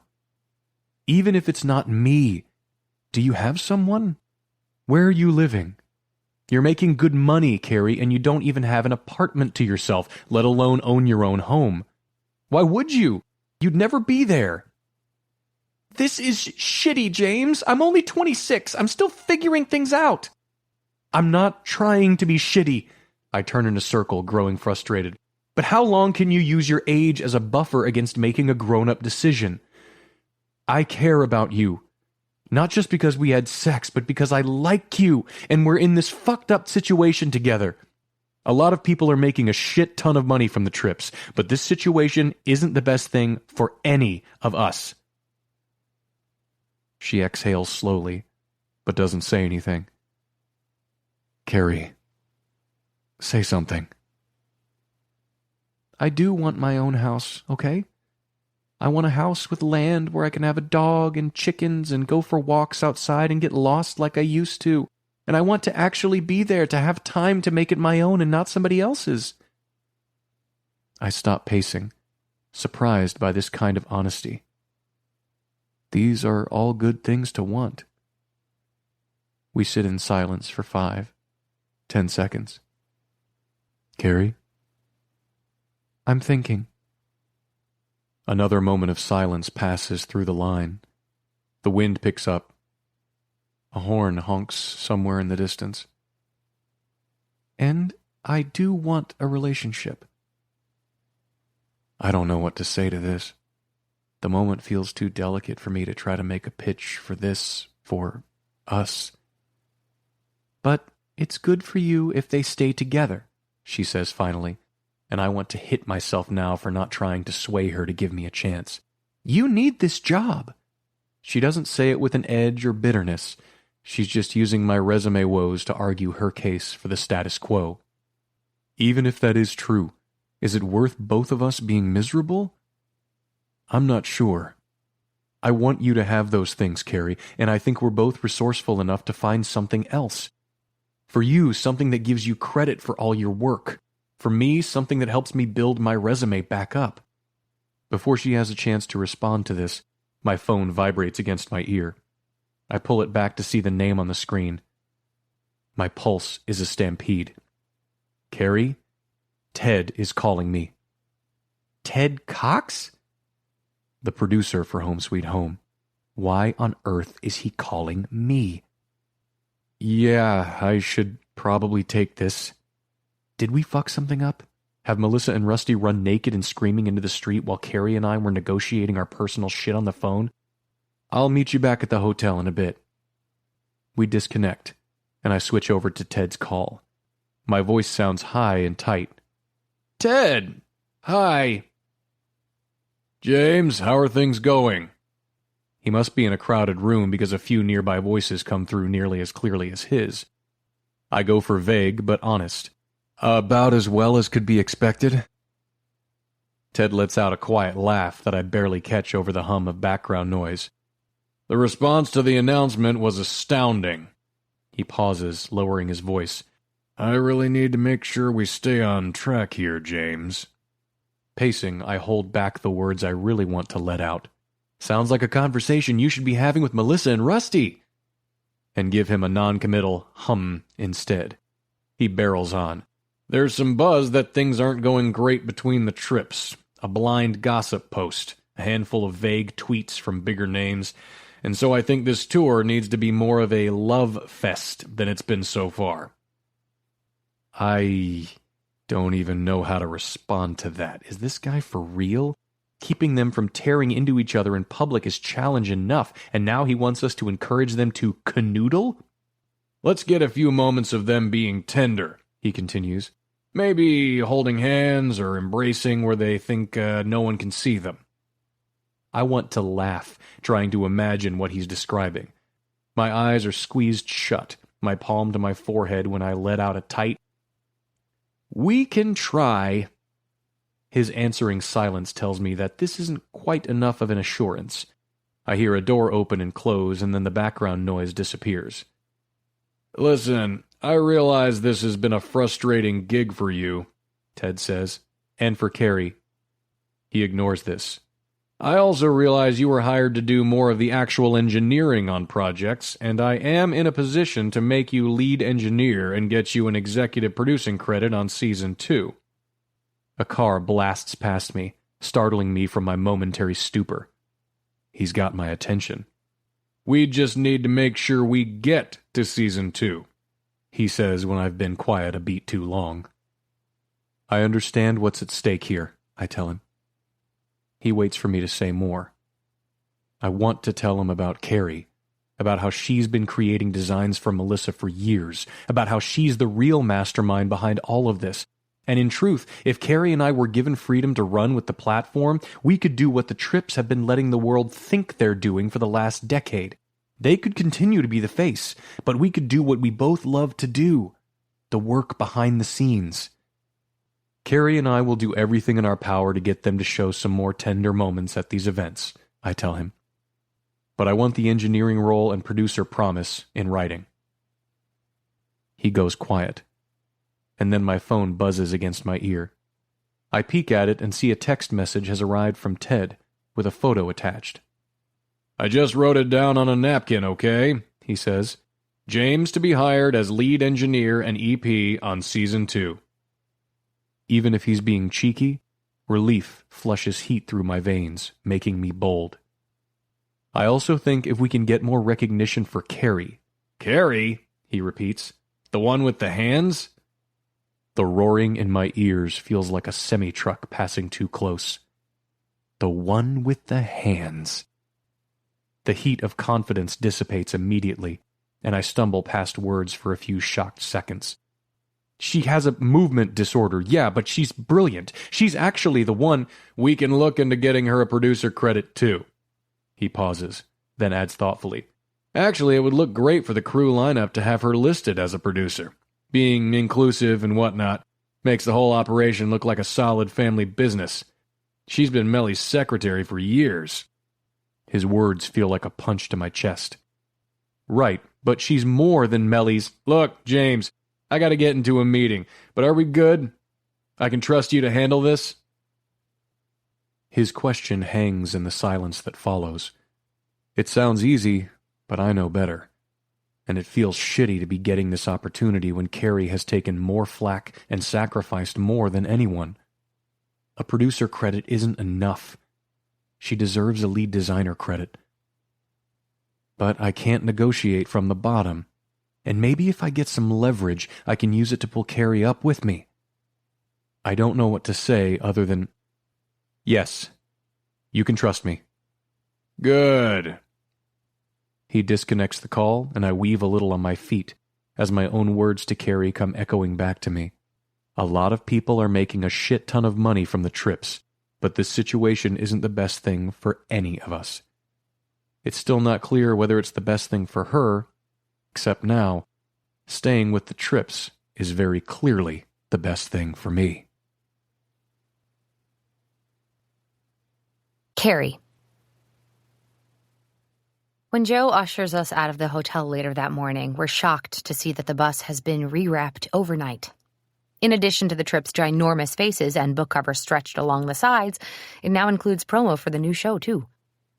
Nothing like a 45-foot visual reminder that you're trapped inside a giant PR machine that surges full steam ahead, whether you're ready for it or not.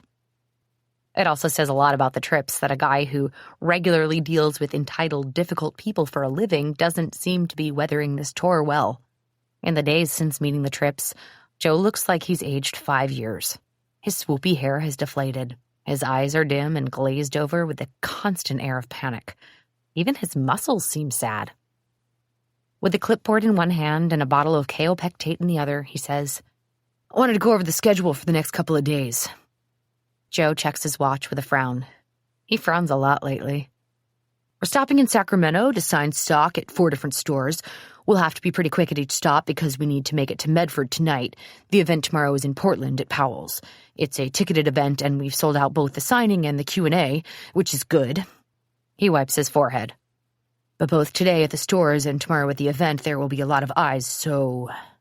He lets the sentence hang to see if anyone will complete it for him. When there are no takers, he adds, Let's try to put on a good show.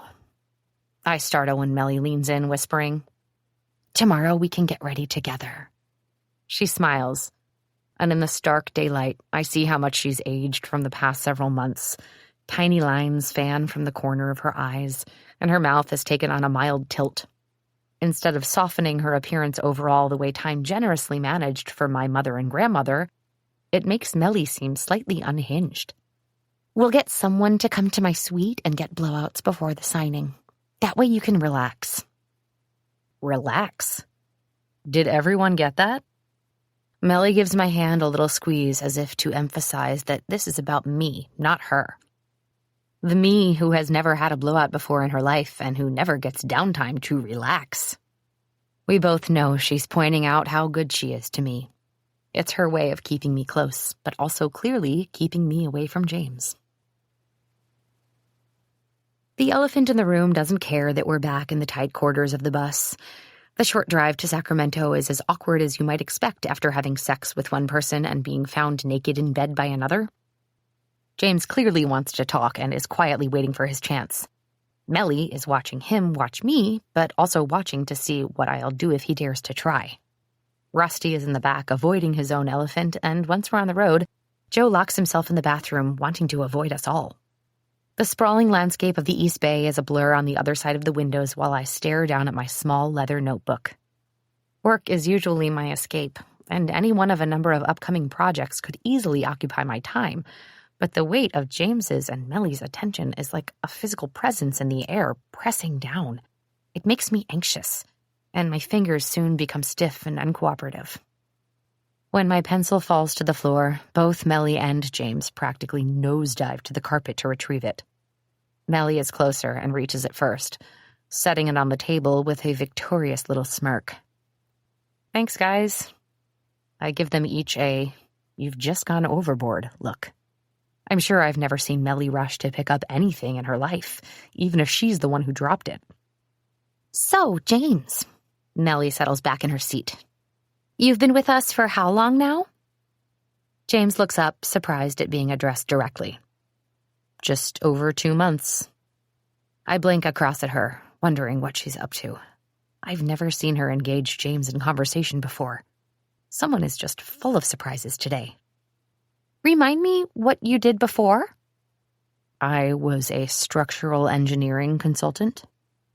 She taps her lips with a graceful finger. I forget.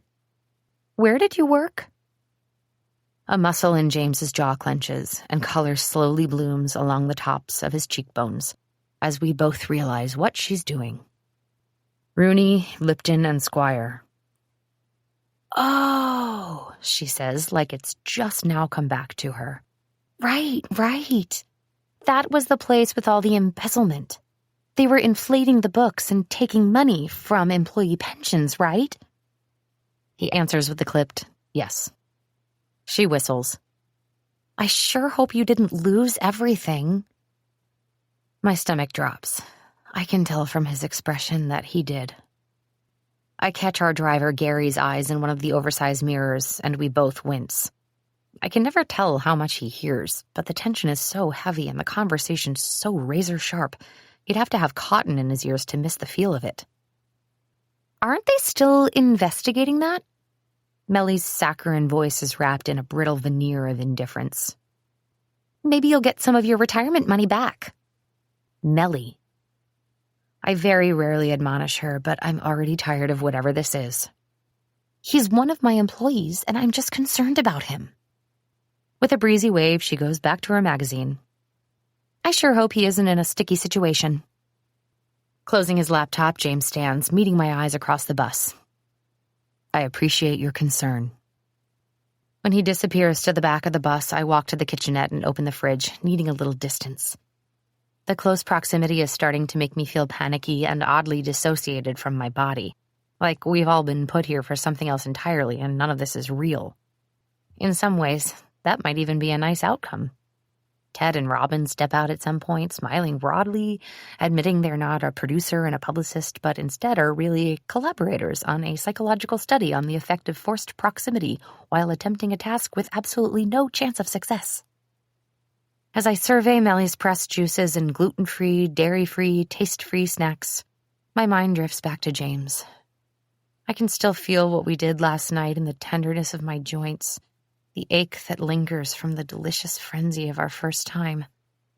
Every move I make today requires the use of some sore or exhausted limb, and the sensations become these mocking little reminders about what life could be like if I decided to be brave. In truth, our phone call earlier shook something loose inside me. I've never thought of Melly as abusive before. Temperamental, yeah. Manipulative, sure. But abusive?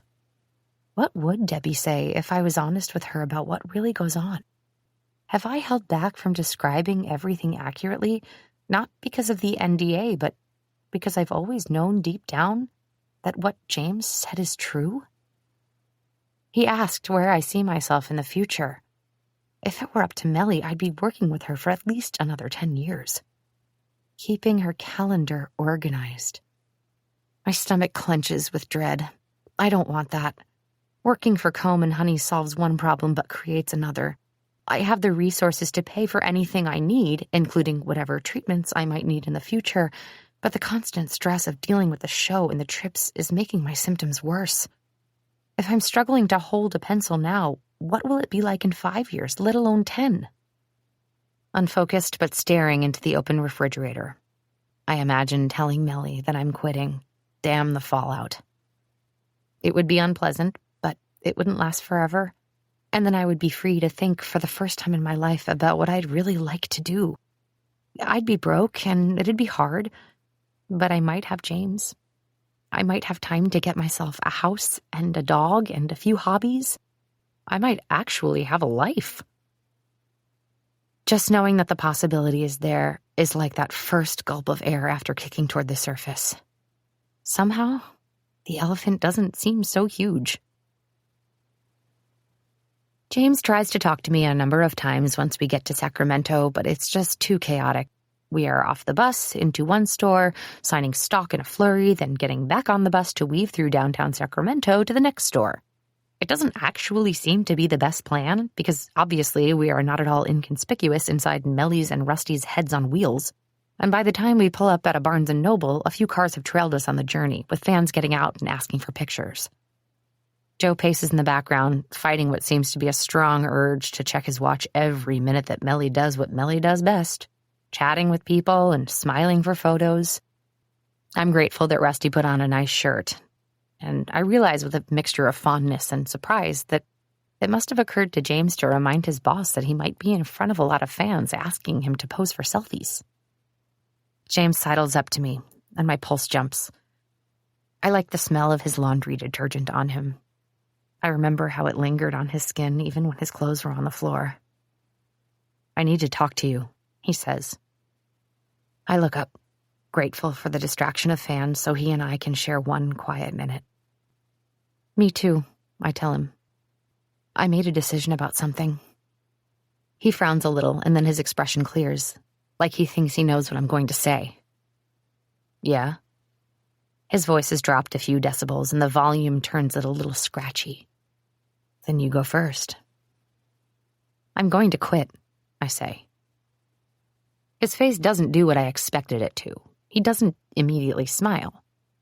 "I'm going to tell Melly tonight. I'll give her until they wrap up the tour in Boise." James frowns. "Are you sure the timing is good?" "What you said. On the phone?" I wait until he nods, barely. "You're right about all of it. I realized today I don't talk about it with Debbie, my therapist, because I know what she'll say. Working here isn't good for my hands. It's not good for my mental health. I can find something else." He shifts on his feet, looking back over his shoulder at Melly and Rusty. "Melissa will be a mess without you." I know, but this is insane, right? I search his eyes for the conviction I heard in his voice earlier. Like you said, what does my life look like in 5 years? James squints past me into the distance. Something about his demeanor makes my stomach do a weird flip. I expected a grin, maybe a quick, covert hug. Hell, I'd take a thumbs up at this point. I didn't expect him to look so conflicted. I thought you'd be a bit more supportive and a bit less, I don't know, concerned. "No," he says quickly. "I'm just thinking." He meets my eyes again, and his are so deep and emotive. I want to pull him into the light and study them more carefully, the way he studied me last night.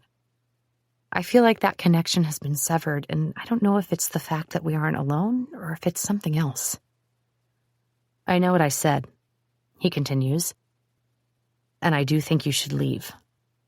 But we both made a commitment to get them through this, and it won't look good for either of our resumes if they fall apart in this tour.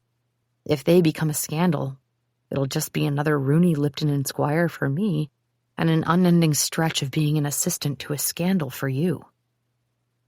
My gut turns sour. I can see his point and hate that my decisions seem to simultaneously be too late and too impulsive. "I don't know how to do this," I admit, my voice thin. "When does it end?" James seems to have a physical response to the desperation in my voice, because something in his demeanor shifts, like it hurts him to ask this of me. "Just wait until the second season is a go, okay? Just a few more weeks at most." I think ahead to what we have left. A drive to Oregon tonight, and then finishing the trip to Portland tomorrow, where we have a big event. From Portland to Seattle for another event and a stretch of interviews, then Boise before heading back to Jackson. From there, the trips are supposed to gear up for a tour of the East Coast. If all goes well, I definitely won't be around for that. I look to where Melly fawns over a woman's pink coat. And I know she'll climb back on the bus and immediately comment about how ugly it was and how could someone wear something like that in public. James wants me to hang in there for another couple of weeks, and I know he has my best interests in mind because he's good like that, but I don't even want to be around them for another hour. But then Joe comes over, hands me his phone, and grimaces. Looks like someone from the hotel caught a picture of Melly and Rusty fighting as they got into the elevator alone last night. Melly's pointed index finger is spearing Rusty in the chest. Her face is so twisted in anger that she looks like she's spitting. The photo on Twitter has only been up for an hour and already has over 4,000 likes. James. When we arrive in Portland the next afternoon, there are already photographers camped outside the hotel. Because Melissa is still banned from Twitter, she gets excited when she sees them. Carey doesn't have the heart to tell her they're here because they're hoping to catch the couple fighting. But for once, I do. Before we get off the bus, I begin, and Melissa halts, turning to look at me with overt irritation. You should know that someone caught you fighting in the hotel lobby. We weren't, Melissa says immediately, and looks to her husband for backup. His indifferent shrug doesn't really help her case. I turn my phone to face her. I don't think the photos are doctored, Melissa. Joe shrinks to the back, as if he needs to tidy up, even though all Rusty does back there is sit and watch television. In my peripheral vision, I can see Carey staring at me, surprised. So here's how it's going to go, I continue. You're going to get off this bus and show the world you're in love. I lift my hands, relaxed, like this is the easiest ask they've ever received. Every married couple fights. Not a big deal. If you didn't fight, it'd mean there's nothing there worth fighting for, right?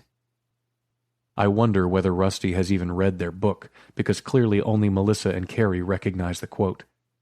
Carey smothers a smile. Melissa's eyes narrow. Tonight, I say, you're going to have dinner in the hotel restaurant, and you're going to be delighted with each other's company. Sound good? Melissa takes a deep, slow breath. I don't have to guess that she's slaughtering me in her head. It's written all over her face. Sounds good. Voices filter from the other side of Carey's door, and I double-check the number before reaching up to knock. She calls out to me from inside, and then the door opens to reveal a smiling and recently showered Carey. My heart gives my sternum a small punch. Come in. She's already on her way back inside. I wanted to talk to you about... I'm just talking to Kurt. Can you shut the door behind you? Kurt? Her brother? The door sweeps closed and I take in the space. Her suitcase seems to have exploded on her bed. A wet towel has been tossed onto the sofa near the window. I stop when I see her sitting at the desk, laptop open and projecting a smiling man on the screen. They look so much alike, even though her hair is long and sandy brown and his looks dark and curly. I can come back. After all, this is her older brother and I'm in her hotel room, while she's presumably naked under that robe. No, we're just wrapping this up. She turns the screen toward me. Kurt, this is James, the engineer. James, my brother Kurt. We share an awkward wave, and then I turn my attention back to her. Seriously, it's not important. She's already shushing me and pointing to the bed. Go sit. I'll just be a minute. Carey tosses a magazine in my direction before turning back to the screen. No doubt I relish diving into the latest issue of Taste of Home as much as the next guy, but eavesdropping on Carey's conversation with her brother is hard to resist. Okay, so you were updating me on Mom? Carey prompts him. Kurt pushes a hand through his dusty hair, as in dust actually clouds around him, and then tugs a faded baseball cap on. The tips of his ears are sunburned, and so is the tip of his nose. He looks tired, the sort of bone-deep tired of a man who spends his day working in the hot sun. I wonder if, like their father had been, Kurt is in construction. Mom is Mom. His voice is a deep, raspy growl.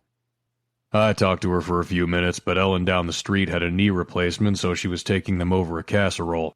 She pitched a fit that I took one the last time I was over, but she still had 3 disaster rolls in the damn garage freezer. Carey giggles, and it's a sound I've rarely heard. The easy delight does something wild to my pulse. How's your truck? Still hassling you? Kurt groans and takes his cap off again, uses the bill to scratch the top of his head. Don't get me started. I try to turn away from their conversation, but that is also the moment that Carey chooses to cross her legs. The white fabric of her robe parts to reveal the smooth expanse of her calf, thigh, and higher. I just replaced the injectors, he says, but I don't think that was it. I think it's the motor. If that's the case, I'll probably have to take out a loan to have the whole damn thing rebuilt. Kurt's voice slices through my dirty thoughts, and I immediately immerse myself in a chicken pot pie recipe. The last thing I need in this day is to have him look over her shoulder and catch me ogling his little sister. It has over 300,000 miles on it, Carey reminds him. I don't know why you don't just replace it. It's nickel and diming you to death. Because a new truck would cost more, and by the time I'm done, it'll practically be brand new, he tells her. I envy him the ability to fix his own car. I learned from my parents, whose motto seemed to be, why do it yourself when you can hire someone to do it for you? My dad still leases a new BMW every 3 years. I'm not sure he or Mom has ever changed a tire. Sometime in my mental meandering, they finish their call, ending it with promises to drag their other brother, Rand, out with them soon. Sorry about that, she says, standing from the desk and closing the laptop. I'm sorry I interrupted. She waves me off, and in an effort to keep my attention on her face and not her legs, I add, He seems nice. He's a grumpy old shit, but he's all right. She laughs. We hardly ever see each other, so this is generally how we keep in touch. You might have guessed he's not much of a texter. She motions to her robe and points to the bathroom. Just a second. I give the room another once-over, noticing the row of bras and underwear swinging in the breeze of the air conditioner from where they hang over the headboards of both queen beds. Have you been doing laundry in here? The door opens and she steps out in a pair of jeans and her dolly shirt, her hair tied up in a hasty bun. Yeah, sorry, she says, crossing the room to retrieve them. Don't be sorry, it's resourceful. I recognize the blue bra and it makes my mouth go dry. I'm almost out of clothes, she admits, giggling again as she pulls them down one by one. I'm sure this explains why I'm always wrinkled. Let me just... She jogs back to the bathroom, so she misses my quiet. You're perfect. When she returns, she sits at the edge of the bed. She stripped off the comforter, and I'm reminded of the last time we were in a hotel room together. The memory echoes across my skin in a heated, frantic pulse. I give myself a few breaths to look at her. I wonder if, when she's watching a show, she mimics every expression the actors make on screen. Happy, sad, confused, delighted. Right now, I feel like she's mimicking me with wide, exploring eyes. If memory serves, we decided in San Francisco that we aren't kissing anymore. But for the life of me, I can't remember why. In fact, I can barely remember why I came up here in the first place. But now that I'm here, I really just want to press her back into the mattress and let her have her way with me again. She looks away, breaking the tension. I was impressed today, she says. I blink back into awareness. Oh, on the bus? Yes, Senor Bossy Pants. This makes me laugh. There were a few seconds there when I thought Melissa might walk over and punch me in the dick. Carey falls back on the bed in laughter. I thought the same thing, she says, pushing up onto her elbows. But no, it was good. I think we need to be bossier with her. Otherwise she'll get away with everything. The reason for my visit comes back to me, and it occurs to me now that it might be a terrible idea. Obviously, I can barely be around Carey without wanting to be touching. How will I do over candlelight? But Ted's napkin promise looms large in my memory. Well, relatedly, I say, I was thinking that it might be a good idea for us to have dinner at a table near the Tripps tonight, just to keep an eye on things. Her eyes gleam with playfulness. You don't trust them? Not for a second. When she wrinkles her nose, teasing, my stomach takes a lovesick dive. So you're asking me out on a fake date? If you're up for it. Carey chews her lip, eyes narrowed as she takes me in. Yeah, I think that's probably a good idea. My skin flushes, and now I am sure that this was a terrible suggestion. She just threw a t-shirt on. She clearly isn't wearing a bra. A drop of water rolls down her long, smooth neck, and I want to lick it off and then fuck her into next week. But I suppose if the Tripps can spend this meal pretending to be infatuated, I should be able to spend it with Carey, pretending not to be. Carey. At exactly 6:35 p.m., a waiter at El Gaucho is pouring me a glass of Zinfandel while a smiling and camera-ready Melissa and Rusty Tripp sit just a few tables away. The restaurant is perfect. It's connected to the hotel and filled with the kind of Melissa-approved soft-focus candlelight that makes everyone look great. They're even seated next to a window, and if one of the photographers outside just happens to snap a few photos of the intimate dinner, well, that's even better. I've eaten plenty of meals with James, but it's rarely just the two of us, and never in a dimly lit restaurant with fancy alcohol, leather-bound menus, and innocuous classical music playing from hidden speakers. I know this isn't a date. I know we made that very clear upstairs, but it feels like it anyway. I'm in the best dress I own, the blue one I saved to follow Melly to morning shows and big interviews, and James is sitting across from me, wearing a navy blazer over a crisp white shirt and a smile that makes me wonder if he thinks this is a real date too. He picks up a giant shrimp and dunks it in a dish of cocktail sauce. This is a really nice hotel. Almost a whole star up from the Motel 6 in Hollywood. Good job. I kick him under the table. He coughs as he chews, laughing into his napkin.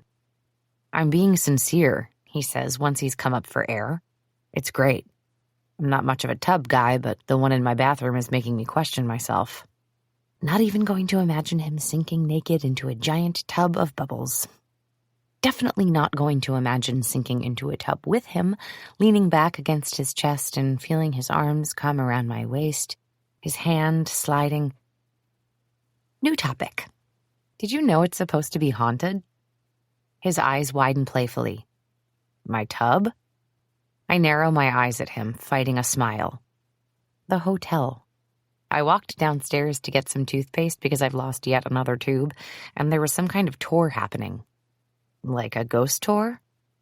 I pick up a roll and butter it.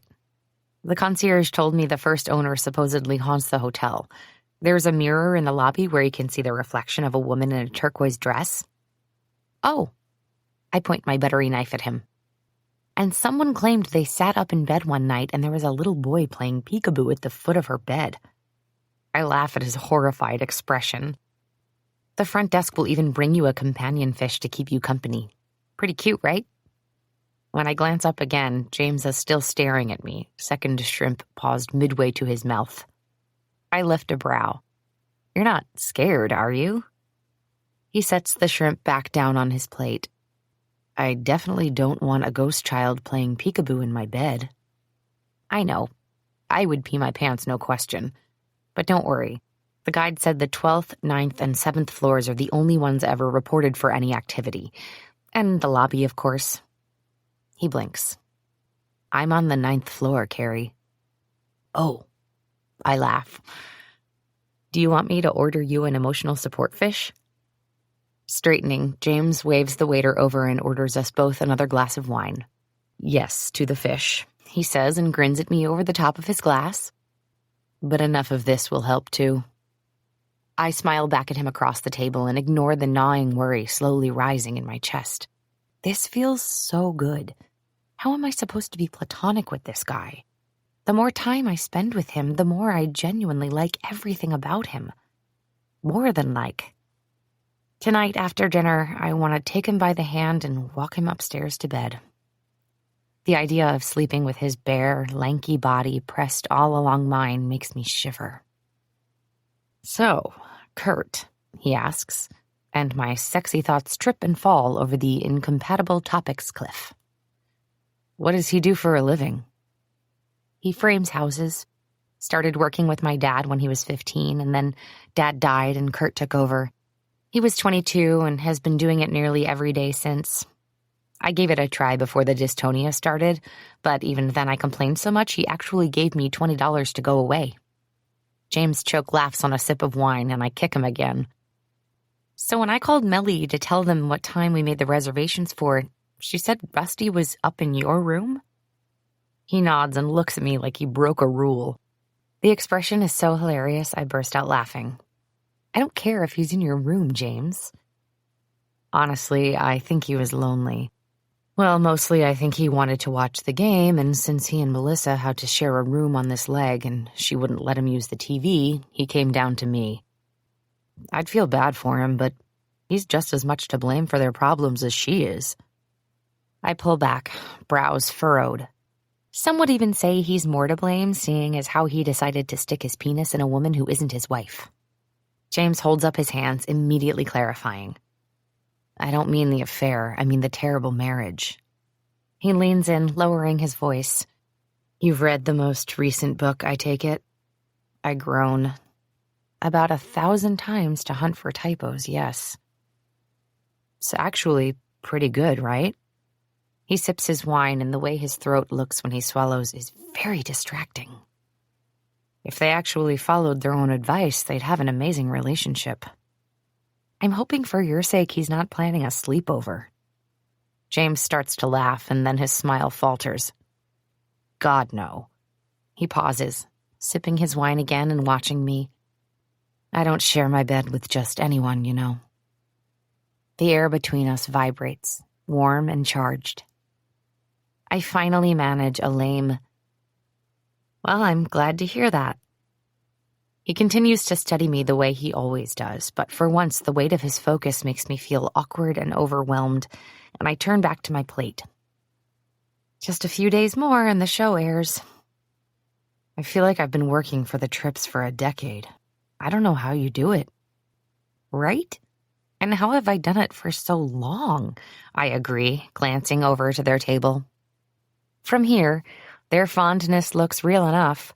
She's talking and he's listening in that way he has, like she's his sun and moon and the only woman in the world. They look like the couple you see on TV. It almost makes me wonder if they have a chance. Would counseling help? Do you think there's a way they could ever make it work? I ask. He lifts a brow. They used to love each other so much. I think, he trails off. I think sometimes we see what we want to see. There's an edge of sadness in his voice that catches my attention. This sounds personal. I lean in, way more interested in hearing about James than I am in talking about the Tripps over candlelight. My parents divorced when I was 15, he says. They sat us down one day and said that just because they didn't love each other anymore, it didn't mean they didn't love us. I was totally blindsided. They'd never stopped being friendly and warm to each other, so I had no idea they were even talking about divorce. It was like being hit by a truck. They said Dad had already rented an apartment, but he'd still come by. Nothing would change. I reach across the table, squeezing his hand. I'm sorry. For a beat, the conversation at the table near us, Melly and Rusty's, goes quiet. I don't have to look over to know that Melly is watching us. And apparently neither does James. He carefully pulls his hand out of mine. Not to spoil the story, he says, but everything changed. I remember asking Jen if she had seen it coming, and she seemed surprised that I hadn't. I told her they seemed so nice and gentle with each other. She said they fought almost every night after we went to bed. You were a 15-year-old boy, I say. I bet if I asked my brother what color my eyes are, he'd have a 50% chance of getting it right. Blinking, I add with a grin. And we have the same color eyes. James laughs at this. But I get what you mean, I continue. I remember when I first told my mom something was going on with my hand, and she was shocked, like it was the first she was hearing of it. My handwriting was getting worse, and she'd say it looked the same as it always had. I'd be doing this, I say, and hold up my arm in front of me, my entire hand visibly shaking, and she'd say I needed more protein in my diet or more sleep. My dad was having some health issues too, so she had a lot going on, but it wasn't until my doctor sat her down and told her it was real and not going away that she really got it. When did you first notice it? I was 19. I'd always been able to draw, but around then my hand would get tired and crampy really soon after I'd start a sketch. I didn't think much of it until I had to do something that required both hands, like helping Rusty put together a table or pin some upholstery to a chair, and that's when I realized it wasn't just fatigue from drawing all the time. There was something wrong. I started hiding my hands because they would spasm or clench up, waiting until I was alone to do anything that required small movements. Mellie's the one who noticed and insisted I see someone. James listens intently. Melissa did? I nod. I was pretty good at hiding it, but she noticed that I wasn't eating in front of her.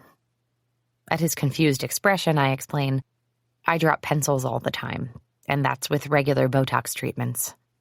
Imagine me holding a fork at my worst. He winces. They've been great about it. I like to think no one else notices really because I'm not out in front of that many people. Then you came along and you didn't want me to see.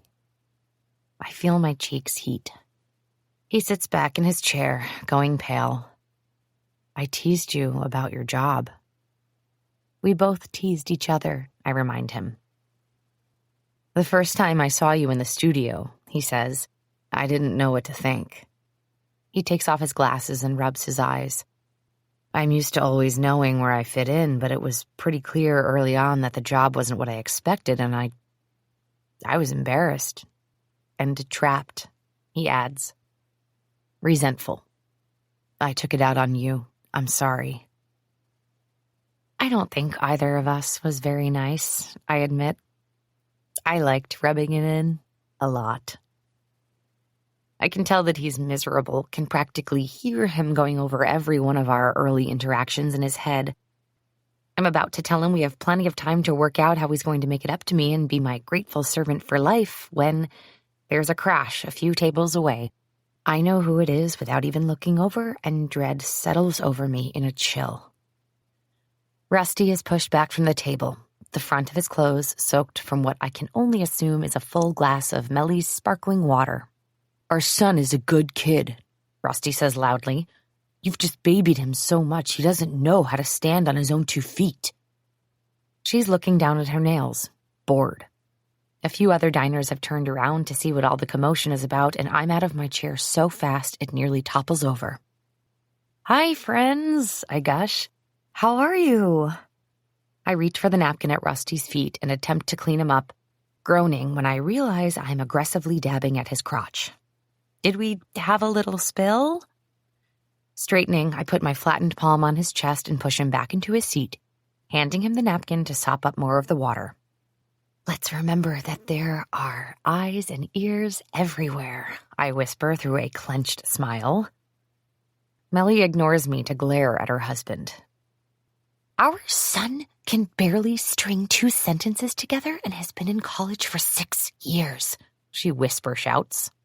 He's got ambition, Rusty says, chin out. Just like his dad. He's also got a beer belly, she says with icy calm. Just like his dad. Oh, shit. A half-empty bottle of Perrier sits near the edge of the table, and on impulse I knock it over, the bubbly liquid rushing across the tablecloth and into Mellie's lap.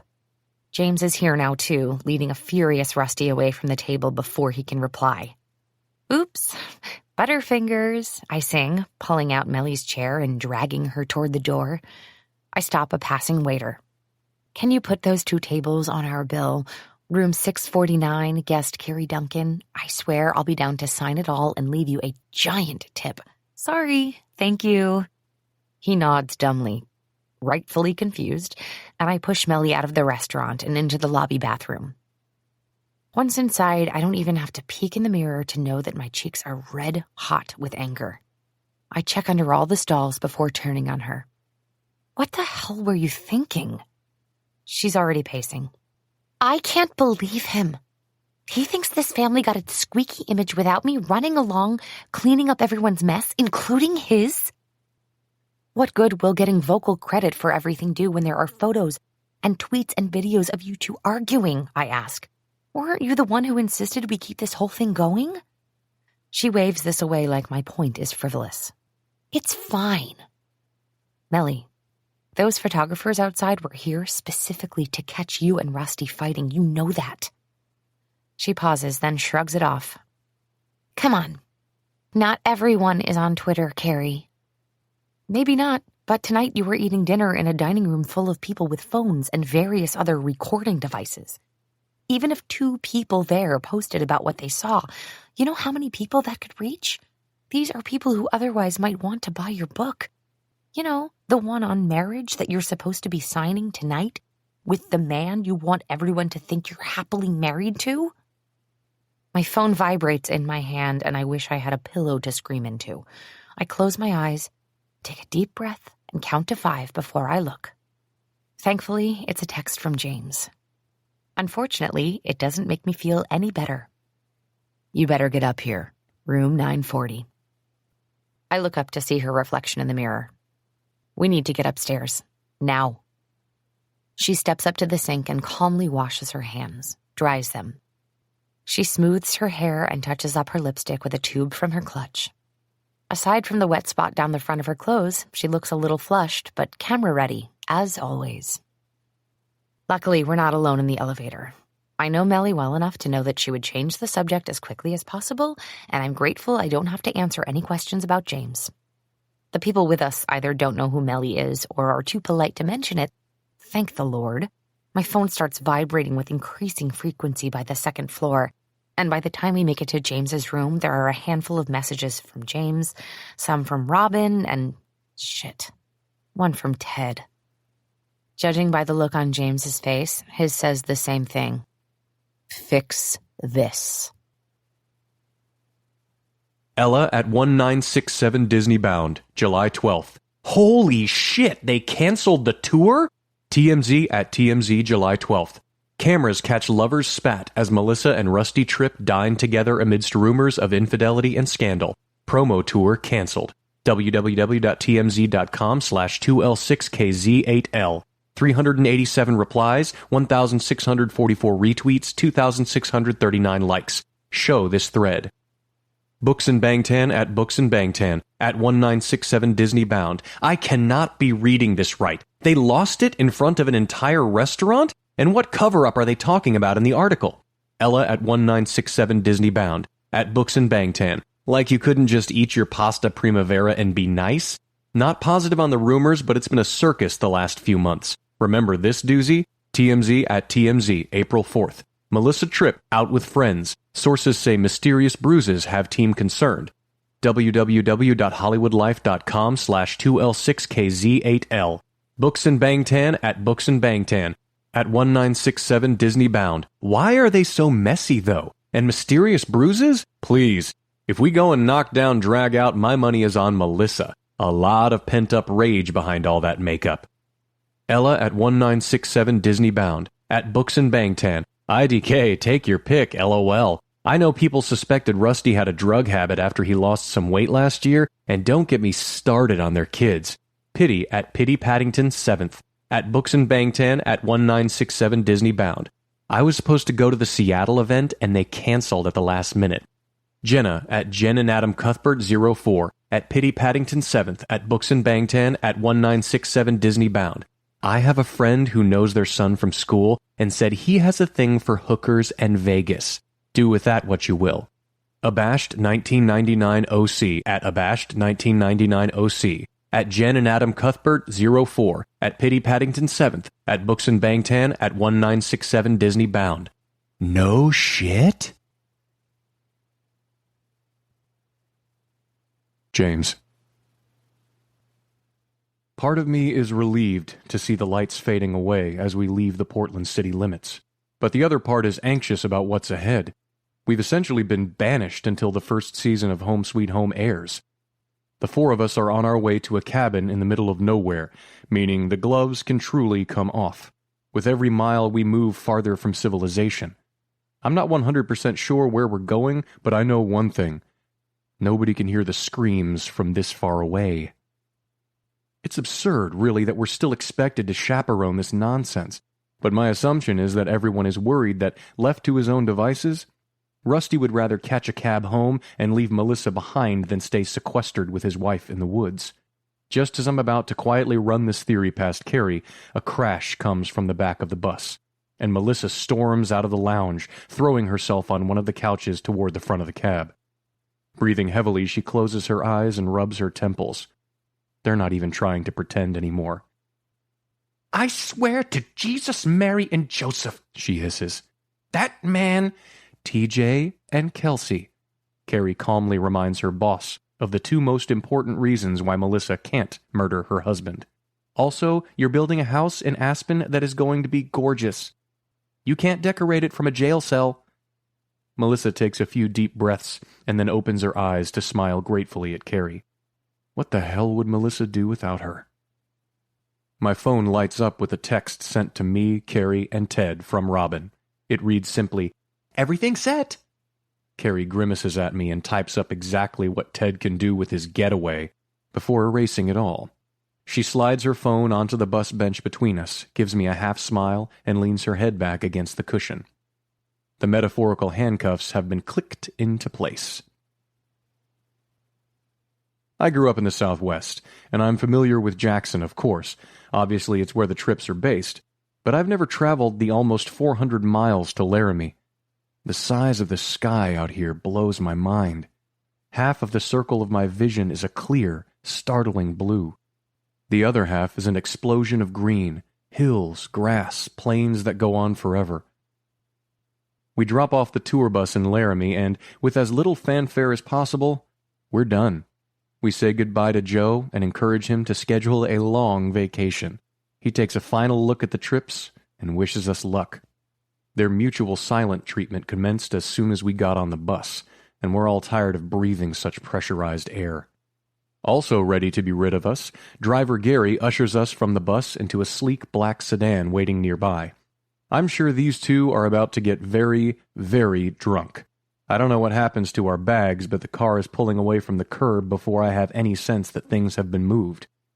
It's a Secret Service level transfer. Ted apparently does not fuck around. With Rusty in the front and Carey situated between me and Melissa in the spacious back seat, we leave Laramie proper and drive about a half hour into what can best be described as the middle of nowhere, where houses become spaced farther and farther apart, the soft rolling hills so green it seems impossible that they're real. I'm grateful for the silence because the view is unbelievable. The Laramie River winds its way through the landscape, glittering in the late afternoon sun like a trail of jewels. Our driver turns down a series of increasingly rustic dirt roads before pulling up in front of a sprawling log cabin set only about 40 feet back from a wide bend in the river. I peek down at my phone. No cell service. I doubt Wi-Fi is robust here either. Good news, bad news. Melissa won't be able to see reviews, tweets, or Instagram photos of her from her bad side, but we also won't be able to easily check in with the outside world.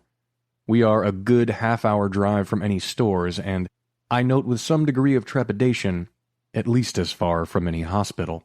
Rusty climbs out and disappears around the back of the cabin, muttering something about needing some air. And I note that Carey and I both relax a bit when we only have one trip to manage at a time. Maybe if they don't speak to each other for an entire week, everything will blow over. One can hope.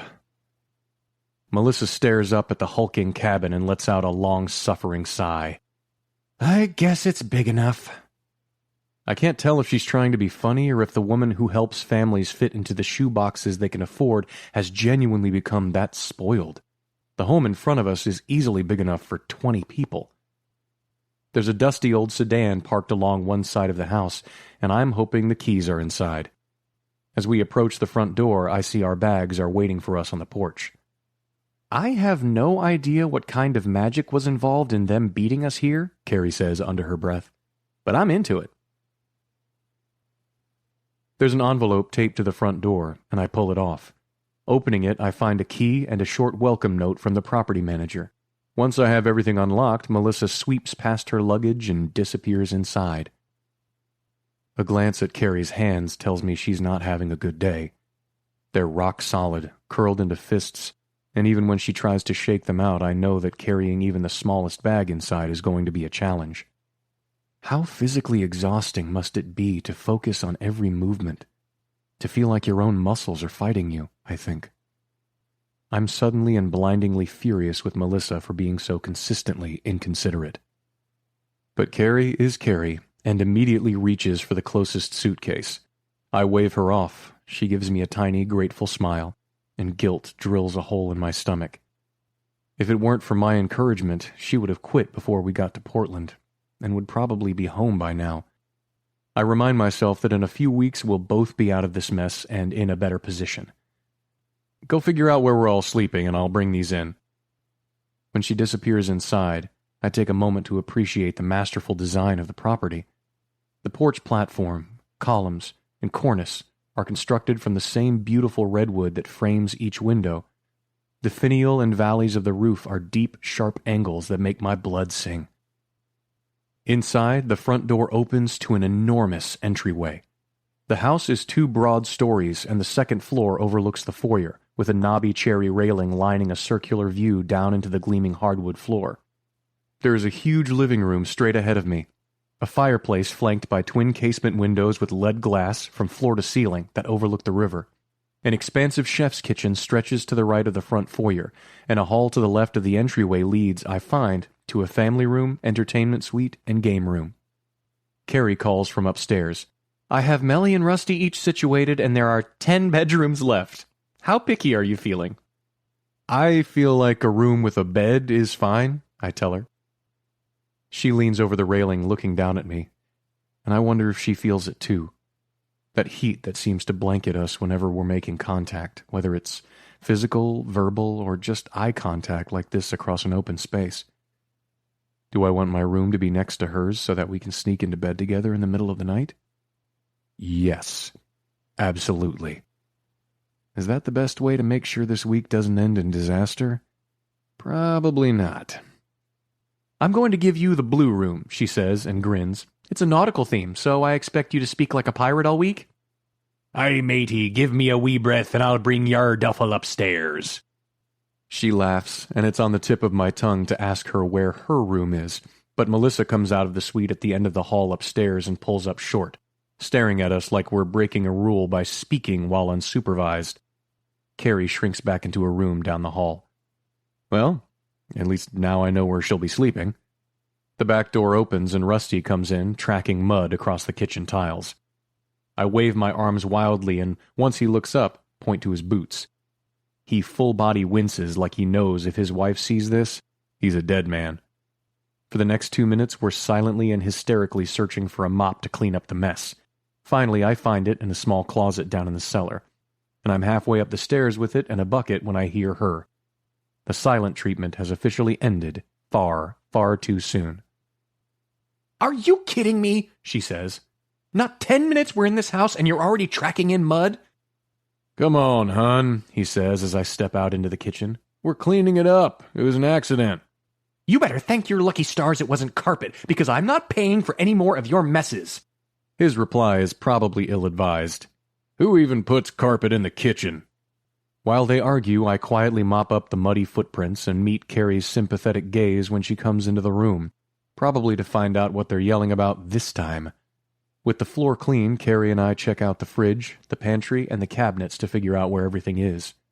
All are fully stocked. She looks over at me, eyes wide. Are we supposed to cook for them? I shake my head. Definitely not. They can feed themselves. Have you seen Melly try to cook? She asks me quietly, brows up. Maybe Rusty? Carey gives me a look that communicates she can't believe I just asked that, and our attention is pulled away when Rusty opens the fridge and pulls out a beer. Oh no. Russell Clarence Tripp, Melissa barks, starting back up again. It isn't even 2 in the afternoon yet. What in God's name are you doing? Relaxing. We are not here to relax. You gonna make me a fucking honey-do list, Melissa? Carey's eyes are drawn over my shoulder, away from the kitchen, and when she looks back at me, she lifts her chin like, nearest escape? I nod. Lead the way. We find a cabinet full of board games, dominoes, cards, and dice, and decide on cards in the family room. We can still hear Melissa and Rusty going at each other, but out here it's more muted, and after a few minutes I think we're both able to tune them out. Carey hands me the cards to shuffle, and then makes herself a little shelf to prop her cards against, using some hardcover books and a ruler. "Clever," I say, grinning as I start to deal our hands. "I'm the cleverest." "Well," I say, teasing, "I'm not sure you're the cleverest. I had a dog." "You don't think it's possible I'm more clever than the cleverest dog?" I hold up a finger. "Who knew how to open the fridge and get a beer out for my dad." "Okay," she concedes, picking up a card. "That's pretty clever. But could he open it?" She could not, I admit, but she was still the best dog anyway. "We had a dopey old Rottweiler named Dusty when I was growing up," she says. "And one time we were headed to my granny's house in Billings, and we were in my parents' station wagon. I was only 4 or so. At that age, I think my parents just threw me in the back with the dog. Anyway, there was a cake back there, and I was supposed to hold it in my lap for the whole drive, but Dusty and I shared it instead. Surprising no one, we both threw up in the car. I was covered in blue vomit from the frosting. My parents had to stop at a convenience store on the way, and I ended up wearing a too big Iron Maiden shirt to my granddad's 70th birthday party." "I'm not sure what part of the story I like the least," I say, discarding. "That you shared a cake with a dog, or that you both threw up in the back of a station wagon? I do like the Iron Maiden part, though." "It had that creepy mascot Eddie on the front, so I cried every time I looked down." This makes me burst out laughing, and it feels so good to be genuinely happy for a few breaths that I lean back in my chair. When I sit up again, I realize Carey has won this game of gin and is carefully laying down her hand. "Holy shit, how did you win so fast?" She shrugs, and it's a sweet blushing gesture that sideswipes me in a tender space near my lungs. "I don't think you shuffled very well," she says. "You dealt me 2 aces and 3 jacks." I look down at my own motley hand of random numbers and suits. "I think you just got a lucky deal." I played a lot with the boys back home," she says, reaching for the cards to shuffle them. "A lucky deal was when you joined Comb Plus Honey." "Lucky for who?" I ask, grinning. She taps the cards on the table. "Me." I think about her words and her tone and her blush as she carefully cuts the deck in 2 and lines them up to shuffle them slowly. It occurs to me watching her that she doesn't hide her dystonia from me anymore. I don't think she ever would have done this in front of me before this trip. I wonder who else she's this comfortable around. Certainly not Melissa, not anymore. Things between her and Rusty are still weird, like a stepfather and stepdaughter who don't interact much. I know she has roommates, but she doesn't talk about them often. "Are your roommates back from their trip?" She thinks for a second while she shuffles again. "No, I think they were supposed to be gone essentially as long as we were. I bet their trip feels like it's flying by. Can you imagine?" I give her a sympathetic wince. "What are they like?" Smiling, she starts to deal. "They're cool. Peyton is an insurance adjuster, which honestly cracks me up because she's so energetic and athletic but chose a job where she's in an office all day. She plays on like 3 different rec softball teams and umpires for the local high school league. She teaches yoga and is a really active member of a community garden project. And Annabeth is like the total opposite. She's so sweet and gentle, sort of shy until you get to know her. She's a flight attendant, so they get to travel everywhere, and..." She pauses, shrugging. "They're cool," she repeats finally. I see the clouds start to sweep in, the droop in her shoulders and downward angle of her mouth, and feel like an asshole for bringing up anyone outside of this crazy situation. Anyone we know who has a normal life and a normal job and normal attachments. But the more I think about what normal is, the more I wonder why I think my feelings for Carey would be any different in another circumstance than they are right here. I don't have feelings for her because we've been forced together or because I feel sorry for her. I have feelings for her because she's frankly amazing. She's brilliant, humble, beautiful, and resilient. I open my mouth to speak. Honestly, I don't know what I'm going to say, but I need to barrel past this emotion clogging my chest. I'm just hoping some words come out and they make sense. But she shushes me, her eyes wide. "What is it?" I ask. "Do you hear that?" I turn in a panic, listening for what she means. All I hear is silence. Carey's smile stretches across her cheeks. Her blue-green eyes sparkle like the river outside. Exactly. But then her smile fades at the same time the realization hits me too. Silence could mean someone has been murdered. We tiptoe into the kitchen. No one's there. No one is in the backyard near the river. No one is in the game room. But when we peek in the entertainment room, we find Melissa on one giant chair and Rusty on another.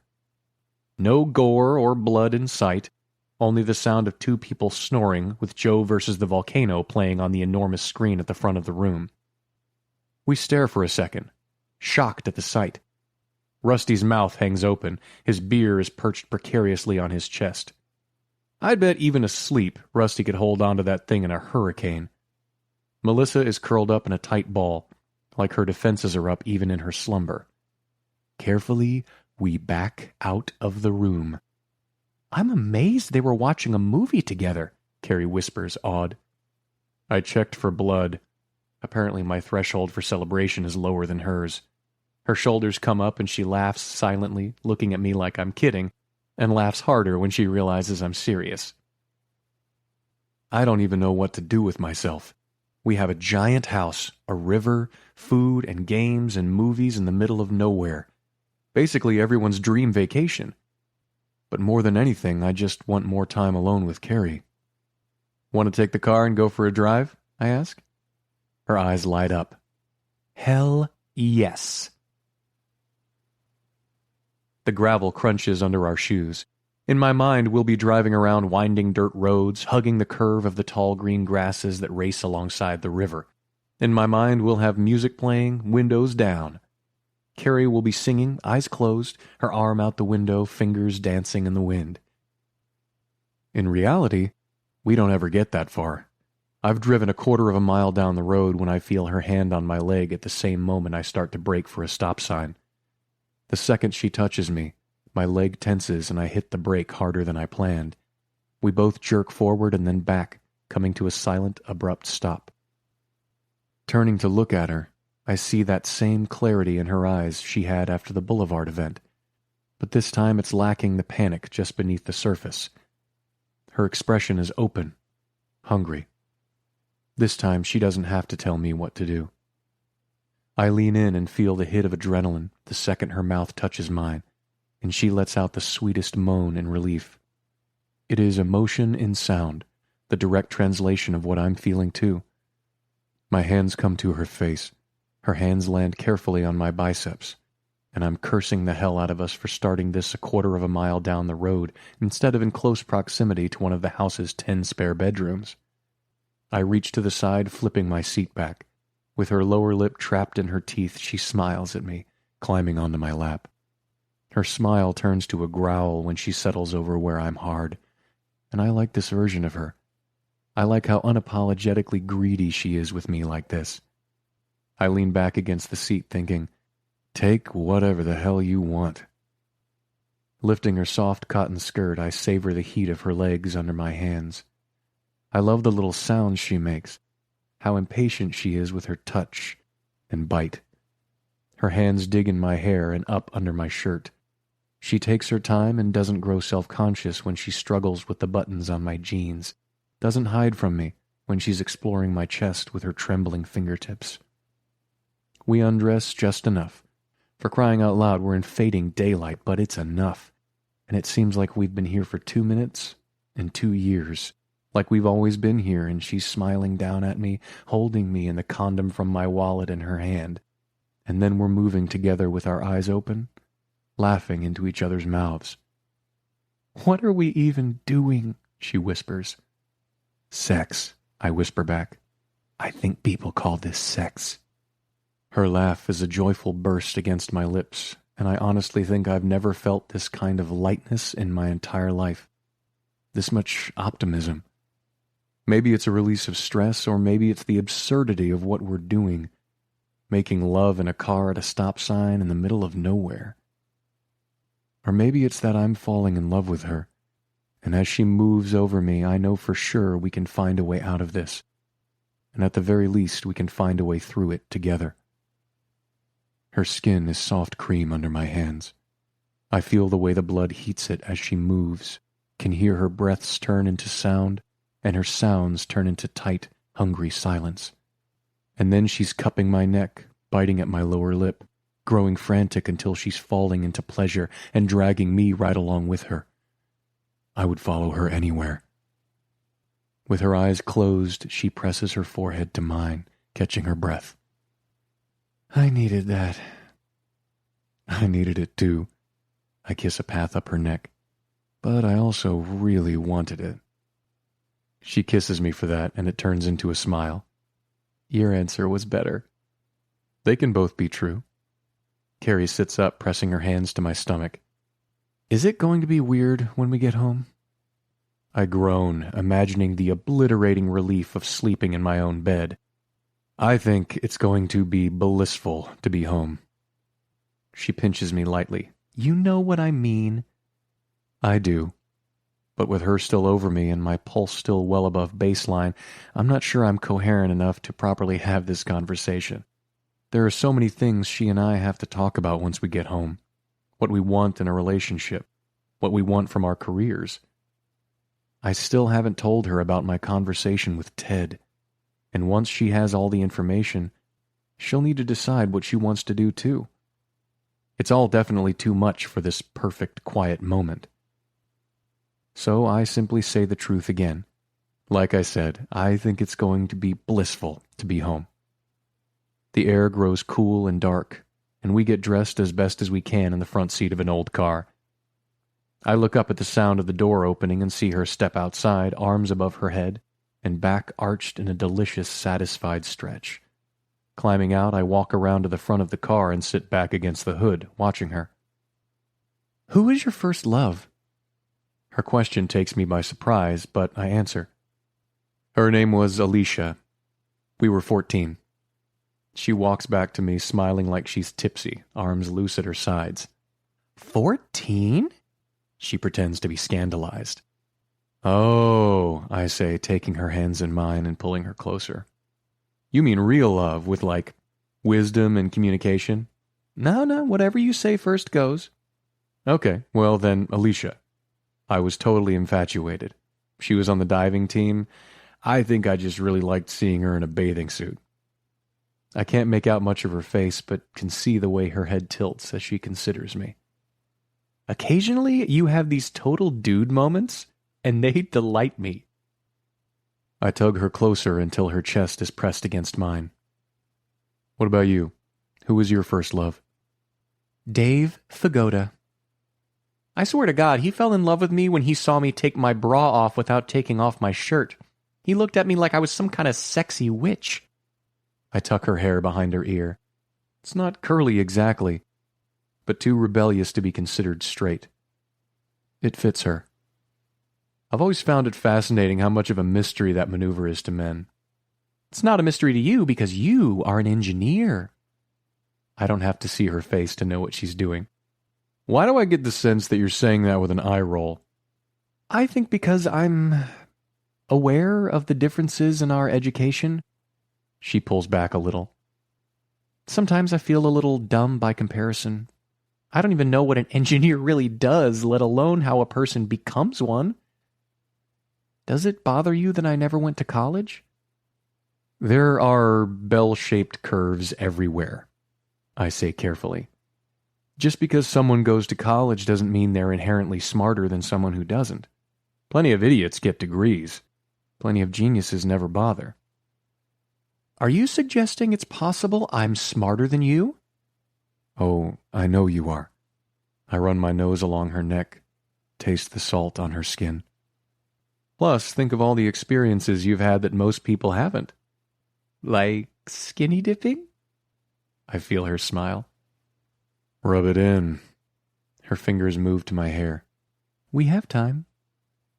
I pull her forward, taste her sweet mouth and her tongue, and a single thought lands and sticks for those long, forever seconds. I want to make her life better by being the best thing in it. Partial transcript of interview with James McCann, July 14th. Officer Martin. What was the nature of your relationship with Miss Duncan? James McCann. The nature? Officer Martin. Yes, of your relationship. J.M. With Carey? We were co-workers. Officer Martin. Solely colleagues? J.M. I mean, in a situation like ours, you get closer, you know? Officer Martin. Can you elaborate? J.M. It was just us on the road with the Tripps. And Joe, sort of. Carey and I got close. She really put up with a lot from Melissa and had for a number of years. She never had anyone who understood what she dealt with. And then I came along and I understood. I think that was really good for her. And me. It was good for me, too. I grew to really... Sorry, this isn't about me and Carey. I mean, okay, yes, there were romantic feelings, but how is this relevant to your investigation? Officer Martin. I'm just trying to understand the dynamics at play here and how they may have contributed to what happened. J.M. But it's clear what happened, right? I mean, we've all told you. Officer Martin. Mr. McCann, it helps me to know all the facts going into this investigation. Who was close to whom? What your employers knew? What they didn't know? This kind of thing. J.M. Okay, well, Carey and I got close. I mean, a couple of times. Technically, 3 times. Officer Martin. To clarify, you were sexually intimate with Carey Duncan? J.M. Yes. But things with us aren't the same anymore. I made some mistakes with her as far as disclosing certain information is concerned. Officer Martin. And what information would this be? J.M. Ted Cox and I had a deal that if the Netflix show was picked up for a 2nd season, he would give me an executive producing credit and the job of lead engineer. Officer Martin. And was Miss Duncan given a similar deal? Note: the subject didn't answer. Officer Martin. Mr. McCann, was Miss Duncan offered a similar deal if the show was continued for a 2nd season? J.M. Not to my knowledge. It was my hope that... I don't really know what to say. It was complicated. Officer Martin. Complicated how? J.M. Complicated because my resume was in the trash, and Carey was in an impossible situation, and suddenly I had the chance to help her get out of it, but it would mean blowing everything up. I wasn't sure I was prepared to do that. Officer Martin. Mr. McCann, you don't need to be defensive. No one is accusing you of anything here. J.M. Okay, but I can assure you that Carey and I being sexually intimate had no effect on the incident. None at all. What are you writing down? Carey. It doesn't happen often, but I do have occasional moments of brilliance. Like taking first place in the 7th grade spelling bee. The final word was rhythm. I turned bright red, but spelled it correctly, not because I'd been studying for days like I told my mom, but because I'd been babysitting for a neighbor the night before and read their 1972 edition of The Joy of Sex cover to cover. Twice. Another would be not giving Rusty and Melly the Wi-Fi password in Laramie until the last possible second. Their usual cabin, where Melly collected river rock for wall pieces, doesn't have internet or cell service at all. I knew that as soon as we turned down that wooded drive and Melly saw she had 0 signal, she'd assume we'd have no Wi-Fi here either. See? Brilliant. But my plan could only work for so long. Eventually, I had to relent so we could plug in and collectively stress over the premiere of Home Sweet Home together. On the night of the premiere, the tension in the house feels like a low electrical hum. I'm on my way to make sure Melly and Rusty are both mentally prepared for tonight, but am instead lured to the kitchen by the smell of garlic and onion sautéing in butter, of something chocolate baking in the oven. I find an aproned James at the stove, a kitchen towel over his shoulder and a wooden spoon in his hand. The sight catches me beneath my heart, near my lungs, sending me into a tight, breathless spiral of imagining this moment in a different context, somewhere far away from this cabin. I stare at the broad line of his shoulders, the way his t-shirt stretches across his back and tapers down to a trim waist, a fantastic ass. Wait. I lean against the counter and he glances over at me, raises a questioning brow. Are you actually wearing a t-shirt, James McCann? Always so obsessed with my clothes.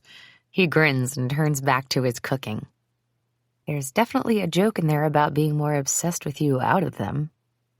Uneasily, I look around the kitchen and out into the living room. Where are the prisoners? He reaches for a pair of tongs. They were driving me nuts, so I told them to find something to do. I gape at him. And they listened? I think they can only be obstinate for the sake of being obstinate for so long before even they have to find some way to fill their time. Do I ask or want plausible deniability here? James smiles down at the stove, sliding some chopped tomatoes from a cutting board into the pan. He adds some browned ground turkey to the mix. It smells incredible. They're outside. Rusty found some woodworking stuff in one of the sheds and needed help dragging it out. I told him I could help or I could make dinner. Wisely, he chose dinner. And since he didn't dare ask you... No, I say. You mean... Amused, he lifts his chin toward the window, and I follow his gaze. Rusty and Melly are arguing over the top of a dirty old table saw they must have brought outside, a serpent of extension cords coiled on the ground at their feet. Melly is in one of her velvet sweatsuits, her bright blonde hair piled in a bun on top of her head. Instead of heels, she's in a rare pair of sneakers and looks almost comically small next to her giant of a husband. Should we be concerned? I ask, watching as Melly throws something across the table. Aren't there, power tools and rusty nails out there? Aren't you worried someone might use an axe? He considers this before pulling down plates from the cupboard. Worst case scenario. Someone dies. Easiest to explain is that they were maimed during a tragic woodworking accident that cut short some quality couple time. As far as I'm concerned, either of those options can only improve their image at this point. At least there aren't any witnesses here to tweet it. With Melly and Rusty occupied, I do what I've wanted to since walking into the kitchen. Pushing off the counter, I step up behind him, resting my cheek between his shoulders and wrapping my arms around his waist. He makes a low, vibrating sound of contentment and places his hand over mine to keep me there. This is nice, isn't it? He says, and I nod against him, breathing him in and letting myself enjoy every second. I've never really let myself want someone this way.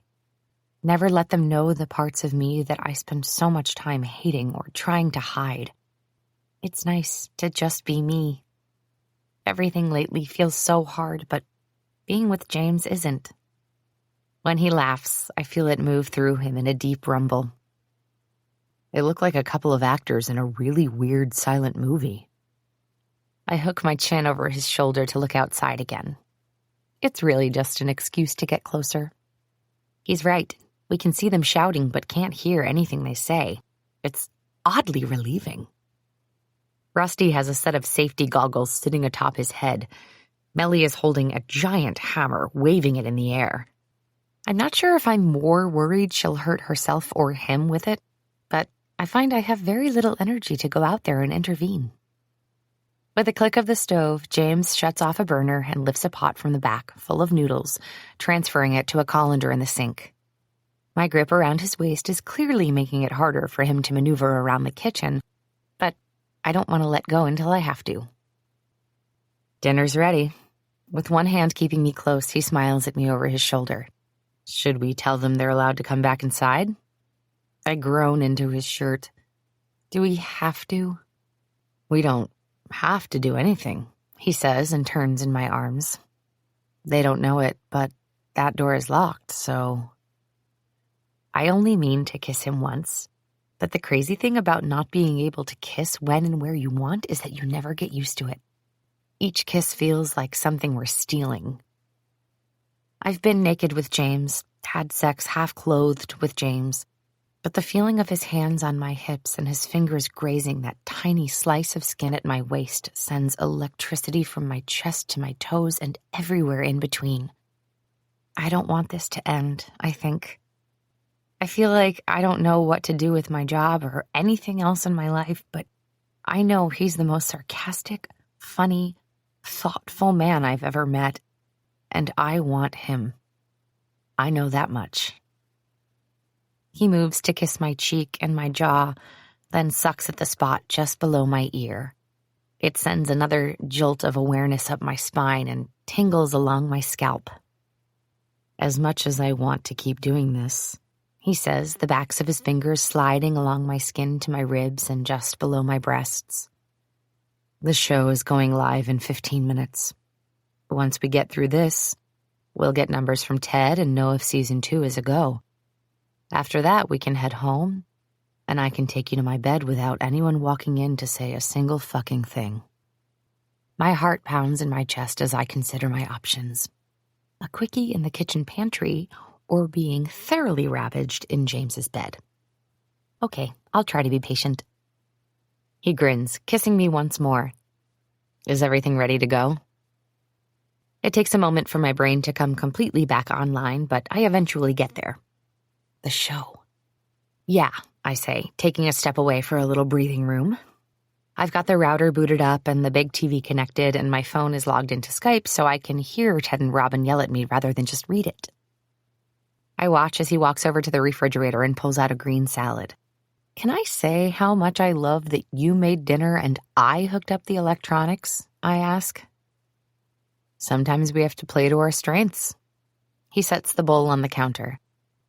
Do you want to call the kids and tell them dinner is ready, or should I? I grin at him as I move to open the door. Do you want the real answer or the nice one? But I never get that far. Rusty and Melly are already walking toward the house, sweaty and grumpy and elbowing each other off the path as they walk. My first instinct is to tell them to knock it off, but then Melly meets my eyes and I don't have to say anything. She knows. It's showtime. It turns out that James would make one hell of a stay-at-home spouse. I say that with only the utmost respect because 1, I would not, and 2, a single bite of the dinner he made and I am ready to marry him. By 6 o'clock, the food is out. Melly hasn't looked away from her phone since I gave her the Wi-Fi password, and the Netflix logo fills the screen. With Rusty already 2 beers deep in the lazy boy and Melly sitting ramrod straight at the edge of the sofa, James and I hover toward the back of the room. A vibrating, anticipatory silence fills the space, and then their new upbeat theme music bursts free. Opening credits run, and glossy, bright images of Rusty and Melly flutter happily across the 75-inch TV. We all hold our breaths. But the editing is brilliant. It's so surreal to see this thing that we worked so hard for come to life. The premiere episode is with the Larson family, and even knowing what was going on behind the scenes, I'm still genuinely impressed. The camera follows Melly and Aaron Larson into the Larsons' former dining room, and over cups of tea, Melly asks all the right questions and listens attentively to the answers. Aaron grew up an army brat who never lived in the same place for more than a few years. Now an adult with children of her own, Erin knows they've outgrown the small 2-bedroom house but doesn't want to leave.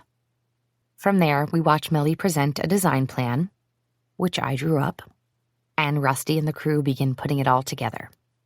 And then the renovations start. This is exactly what Melly and Rusty do best.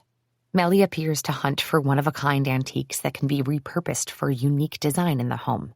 Rusty appears to dive into the carpentry and cuts himself within the first 5 minutes. Suddenly, Melly is there with the Band-Aids and a long-suffering sigh that dissolves into laughter, and you can't help but like them. I really loved the way you did the girls' rooms, James whispers. Thanks, I say with a smile. I'd have liked a little more time, but I'm really happy with the way it came out. He lifts a brow and I explain. Most of the furniture was built custom to fit the space, so I had to sketch it all. Takes me a little longer some days. I was thinking about that. What if I could come up with something to help? Something you'd wear with a place for your fingers to slip through like a glove and a mechanism for the pencil. That way you can focus on the movements themselves rather than having to think so much about the grip. He pulls a folded piece of paper from his wallet, opens it, and lays it flat for me to see. It's a rough sketch of what he's just described, with all sorts of equations and notes written to the side. It would be more complicated than this, he adds, reaching up to scratch the back of his neck. I'd need to account for different weights, like whether it's a stylus you're using or a piece of charcoal or whatever, and be able to make adjustments. But it's doable. I blink at him, stunned into silence. Could something like that work? He starts and begins folding it back up. We don't. I put my hand on his arm to stop him. Yes, the idea makes sense. I can see how it might work.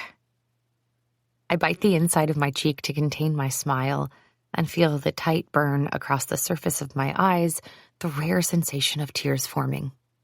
I wish we were anywhere but here, somewhere I could really thank him. My phone vibrates on the table, and I have to restrain myself from throwing it through the TV. It's from Robin. Check Twitter. Home Sweet Home is trending at number 6. I open the app and swipe to the trending tab, and we're not at number 6. We're at number 2. You're trending, I say, and turn to look at Melly where she's now pacing the front of the room, her phone to her ear. We're what? She asks. I turn my phone to show her, and she rounds the couch. Hashtag Home Sweet Home is at number 2 in the U.S. Melly drops into one of the chairs. I can't believe it. I scroll through both their accounts. Even the tweets that aren't pure, unadulterated love are resigned haters. Look for yourself. At Melissa Ellen Tripp, at the Rusty Tripp. The show is amazing. Congrats, you two. Hashtag Home Sweet Home. At Melissa Ellen Tripp. Melly, you are so cute. I need to know where you got the jacket in episode 4. Hashtag Home Sweet Home. At Melissa Ellen Tripp, at the Rusty Tripp. I can't with this show. Do me next. Hashtag Home Sweet Home.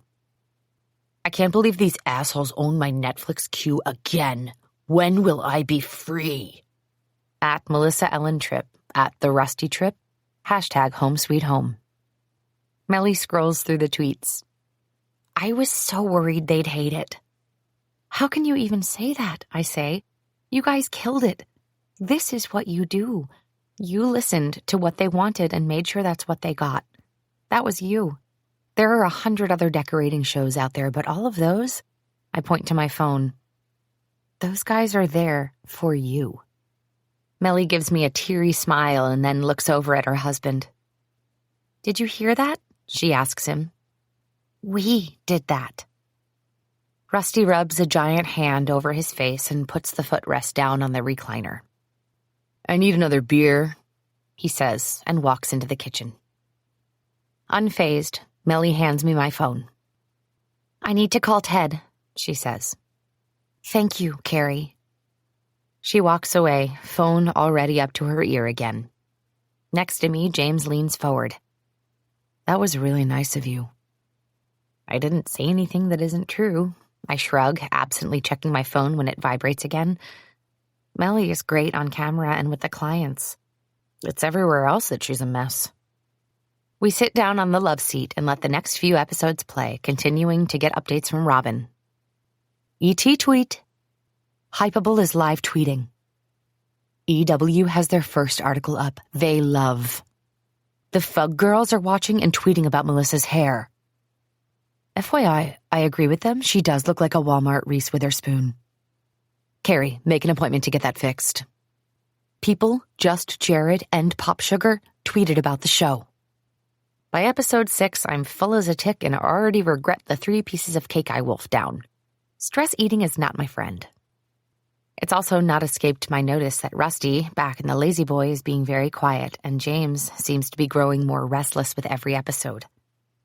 Can I get you anything? He asks me, standing from the love seat. No thanks, I say, then look closer. Hey, you okay? It's going great. I have a good feeling. He runs a hand through his hair. Yeah, of course. Okay. I watch him disappear into the kitchen. We're the top trend, Melly shouts, dropping into James's vacant seat.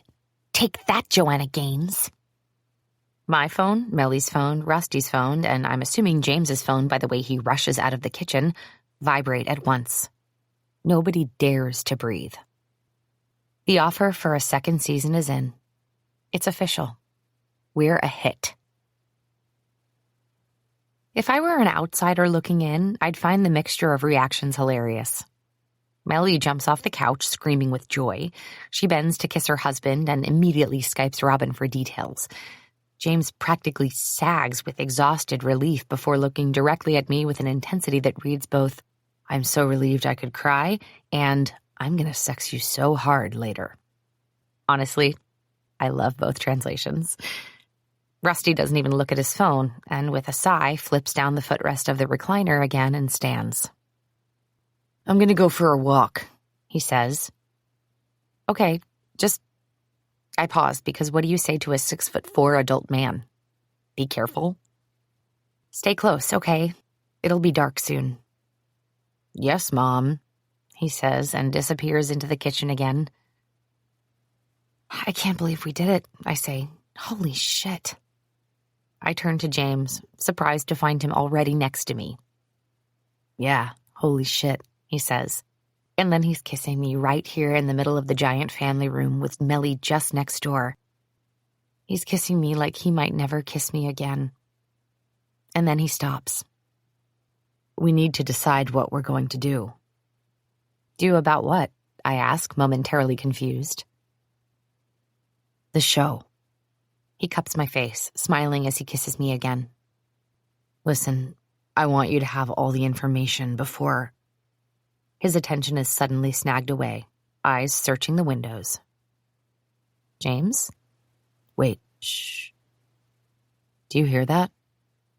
I turn my head where he's looking and strain to make out exactly what that sound is. I think it's a car? It takes all of 2 seconds for both of us to realize what that means. We run to the kitchen and out the back door, feet pounding on the ground to the other side of the house. The car is gone. And so is Rusty. 30 minutes. It takes 30 minutes to find a cab and another 40 to get to the nearest bar. Neon signs cover most of the small windows and a tiny marquee that simply reads, Hotsy Totsy, hangs above the door. It's dark inside, but I'm glad. The cramped space smells like stale beer, dusty peanut shells, and cigarettes. I would not want to know what this place looks like when brightly lit. The bottoms of my shoes stick to the linoleum as we make our way across the room and spot Rusty surrounded by a few men playing pool. This doesn't seem so bad, I say. A little depressing, but he looks okay. Maybe he just needed to blow off some steam. Rusty's a happy drunk.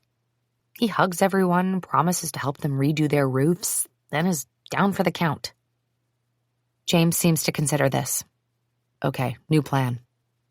We'll let him get shit-faced, steal the keys, and then roll him back to the car. I'm worried he'd be more trouble if we try to get him to leave. James takes my hand and tugs me toward the bar. This looks exactly like the kind of place my dad used to hang out, I say, sliding onto a stool and waving to the bartender. I motion to a giant mounted fish hanging above shelves of colored liquor bottles. I think we had that fish in our basement. James gives the fish an appraising look as he sits down next to me, but still doesn't let go of my hand. Instead, he tugs it into his lap, toying absently with my fingers. My dad was more of a beer-on-the-patio guy. I know, he says, waving away my laughter. He also wears socks with his sandals, so you should know what the future holds. The future? James clears his throat as the bartender stops in front of us, and we each order a drink, thanking him when he steps away. The silence is heavy for a moment. Just when I think he's going to let it go, he speaks. Actually, no. He spins on his bar stool to face me. There are enough people dicking us around. I don't want to do that. I think you were right before. We should talk about what it will be like back home. Okay, I say, waiting for him to elaborate. I don't want this to end. I suck in a breath. The music playing seems to pulse and fade with my racing heartbeat. I don't want it to either. I swear I have never smiled this much in my entire life. Is this what love feels like? Like your chest is a hot air balloon and you have to just hold on and go where it takes you? Good. A grin spreads across his face. I'm glad we're on the same page. The bartender sets our drinks down on the coasters in front of us. But I know who you are. We both whip around at the sound of a woman's raised voice near the back of the bar. I literally just watched you on TV. You're married to the designer, the blonde one. Rusty drops onto a stool, a tumbler of clear liquid and ice cubes in one hand and a pool cue in the other. The designer, Rusty snorts. Let me tell you a little story. Melissa Tripp couldn't design her own pizza, let alone an entire house. Oh, shit. Oh, shit, James says aloud, launching out of his seat to intervene. With a sigh, I toss back my drink before reluctantly getting up to follow. I do not get paid enough for this. What? I love her stuff, the woman responds. You were on that other show, too, the one with Miss America. Stephanie? Rusty asks, and my stomach drops. A crusty bearded man on the bar stool near Rusty joins the conversation with a leer. Heard she was your girlfriend. Rusty nods. I've had more sex with Stephanie Flores in the last 6 months than I've had with my wife in the last 6 years. He'll tell you, Rusty adds, pointing to James. By now, people have started paying attention. I catch a couple in a booth listening intently. I see someone else with their phone out. Why don't we get you out of here? I ask, voice low. It's been a big day. James lays a hand on Rusty's back to encourage him to stand. Rusty shrugs him away. I can't do it, Jimmy. I won't. Did you read Robin's text? Another season? Another season of watching Carey do all the work and Melly take credit for it. Of playing the bumbling sidekick to the woman I married? His eyes meet mine and his are watery, desperate. They're going to want another book, you know. Another tour. And another show, and the lie will never end. Rusty, James starts. I can't even remember the last piece of furniture I built. The last reno Millie actually had something to do with. We had a store and a life, and I was happy with it. I'm done, James. He looks around at the bar full of customers who have now gone completely silent to watch him in shock. Rusty tilts his tumbler to his lips and drains the drink before telling the room, I'm done, y'all, and I'm sorry, but I don't care anymore. I don't care who the fuck knows. James. It's a surprise to all of us, I'm sure, when I step over to Rusty and lift him from his bar stool and shove him from behind until we are out on the sidewalk squinting in the bright Wyoming sunset. It takes my eyes a few seconds to adapt to the change in light, and it takes my brain a bit longer to realize what I've managed to do. Lift a man who easily has 50 pounds on me, bodily escort him from a bar, and pickpocket his keys without him even knowing. I'm not typically a very physically forceful person, but panic makes us do weird things, I guess. Carey trips after us, eyes wide and breath coming out in these short, squeaky bursts. She gapes at Rusty. What the hell was that? Do you realize people in there were getting all of that on video? If he could produce a yawn right now, it wouldn't render his expression more disinterested. I'm over it, he says simply. Rusty? Carey says with as much calm as she can muster. You don't get to just be over it. You do get that, right? His gaze swims as he looks from her to me and then back again. Why aren't you two together? But not just together, like together, he slurs. Did Melly tell you not to? Carey looks at me in abject horror, and I groan, officially done with this conversation. Come on, Russ, you can't ask us shit like that. We're your employees. Well, if that's the only problem, then you're both fired. He turns to James, but a hiccup interrupts his laugh. I'll be damned if my wife is going to keep you from getting laid, too. He pauses, scoffing at our stiff silence.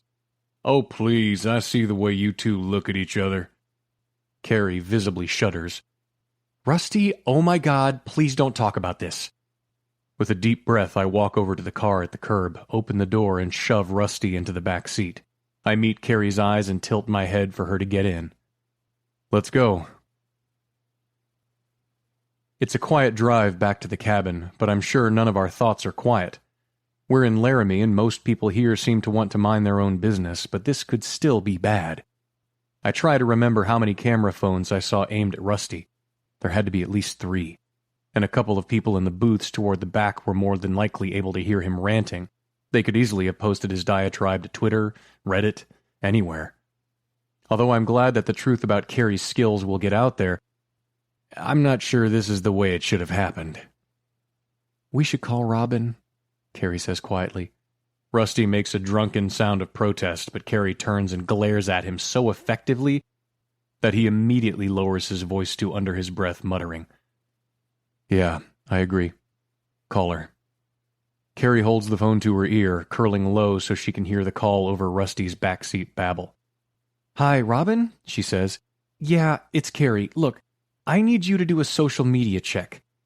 We just picked up Rusty from a bar where he was telling the truth, Rusty shouts, and Carey shoos at him. Going on a bit of a rant, she says delicately. There were some folks there who got video, and I'm sure at least one person in the bar got on. Yeah. Yes. She stares straight ahead, glum. We were there. He snuck out of the house after hearing about the numbers. Because my wife is a bitch, he spits. You're not exactly a great catch yourself, asshole, Carey says, and I stare at her for a beat before turning my eyes back to the road. Warpath Carey is a novel delight. Okay, she says, returning to the call. Yes, I think that's a good idea. Her voice gets heated. Yeah, no. I get that you've sent us on this impossible mission. Believe me, I'm aware what has been asked of us, Robin, but I'm not owning this one. Melly and Rusty are making their own mess right now. She ends the call without saying goodbye, and I give her a few seconds of deep breathing before asking, So, what did she say? I glance over at her, catching the tightness in her jaw, the tendons rising in her neck. She said there are some tweets, but she is going to contact the user to get them taken down. She said she's coming out here tonight. In the back, Rusty groans irritably. I'm not Robin's biggest fan either, but I'm glad she's coming to take care of this. Let someone else babysit. She started to tell me she was disappointed in us, Carey says. But I'm sorry. I'm not having that. Her hand shakes as she lifts it to tuck her hair behind her ear, and she lowers it, slipping it under her thigh. I'm not fucking having this anymore. Any hope we have that Robin quickly contained the Twitter problem, or that Melissa had logged off and decided to enjoy the rest of her night unplugged, is shattered when we pull down the long, gravelly driveway and see Melissa taking the front steps 2 at a time. She marches over, already pointing and yelling at Rusty before he can even get the door open. What were you thinking? She screams. Without a word, he walks right past her and into the house. She follows, calling his name, and, with some trepidation, Carey and I step in behind them. To no one's surprise, Rusty is already heading to the bar cart to make himself a cocktail. Russ, Melissa says, attempting calm. Did you really go to a bar and start telling everyone that Carey does all my work? He burps into his fist, then gives a rumbling. Yep. Melissa picks up a glass from a side table and takes a long drink. If I didn't know better, I would think there was booze in there from the way she inhales, trying to draw strength from the liquid. She sets it down carefully. Why would you do that? Because it's true. Melissa's face turns a bright, terrifying red. It is not true. Rusty bursts out laughing. I can feel my mouth pulling back in the yikes face, and beside me, Carey shifts awkwardly, waiting for Melissa to blow. I think Rusty is going to continue to give these short, off-the-cuff answers, but instead of pouring the scotch he's holding into a tumbler, he recorks the bottle and sets it down again. "Isn't it time we stopped lying to each other?" he asks with sudden calm clarity. "What on earth are you talking about?" "For the past, how long now? 5 years. Carey does all the design work and everyone else gets credit." He takes a step closer to Melissa. "We go on TV and talk about all our ideas, but they aren't even ours anymore." "Russell, that isn't true," Melissa says, glancing at me, voice thin and tight. I wonder how this conversation would be going down if I weren't here.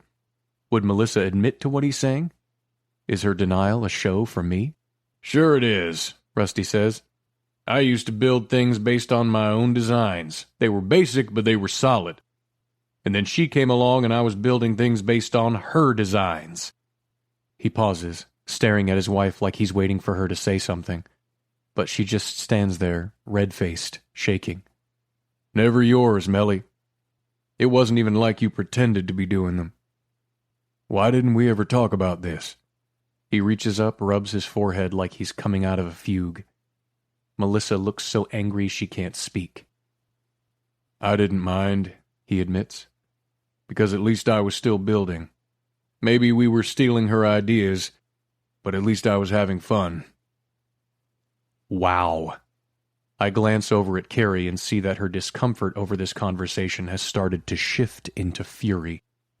She extends and curls her trembling fingers in front of her, and then wraps one hand around the other fist. I move closer to her and brush the back of her hand with mine, offering. She takes it, squeezing tightly. Her tremors shake her hand in my grip.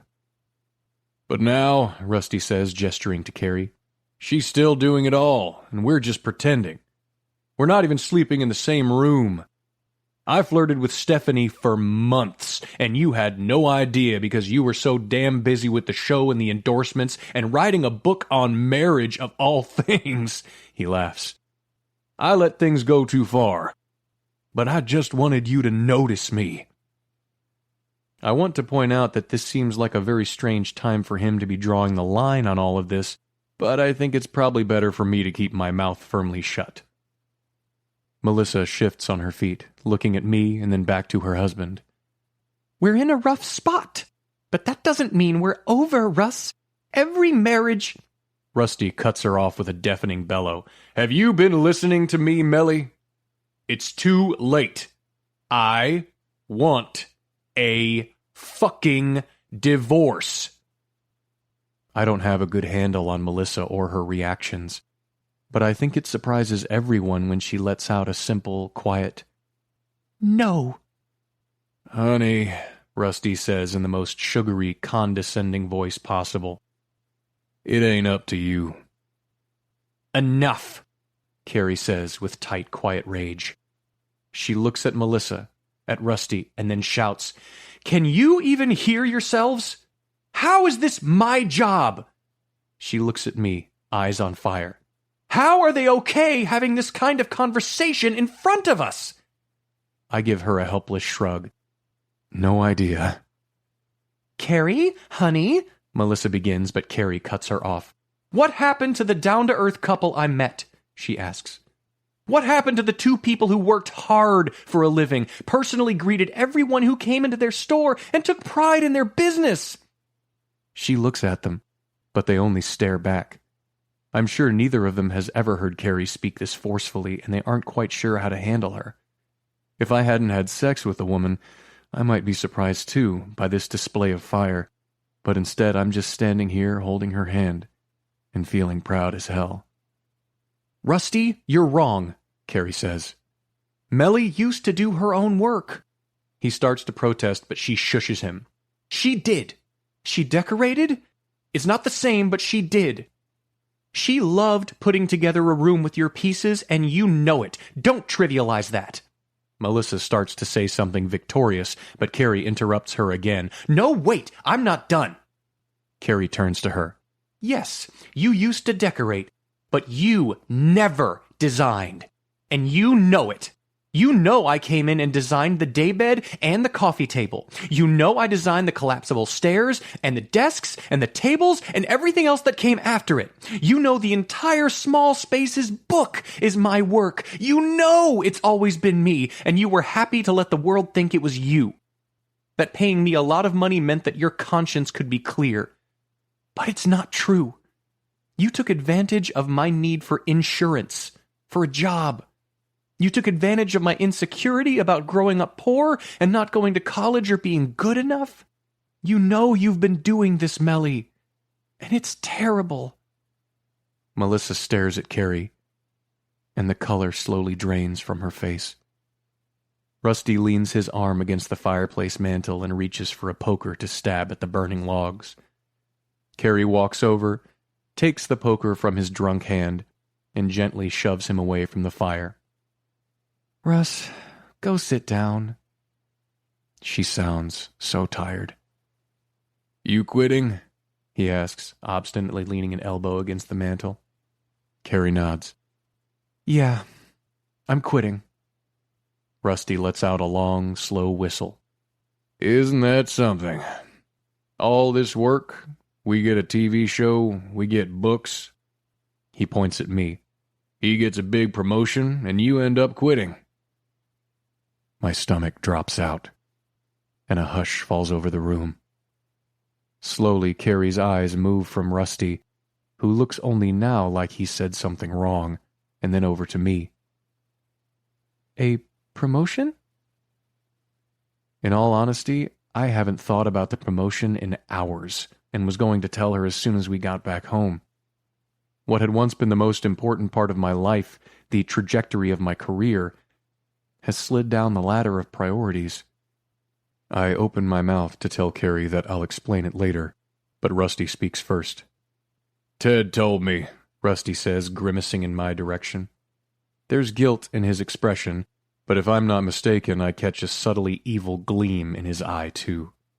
Maybe if he can't get his way, no one can. The good old boy has a darkness. What are you talking about? Carey asks. Jimmy here negotiated an executive producer credit and the title of lead engineer if we made it to season 2. You didn't tell me that, Carey says to me quietly. Russell reaches up, picking at his teeth. I figured you knew, what with you two being so close. I open my mouth and close it. I don't want to lie to Carey and tell her that it wasn't a big deal. And telling her that I tried to bring it up earlier just feels like a cop-out. My mistake feels so obvious. Shit, Carey. This isn't how I want to have this conversation. I wasn't trying to keep it from you.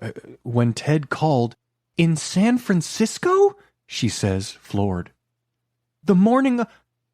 Her eyes fill as she puts the timeline together. The morning after we had sex. I nod again. I was about to throw in the towel, I tell her. I wanted you to quit too, but Melissa cuts in. "Excuse me?" Both Carey and I give her, "Shut up, Melly," in unison. But you didn't want to, I remind Carey. You weren't sure you were ready. When Ted called, I had it in my head that you weren't going to leave, that Melly wasn't going to be cool with us being together. And so when Ted offered it, it was the way that I came to terms with staying to help you with them, but getting something out of it, too. We made a deal. And then when I got back to the hotel, you'd started to change your mind, but I'd already made a commitment. You didn't tell me, she says again. And the simplicity of that betrayal feels totally gutting. You should have told me. I tell you everything, and you... What? Did you think I wouldn't understand? I would have been happy for you. It would have made sense why you did a 180 and told me to stay. If you'd just let me in on it, I would have understood. This feels like a punch to the gut. She did tell me everything. I've become her person, her safe space, and I kept this from her. Why did I do that? She's been quietly doing all the work for a decade, and after one grueling week, I get the promotion of a lifetime. And she gets nothing. Is there anyone in this house who isn't out to ruin me? We all turn to look at Melly when she shrieks this. With wild, furious eyes, she stares at each of us in turn, before tilting her head back and letting out a scream so feral and enraged it sounds like it tears up her throat. "Melly?" Carey says with trembling incredulity. "Did we dare forget for 2 minutes that everything is about you?" "Rusty's asking for a divorce," Melly yells back at her. "You're quitting just like he's been trying to get you to do since you started fucking, and what? I'm the only one who cares about the business anymore?" Rusty wipes a slow hand down his face and looks at me. "I need the keys, Jimbo." "Not happening, Russ." He shrugs and turns to leave the room. There's movement in my peripheral vision, but Carey must comprehend what's happening before I do, because she's moving with lightning speed to try to stop Melissa's glass just as it leaves her hand to go hurtling toward Rusty and the roaring fireplace. Rusty ducks in shock, and the heavy crystal tumbler jets past him, barely missing his temple and crashing with a frighteningly shrill blast against the stone hearth. We gape in the echoing silence, stunned by the violence of it. The glass would have knocked him unconscious at best, but as close as Melissa is to him, it could just as easily have killed him. For a few tense moments, Rusty just stares at her. And in those seconds, I watch his heart finally break. An odd whoosh, like a gust of wind, passes through the room. Carey and I look at each other, some shared instinct making us suspicious. With a start, Rusty stumbles back, and we all look down at his muttered, "Holy shit!" The carpet at his feet is on fire, flames licking at the hem of his jeans. "Rusty!" I yell, shoving him. Cursing in shock, he falls back onto the silver bar cart, which topples over. Rusty scrambles quickly away as crystal decanters of alcohol crash to the floor. After an eerie beat of silence, the fire turns from a small trail of flames into a blinding explosion bursting from the fireplace. Without thinking, I tackle Carey, rolling us to the side. A huge crash booms, and then we hear the rising hiss of the fire coming to life behind us, fed by a river of strong spirits and a room full of wood and fabric. A chair is on fire. On fire. Flames grow instantly, licking higher behind us. I drag Carey over to the wall, clutching her as we take it in, trying to piece together what the hell we're supposed to do now. Melissa is screaming, and Rusty is throwing ice and yelling, and I realize that Melissa's glass was full of booze. For once in her goddamn life, it had to be only booze, but I can't think about any of it because the rug is burning now. The couch, the fire is tearing through the room almost like it's been waiting to climb out of the fireplace and take over this house for decades. The room is a square, and we are on the far side, away from the exit, where we could dart into the hallway toward the entryway or the kitchen. Carey and I scramble along the walls, crouch-walking to stay low. The entire time she's whispering, oh my God, in this high, terrified voice, and I want to tell her that everything is going to be fine, that I'm sorry, that we'll fix this and make it better for her, but the only thing we need to do right now is not die. In the middle of the room, the flames are giddily swallowing every bit of furniture and fabric, and just to the side, near the windows, Rusty and Melissa are still ineffectually trying to put the fire out with the ice bucket, with bottles of soda. It's a delusion. This fire is too big. I yell at them to go call 911 and get the hell out of there. Reaching the door to the hallway, Carey and I stand and make a run toward the kitchen. Rusty is already there, shouting the address into the phone, and then he drops the receiver. It slams against the wall and hangs there, swinging limply. He meets my eyes. His are wide and terrified. Without saying a word, Rusty sprints out the back door, saving himself. "Melly!" Carey shouts, pulling her shirt up over her mouth before turning back toward the living room. Even in crisis, even after everything that happened back there, she's still taking care of Melissa. I follow, calling for her, but the house is filling with smoke, and soon all I can hear is Carey shouting Melly's name. Through the fog, I see their two figures come together, and behind them the fire seems to barrel closer in a wave. Without thinking, I run back to the kitchen, grabbing the fire extinguisher and returning to spray with minimal efficacy at the wall of fire closing in on the foyer and climbing the log walls. But it's enough to give us time to break free from the heavy fog. Carey grabs Melissa and pulls the front door open, letting in a burst of cold, fresh air that is immediately swallowed by the smoke. Ducking, I follow them out into the clear, darkening sky. The lawn is wet and chilly. It's such a stark contrast to the inferno inside that for a minute it seems impossible that I haven't imagined all of it. The fight, the crash of a glass, the explosion of flames. But we turn and look. The living room burns brightly, lighting up the house in a display of sparks and fire now greedily lapping at the connected garage, the huge covered porch, the second story. Against the backdrop of stars, the blaze is strangely beautiful.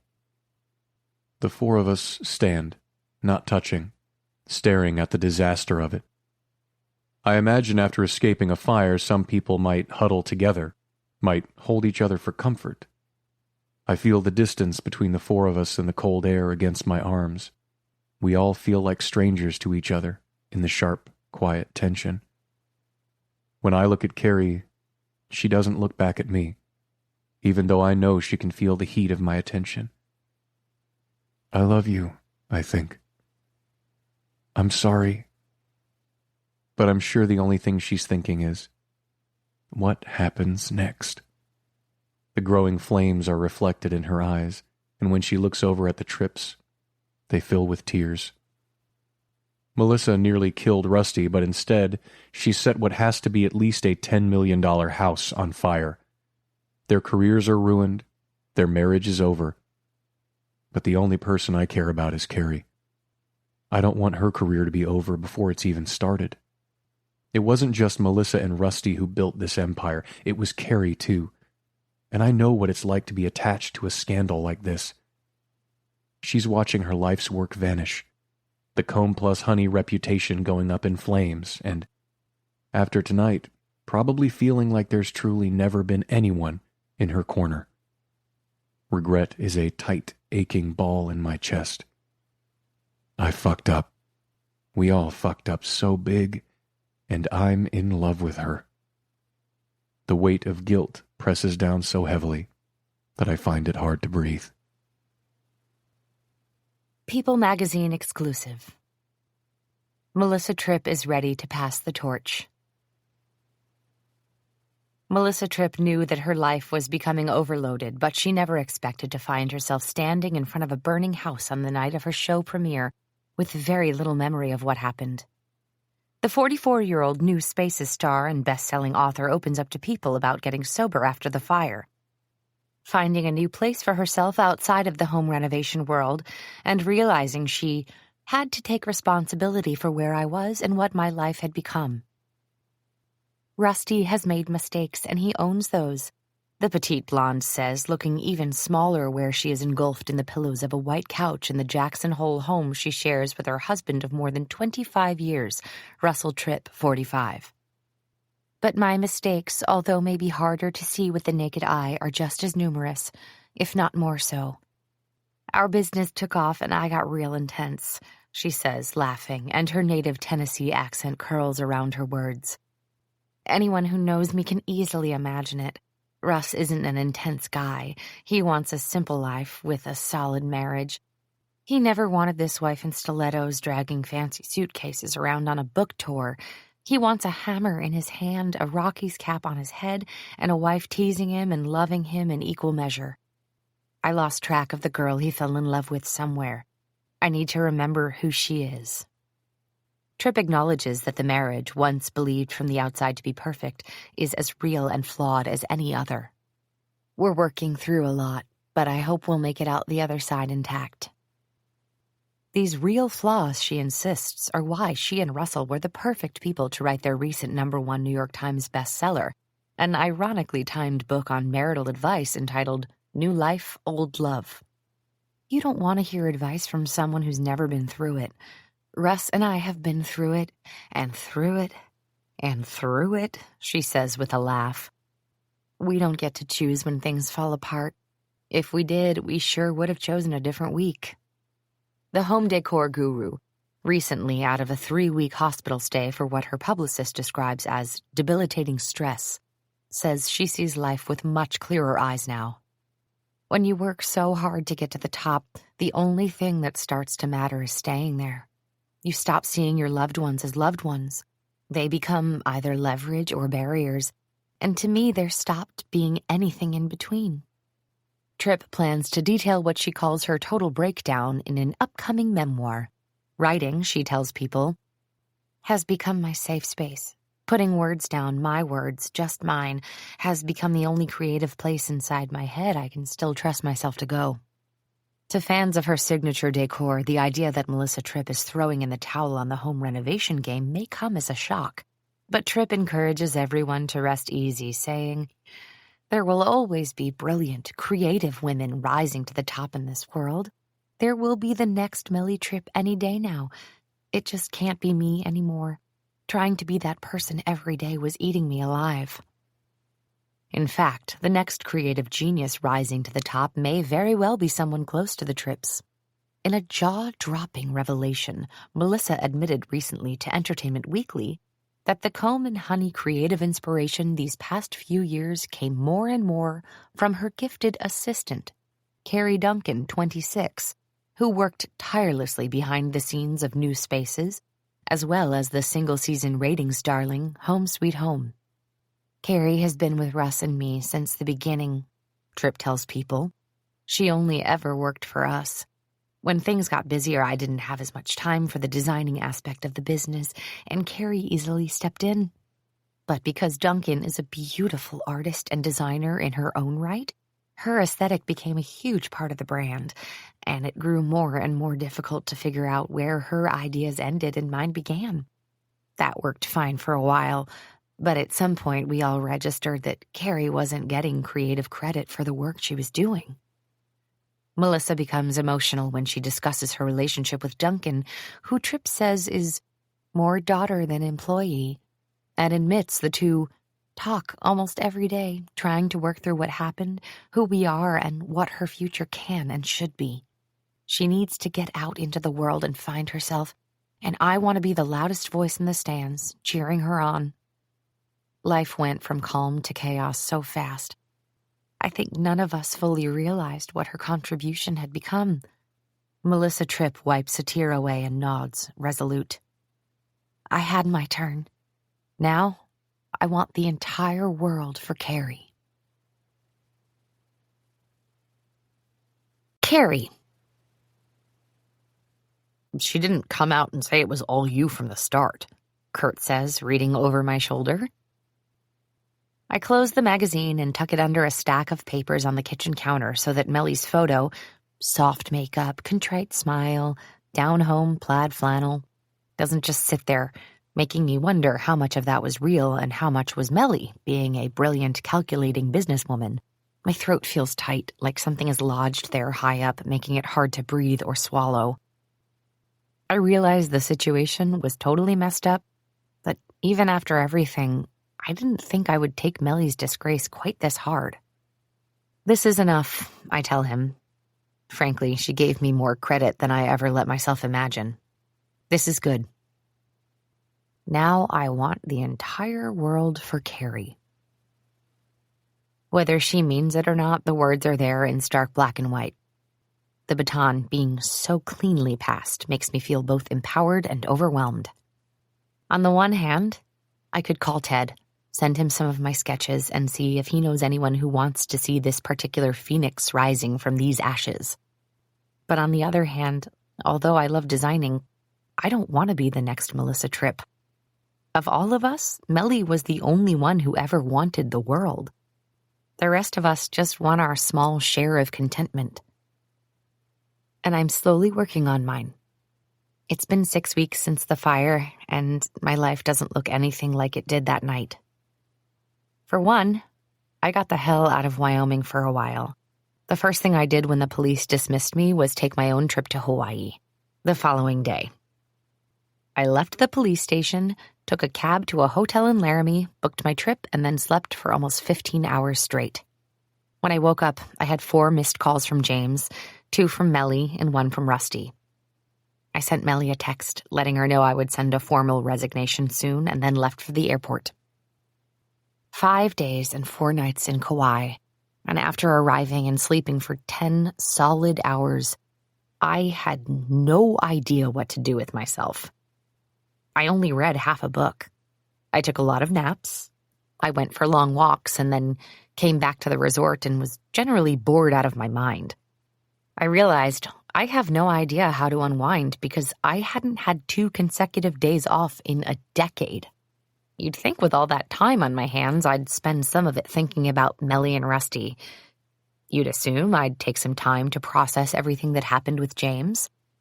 But it was like a brick wall went up, and every time I tried to bring forward the chaos of the previous week, some protective instinct would kick in, and I'd literally fall asleep. On the chaise by the pool, in the chair on my balcony, once even at the table in the hotel restaurant. When I got home, I immediately wanted to turn around and head back to the airport. I didn't know if I was stressed about returning to Jackson, stressed because the emotional untangling was still ahead of me, or stressed about facing the blank page of my professional future, but all of those thoughts made me want to vomit.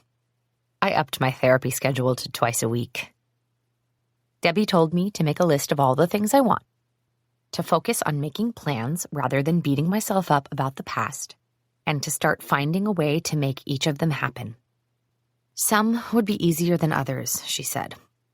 Some would take more time. The goal, of course, is to just keep working on making my life what I want it to be. So, a week later, with a bonus from my work on new spaces, I bought a house. It's better than anything I ever pictured myself living in, let alone owning. A beautiful wooden 3-bedroom house in Alpine just outside Jackson.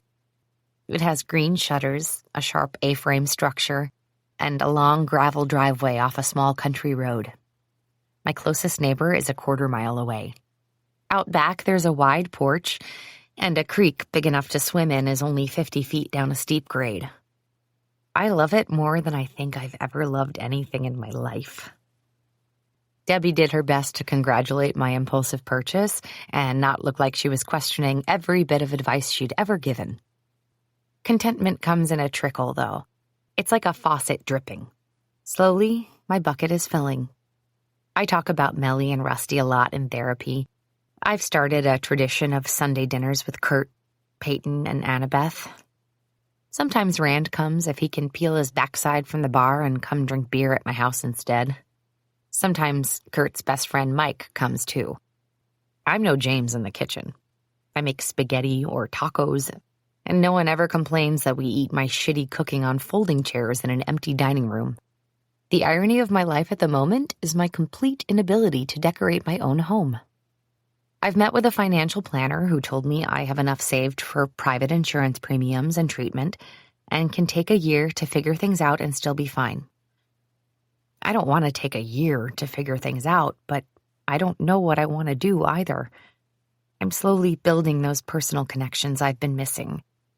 And although I don't want to date Mike like I think Kurt hopes I will, I can actually imagine a life where dating would be possible.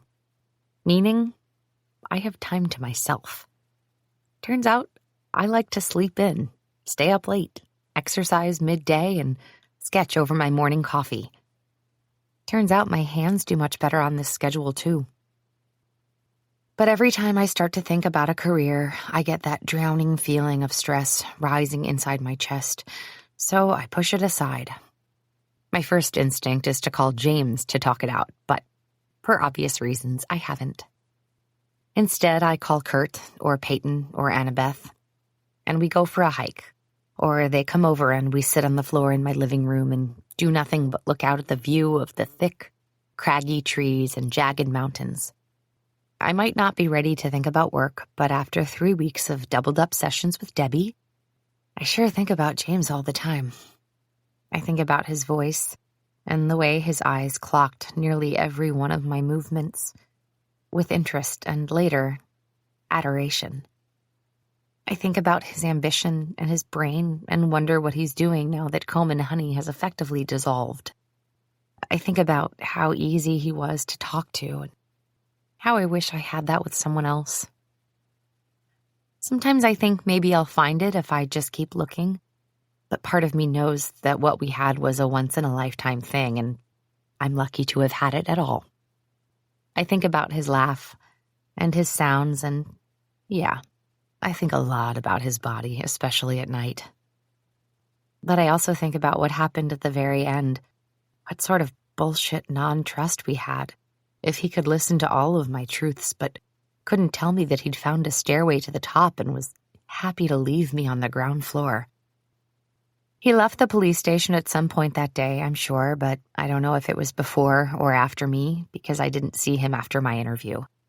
I didn't see any of them. No one was charged with a crime. I assume the Tripps paid for the enormous damages the fire had caused, and the whole thing was swept under the rug. By now, my brother correctly interprets my lost in space expression. Is James coming tonight? I stall. What? Kurt looks across the dining room. Though I have them over regularly, I'm attempting an actual cocktail party and have managed quite a spread. Cheese plates, veggie trays, and assorted drinks. They're arranged on the lone piece of furniture there. An enormous handmade table delivered by Rusty himself 2 days ago. He brought it to the door unannounced, with 2 burly examples of Wyoming's finest behind him, holding the mammoth piece. There was a novel's worth of words to share about the fire, how they were doing. Was Melly really searching for the girl she used to be? Were they staying married? But our interaction was characteristically simple. Hey, Russ. Hey, kiddo. They set the table by the giant window in the dining room, the one that overlooks the downslope of a hill carpeted in green conifers. With a kiss to my forehead and a simple, "Been thinking about you," he left, and my heart seemed too big for my body. The walnut gleams in the late afternoon sun. The top is the most beautiful cross-section of wood I've ever seen, with vibrant striations in golds, reds, and deep browns. I was with him when he found it at a lumber yard in Casper, nearly 5 years ago. I remember standing there with him, staring at the slab of lumber, wondering if we were trying to create the same thing in our head, a piece worthy of it. He's had so many chances to transform it into something breathtaking for the entire world to see on television, but that's Rusty, I guess, waiting for the perfect reason to use it, never rushing and never caring about impressing anyone. Because I know he used to love to hide messages, I knew to look. On the underside, the words, "We love you, Carey girl," are inscribed in Rusty's unmistakable carving style. Kurt rephrases the question to bring my attention back. Was James invited? No. What? No. I chew my lip, ignoring my brother's pressing gaze. I'd much rather let my mind wander than discuss the party I somehow decided I was ready to host. I've planned a lot of cocktail hours. You'd think I'd have this down to a science, but my stomach is a rolling boil of nerves. I wonder if it's a good sign that my first reaction to the thought of having James here is a pulse of relief because I know he would step up without question and help. But the truth is, I'm not even sure he's around here anymore. With these words, my relief is doused with a flush of dread. What if I'm right? After all this work I've done to process things in sessions with Debbie, have I missed the real window to talk to James about what happened? I think my brother might be setting up to drop some wisdom, but he just lets out a, "Huh," scratches his belly, and heads to the kitchen. Peyton and Annabeth arrive at 6 exactly. I get the feeling they were sitting in their car, excitedly waiting for the hour to turn over. I'm a lucky woman, I think. Then immediately, at 26, that might be the first time I thought of myself as a woman. Annabeth bursts inside, pulling me into a hug. Peyton waits a few beats for Annabeth to let go and finally just makes do with putting her arms around both of us. I notice they've brought gifts.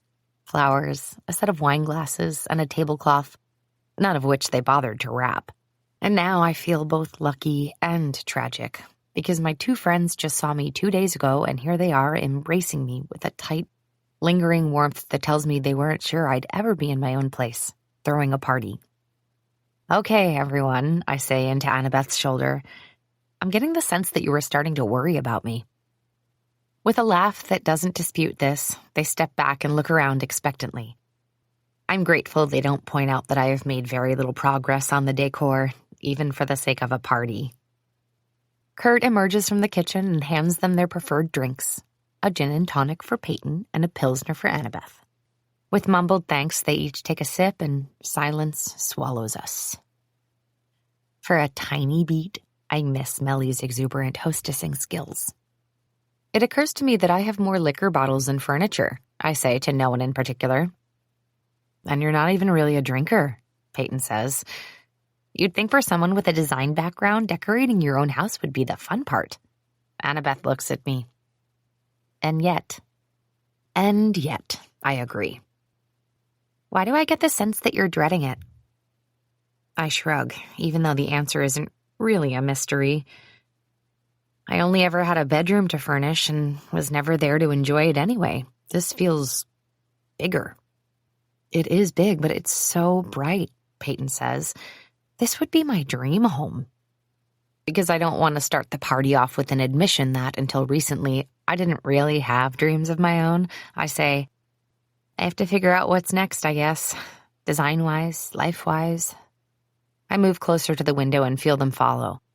The four of us look out over the steep grade of the mountain.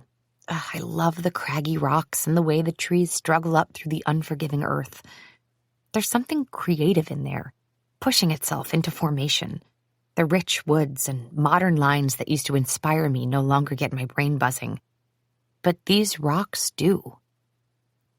Do I want it to look the way all my stuff has looked for the past 10 years? I ask the view. Or is there a new style waiting to come out of my brain? In case anyone is wondering, Kurt says pointedly to my friends, James isn't coming. I turn to stare at him. Well, that was random, thanks. Annabeth's dark eyes turn to me. You didn't invite James? I don't even know if he's around anymore, I say. He is. Peyton sips her drink. I gape at her. How do you know that? Saw him, she says. Her casual shrug is totally maddening. How do you even know what he looks like? Adorable lanky guy wearing glasses and a tailored suit. Yeah, he's pretty easy to spot around here.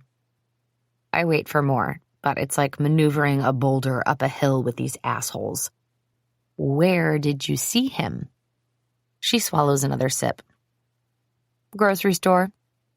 Their silence is the stony judgment of Mount Rushmore, and their faces are the expression equivalent of whistling innocently. I have no trouble at all imagining James doing his grocery shopping in a suit. My pulse picks up, heavy and annoyed in my throat. Why would I invite him? I ask. Peyton and Annabeth exchange a look with Kurt, who just shrugs and tilts his beer to his lips. I want to punch him for the first time since I was 13. Seriously, tell me why I should have invited him. Because you like him. Kurt's voice echoes inside the bottle. I liked him, yeah. I look between the three of them. But did y'all miss the part where he fucked up and tried to explain to you what happened and you wouldn't answer his calls? Kurt asks, meeting my eyes. Oh, I'm sorry, I say sharply. Is my newfound self-preservation making you uncomfortable? He looks immediately remorseful. I didn't mean it like that. I just mean, you gave Mellie a decade of bad behavior and I hear you talking to her almost every day, but James doesn't even get a text message? This feels like a shove, and I know he can tell because his face does that pinched thing he does when he's trying to look casual, like he's squinting out to the horizon.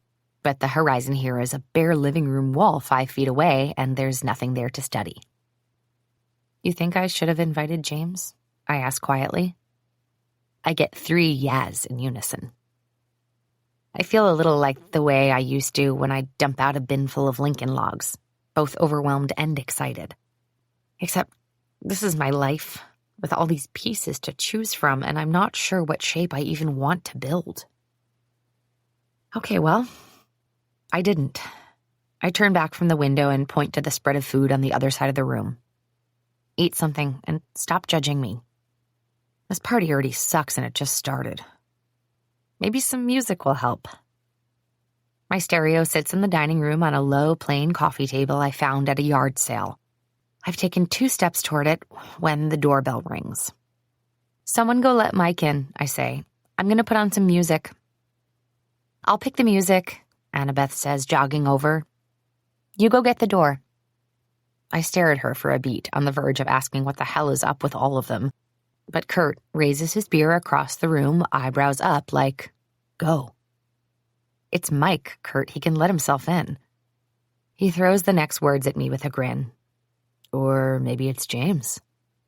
"Why on earth would it be?" "Because Peyton invited him," Annabeth says, and chases this bombshell with an evil giggle. My stomach falls and I look over at Peyton. "You didn't." This makes my jerk friend laugh. "No, you didn't." She lifts her chin to the door. "But I sure as hell did." My feet are bricks. It takes me a week to get to the door and another 2 days to open it. The sun is behind him, casting his long shadow across the tiles of my entryway. Because he's backlit, I can't see his face. But then he shifts, blocking the sun from my face, and comes into focus. Glasses. No dress shirt here. A t-shirt stretches across his chest. Jeans hang low on his hips. My eyes sink lower. Sneakers. "Hi," he says, and I realize how long I just spent taking him in. "Hi," I say. He blinks, looking at my mouth for only a second, but the movement is obvious enough to give me the idea too. And then I'm staring at that full bottom lip, the one I want to pull into my own mouth and suck on like candy. "Your place is really nice," the mouth says, at least from the outside. I pull my attention back to his eyes. "Do you want to come in?" He's holding a bouquet of irises. "Sure." I stand back, letting him walk in ahead of me. Conveniently, everyone else has disappeared into the kitchen. I'm sure James can hear their excited whispering, too. "Wow," he says, taking it all in, but only for a few seconds before his eyes are back on me. "These are for you." He presses the flowers into my palm and then holds on for a couple of seconds, squeezing. He's so warm. His hand falls back to his side and he looks around again. Good thing, too, because it means he won't see the goosebumps all down my arms. "You actually bought a house," he says, eyebrows raised. It was a weird day, I admit. I jogged past it, called the realtor, and then just made an offer on the spot. "Wow," he says again, and I can't really blame him because I'm not sure what else he can say other than, "Have you completely lost your mind?" My answer would be, maybe. But having him here gives me the sense of my feet gently hitting the ground. "It's empty," I say, self-consciously. "Still figuring it out?" "Yeah." I hear how emotion pushes its way into the single word, making it wobble. His was a simple question, but filled with enormous understanding. Classic James. "Taking some time." He nods and sinks one of those perfect teeth into his lip, biting back a smile. "Actually," I say, "I made a list." "A list?" James leaves the rest unsaid. After working for Melly, how can you ever want to see a list again? "I made it in therapy. It's for me. It's a good list." And his expression clears in understanding. He knows I've been seeing Debbie for a while now, but I wonder how the reminder feels here, knowing that I've been talking it all out with someone else while he's gotten nothing but silence. It's a list of the things I want my life to have. His eyebrows remain raised in interest, so I barrel on. A house, believe it or not, seemed the easiest to obtain. I can tell he doesn't like this answer. "What else was on it?" I dodge this one. "What are you up to?" He shrugs, sliding a hand into the front pocket of his jeans, The waistband dips, exposing a brief flash of skin, and it makes my mouth water. Rusty got me connected to a few guys down at City Hall. In Jackson? James nods. In civic engineering? He nods again, blinks to my mouth, and quickly looks away. I want to feel the sweet warmth of his hands on me. I want to admit to him that at the top of my list was a relationship that felt like the perfect combination of safe haven and dirty fun. Do you like it? I ask when he seems unable to produce words on his own. It's okay. It's not the most exciting job, but I guess I'm still figuring things out too. A beat of quiet, and then I wasn't ready to leave town yet. Jackson is growing on you then? I grin. I guess.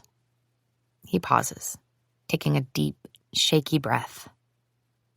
I think it's more that I love you and I don't want to be far away from where you are. The floor falls away. Voices in the kitchen peter out to nothing. It takes enormous effort to swallow before asking, "What?" James shifts on his feet, unsure. Do you need me to say it again, or are you just surprised? Both, I croak. This makes him smile. Okay, well, I'll say it again then. I wasn't ready to give up on this. When it came to finding another job, I wanted something local. Rusty helped. He takes a step closer. Is that okay? I'm staring at his mouth again. I nod, stunned by how fast this is happening, how easy it still is. Slowly he bends, and his smile comes closer to mine. You don't mind that I'm still in Jackson? I shake my head. The other thing you said, though? He laughs, and his warm breath touches my mouth. Oh, the I love you part? Yeah, that part. You like that part? A wave of longing fills me so gigantic that I feel dizzy again. Yes. The smile disappears and his lips part, mesmerizing. Carey? Yes? I'm sorry I didn't tell you about the deal I had with Ted. I blink back into focus, remembering that no matter how edible his lips look, this issue is still a barricade to tasting them. It is moving too fast. Yeah, that wasn't great. Kurt was right. I did forgive Melly over and over, but I'm trying to take better care of myself now. James straightens. It sounds like an excuse, but I do want you to know that I'd always planned to tell you. I advocated for you with him, too. But how weird is that, I ask? That I'm there for a decade, you're there for 2 months, and can put in a good word for me with Ted? It doesn't just feel sexist and classist, it reminds me how small Melly kept me all those years. And you went and did the same thing. I see the impact of my words, because his shoulders pitch forward, chest shifts back like he's been physically pushed. Yeah, I know. He takes a few deep breaths to put himself together and finally takes another determined step closer. He's only inches away from me again. Kissing distance. When he reaches down, the warmth of his hand engulfs mine. It's no excuse, but I was desperate and caught off guard when he called. He says, You disappeared from my bed, then essentially told me we were over. I know we were both in self-preservation mode. The whole situation was a mess. He absently massages my fingers when he feels them begin to cramp. But I regret how I handled it. And for what it's worth, I think you're brilliant. I don't care if you want to stay in this town the rest of your life. I don't care what you decide you want to do. The only thing that matters to me is that I have a chance with you. My stupid attention is snagged on those stupid lips again. Carey, the lips say. They go still, and then they twist into a tiny knowing smile, and James waits until I look up again. Do I have a chance with you? Ideally, I'd make him work a little more for it. Realistically, I give him the most unequivocal nod of my lifetime. He lets out a relieved laugh. Holy shit, can I kiss you now? I don't answer aloud. Instead, I stretch, sliding a hand around the back of his neck, pulling him down to me. Beneath my palm, his skin is warm. When his smile touches mine, it's achingly sweet, but for only a breath because relief is a consuming thing, and mine sends me down this razor-sharp line between sobbing that I nearly lost him and crying out in joy that he's here. To think I forgot the precise feel of this, the perfect mechanics of his kiss. The memories I cherished were such a sad, pale rendering of the reality. He's so assured this way, pulling me tight to him, bending to come back to me from a better angle, right here in the foyer of my new house. My hand holding the bouquet clenches tight and, in a stiff spasm, releases. The irises tumble to the floor, and for a second I dread that it's going to break the moment, that he'll bend to pick them up and suggest we find somewhere to put them. Then we'd be interrupted by introductions and having to carry on with this totally lame party I've planned. But James just smiles at me and kisses me again.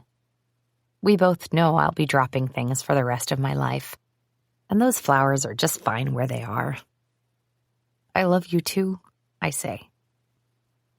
This yanks a surprised breath from him, and he pulls me into a hug, spreading a big hand across the back of my head and one across my lower back, and he just holds me there for not nearly long enough. A week like this would barely suffice. But we only get a few more minutes because then Peyton is there picking up the bouquet, and Annabeth takes it to put the flowers in water, and Kurt is awkwardly clearing his throat because no one likes to catch their sibling in a sexy embrace. Introductions are made, Annabeth returns, and Kurt tries to make himself taller as he inspects James. I guess he approves because he offers to grab him a drink from the kitchen. I want to burst out laughing at Kurt's expression when James asks for a glass of wine. But the party isn't so terrible, I guess. Conversation takes off. James is a goddamn charmer, and apparently his sister Jen is a former college softball superstar, so Peyton immediately loves him. Kurt hands him the wine and gives me a look that says, "If you say so." I give him a look that says, "In fact, I do say so, you cretin." In the midst of all the softball talk and James winning over everyone but Kurt, Mike steps into the house and hands me a 6-pack of Coors before groaning out loud. "When the hell are you gonna get some furniture, Carey?" "When I fucking feel like it, Mikey." He grins and then looks over my shoulder. Long arms slide around my waist from behind, and James rests his chin on the crown of my head, sweetly claiming. "This is James," I tell Mike. He reaches to shake one of James's outstretched hands. "Hey, James, Mike." He gives me an approving little smile.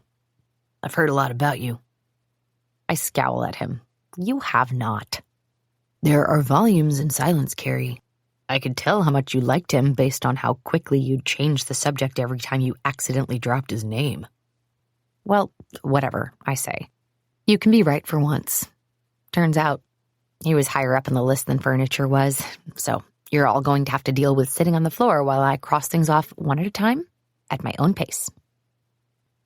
James is the only one who gets it, but I can tell he likes that answer, because his kiss to my temple feels like a safe haven, and his body pressed all along my back promises dirty, dirty fun. "Speaking of lists," he says quietly, "I made one of my own, and skinny dipping is right at the top." I turn back to face him, grinning, as it damn well should be. "I might have noticed you have a creak out back." He jerks his chin toward the window. "All you need is some stairs down that steep hill." Happiness feels like a sweet, frolicking beast inside my chest. If only I knew someone who could build such a thing, I quietly tease. He kisses the tip of my nose and raises a hand. "James McCann, assistant, engineer, and infatuated boyfriend at your service." Before I can verbalize the incoherent giddiness these words trigger, the infatuated boyfriend bends, brushing his lips against mine. He's careful not to deepen the kiss too much, but in his restraint, I sense how he wants to pull me right up against him and hold me tight. I'll build anything you need, he whispers, kissing my jaw. I'd do anything for you. What a sweet relief, because I would do anything for him too. So this is what it feels like to be with someone who wants to give simply for the pleasure of it. I pull James in close, holding him as tight as I think he needs, and he nearly squeezes the air out of me, letting out the happiest little groan. It is like falling onto a soft bed, the relief of being in his arms. The house seems brighter, the air inside fresher. I look over his shoulder and out the window at the view. My view. My home. My life. Finally coming together by my own hands, one piece at a time.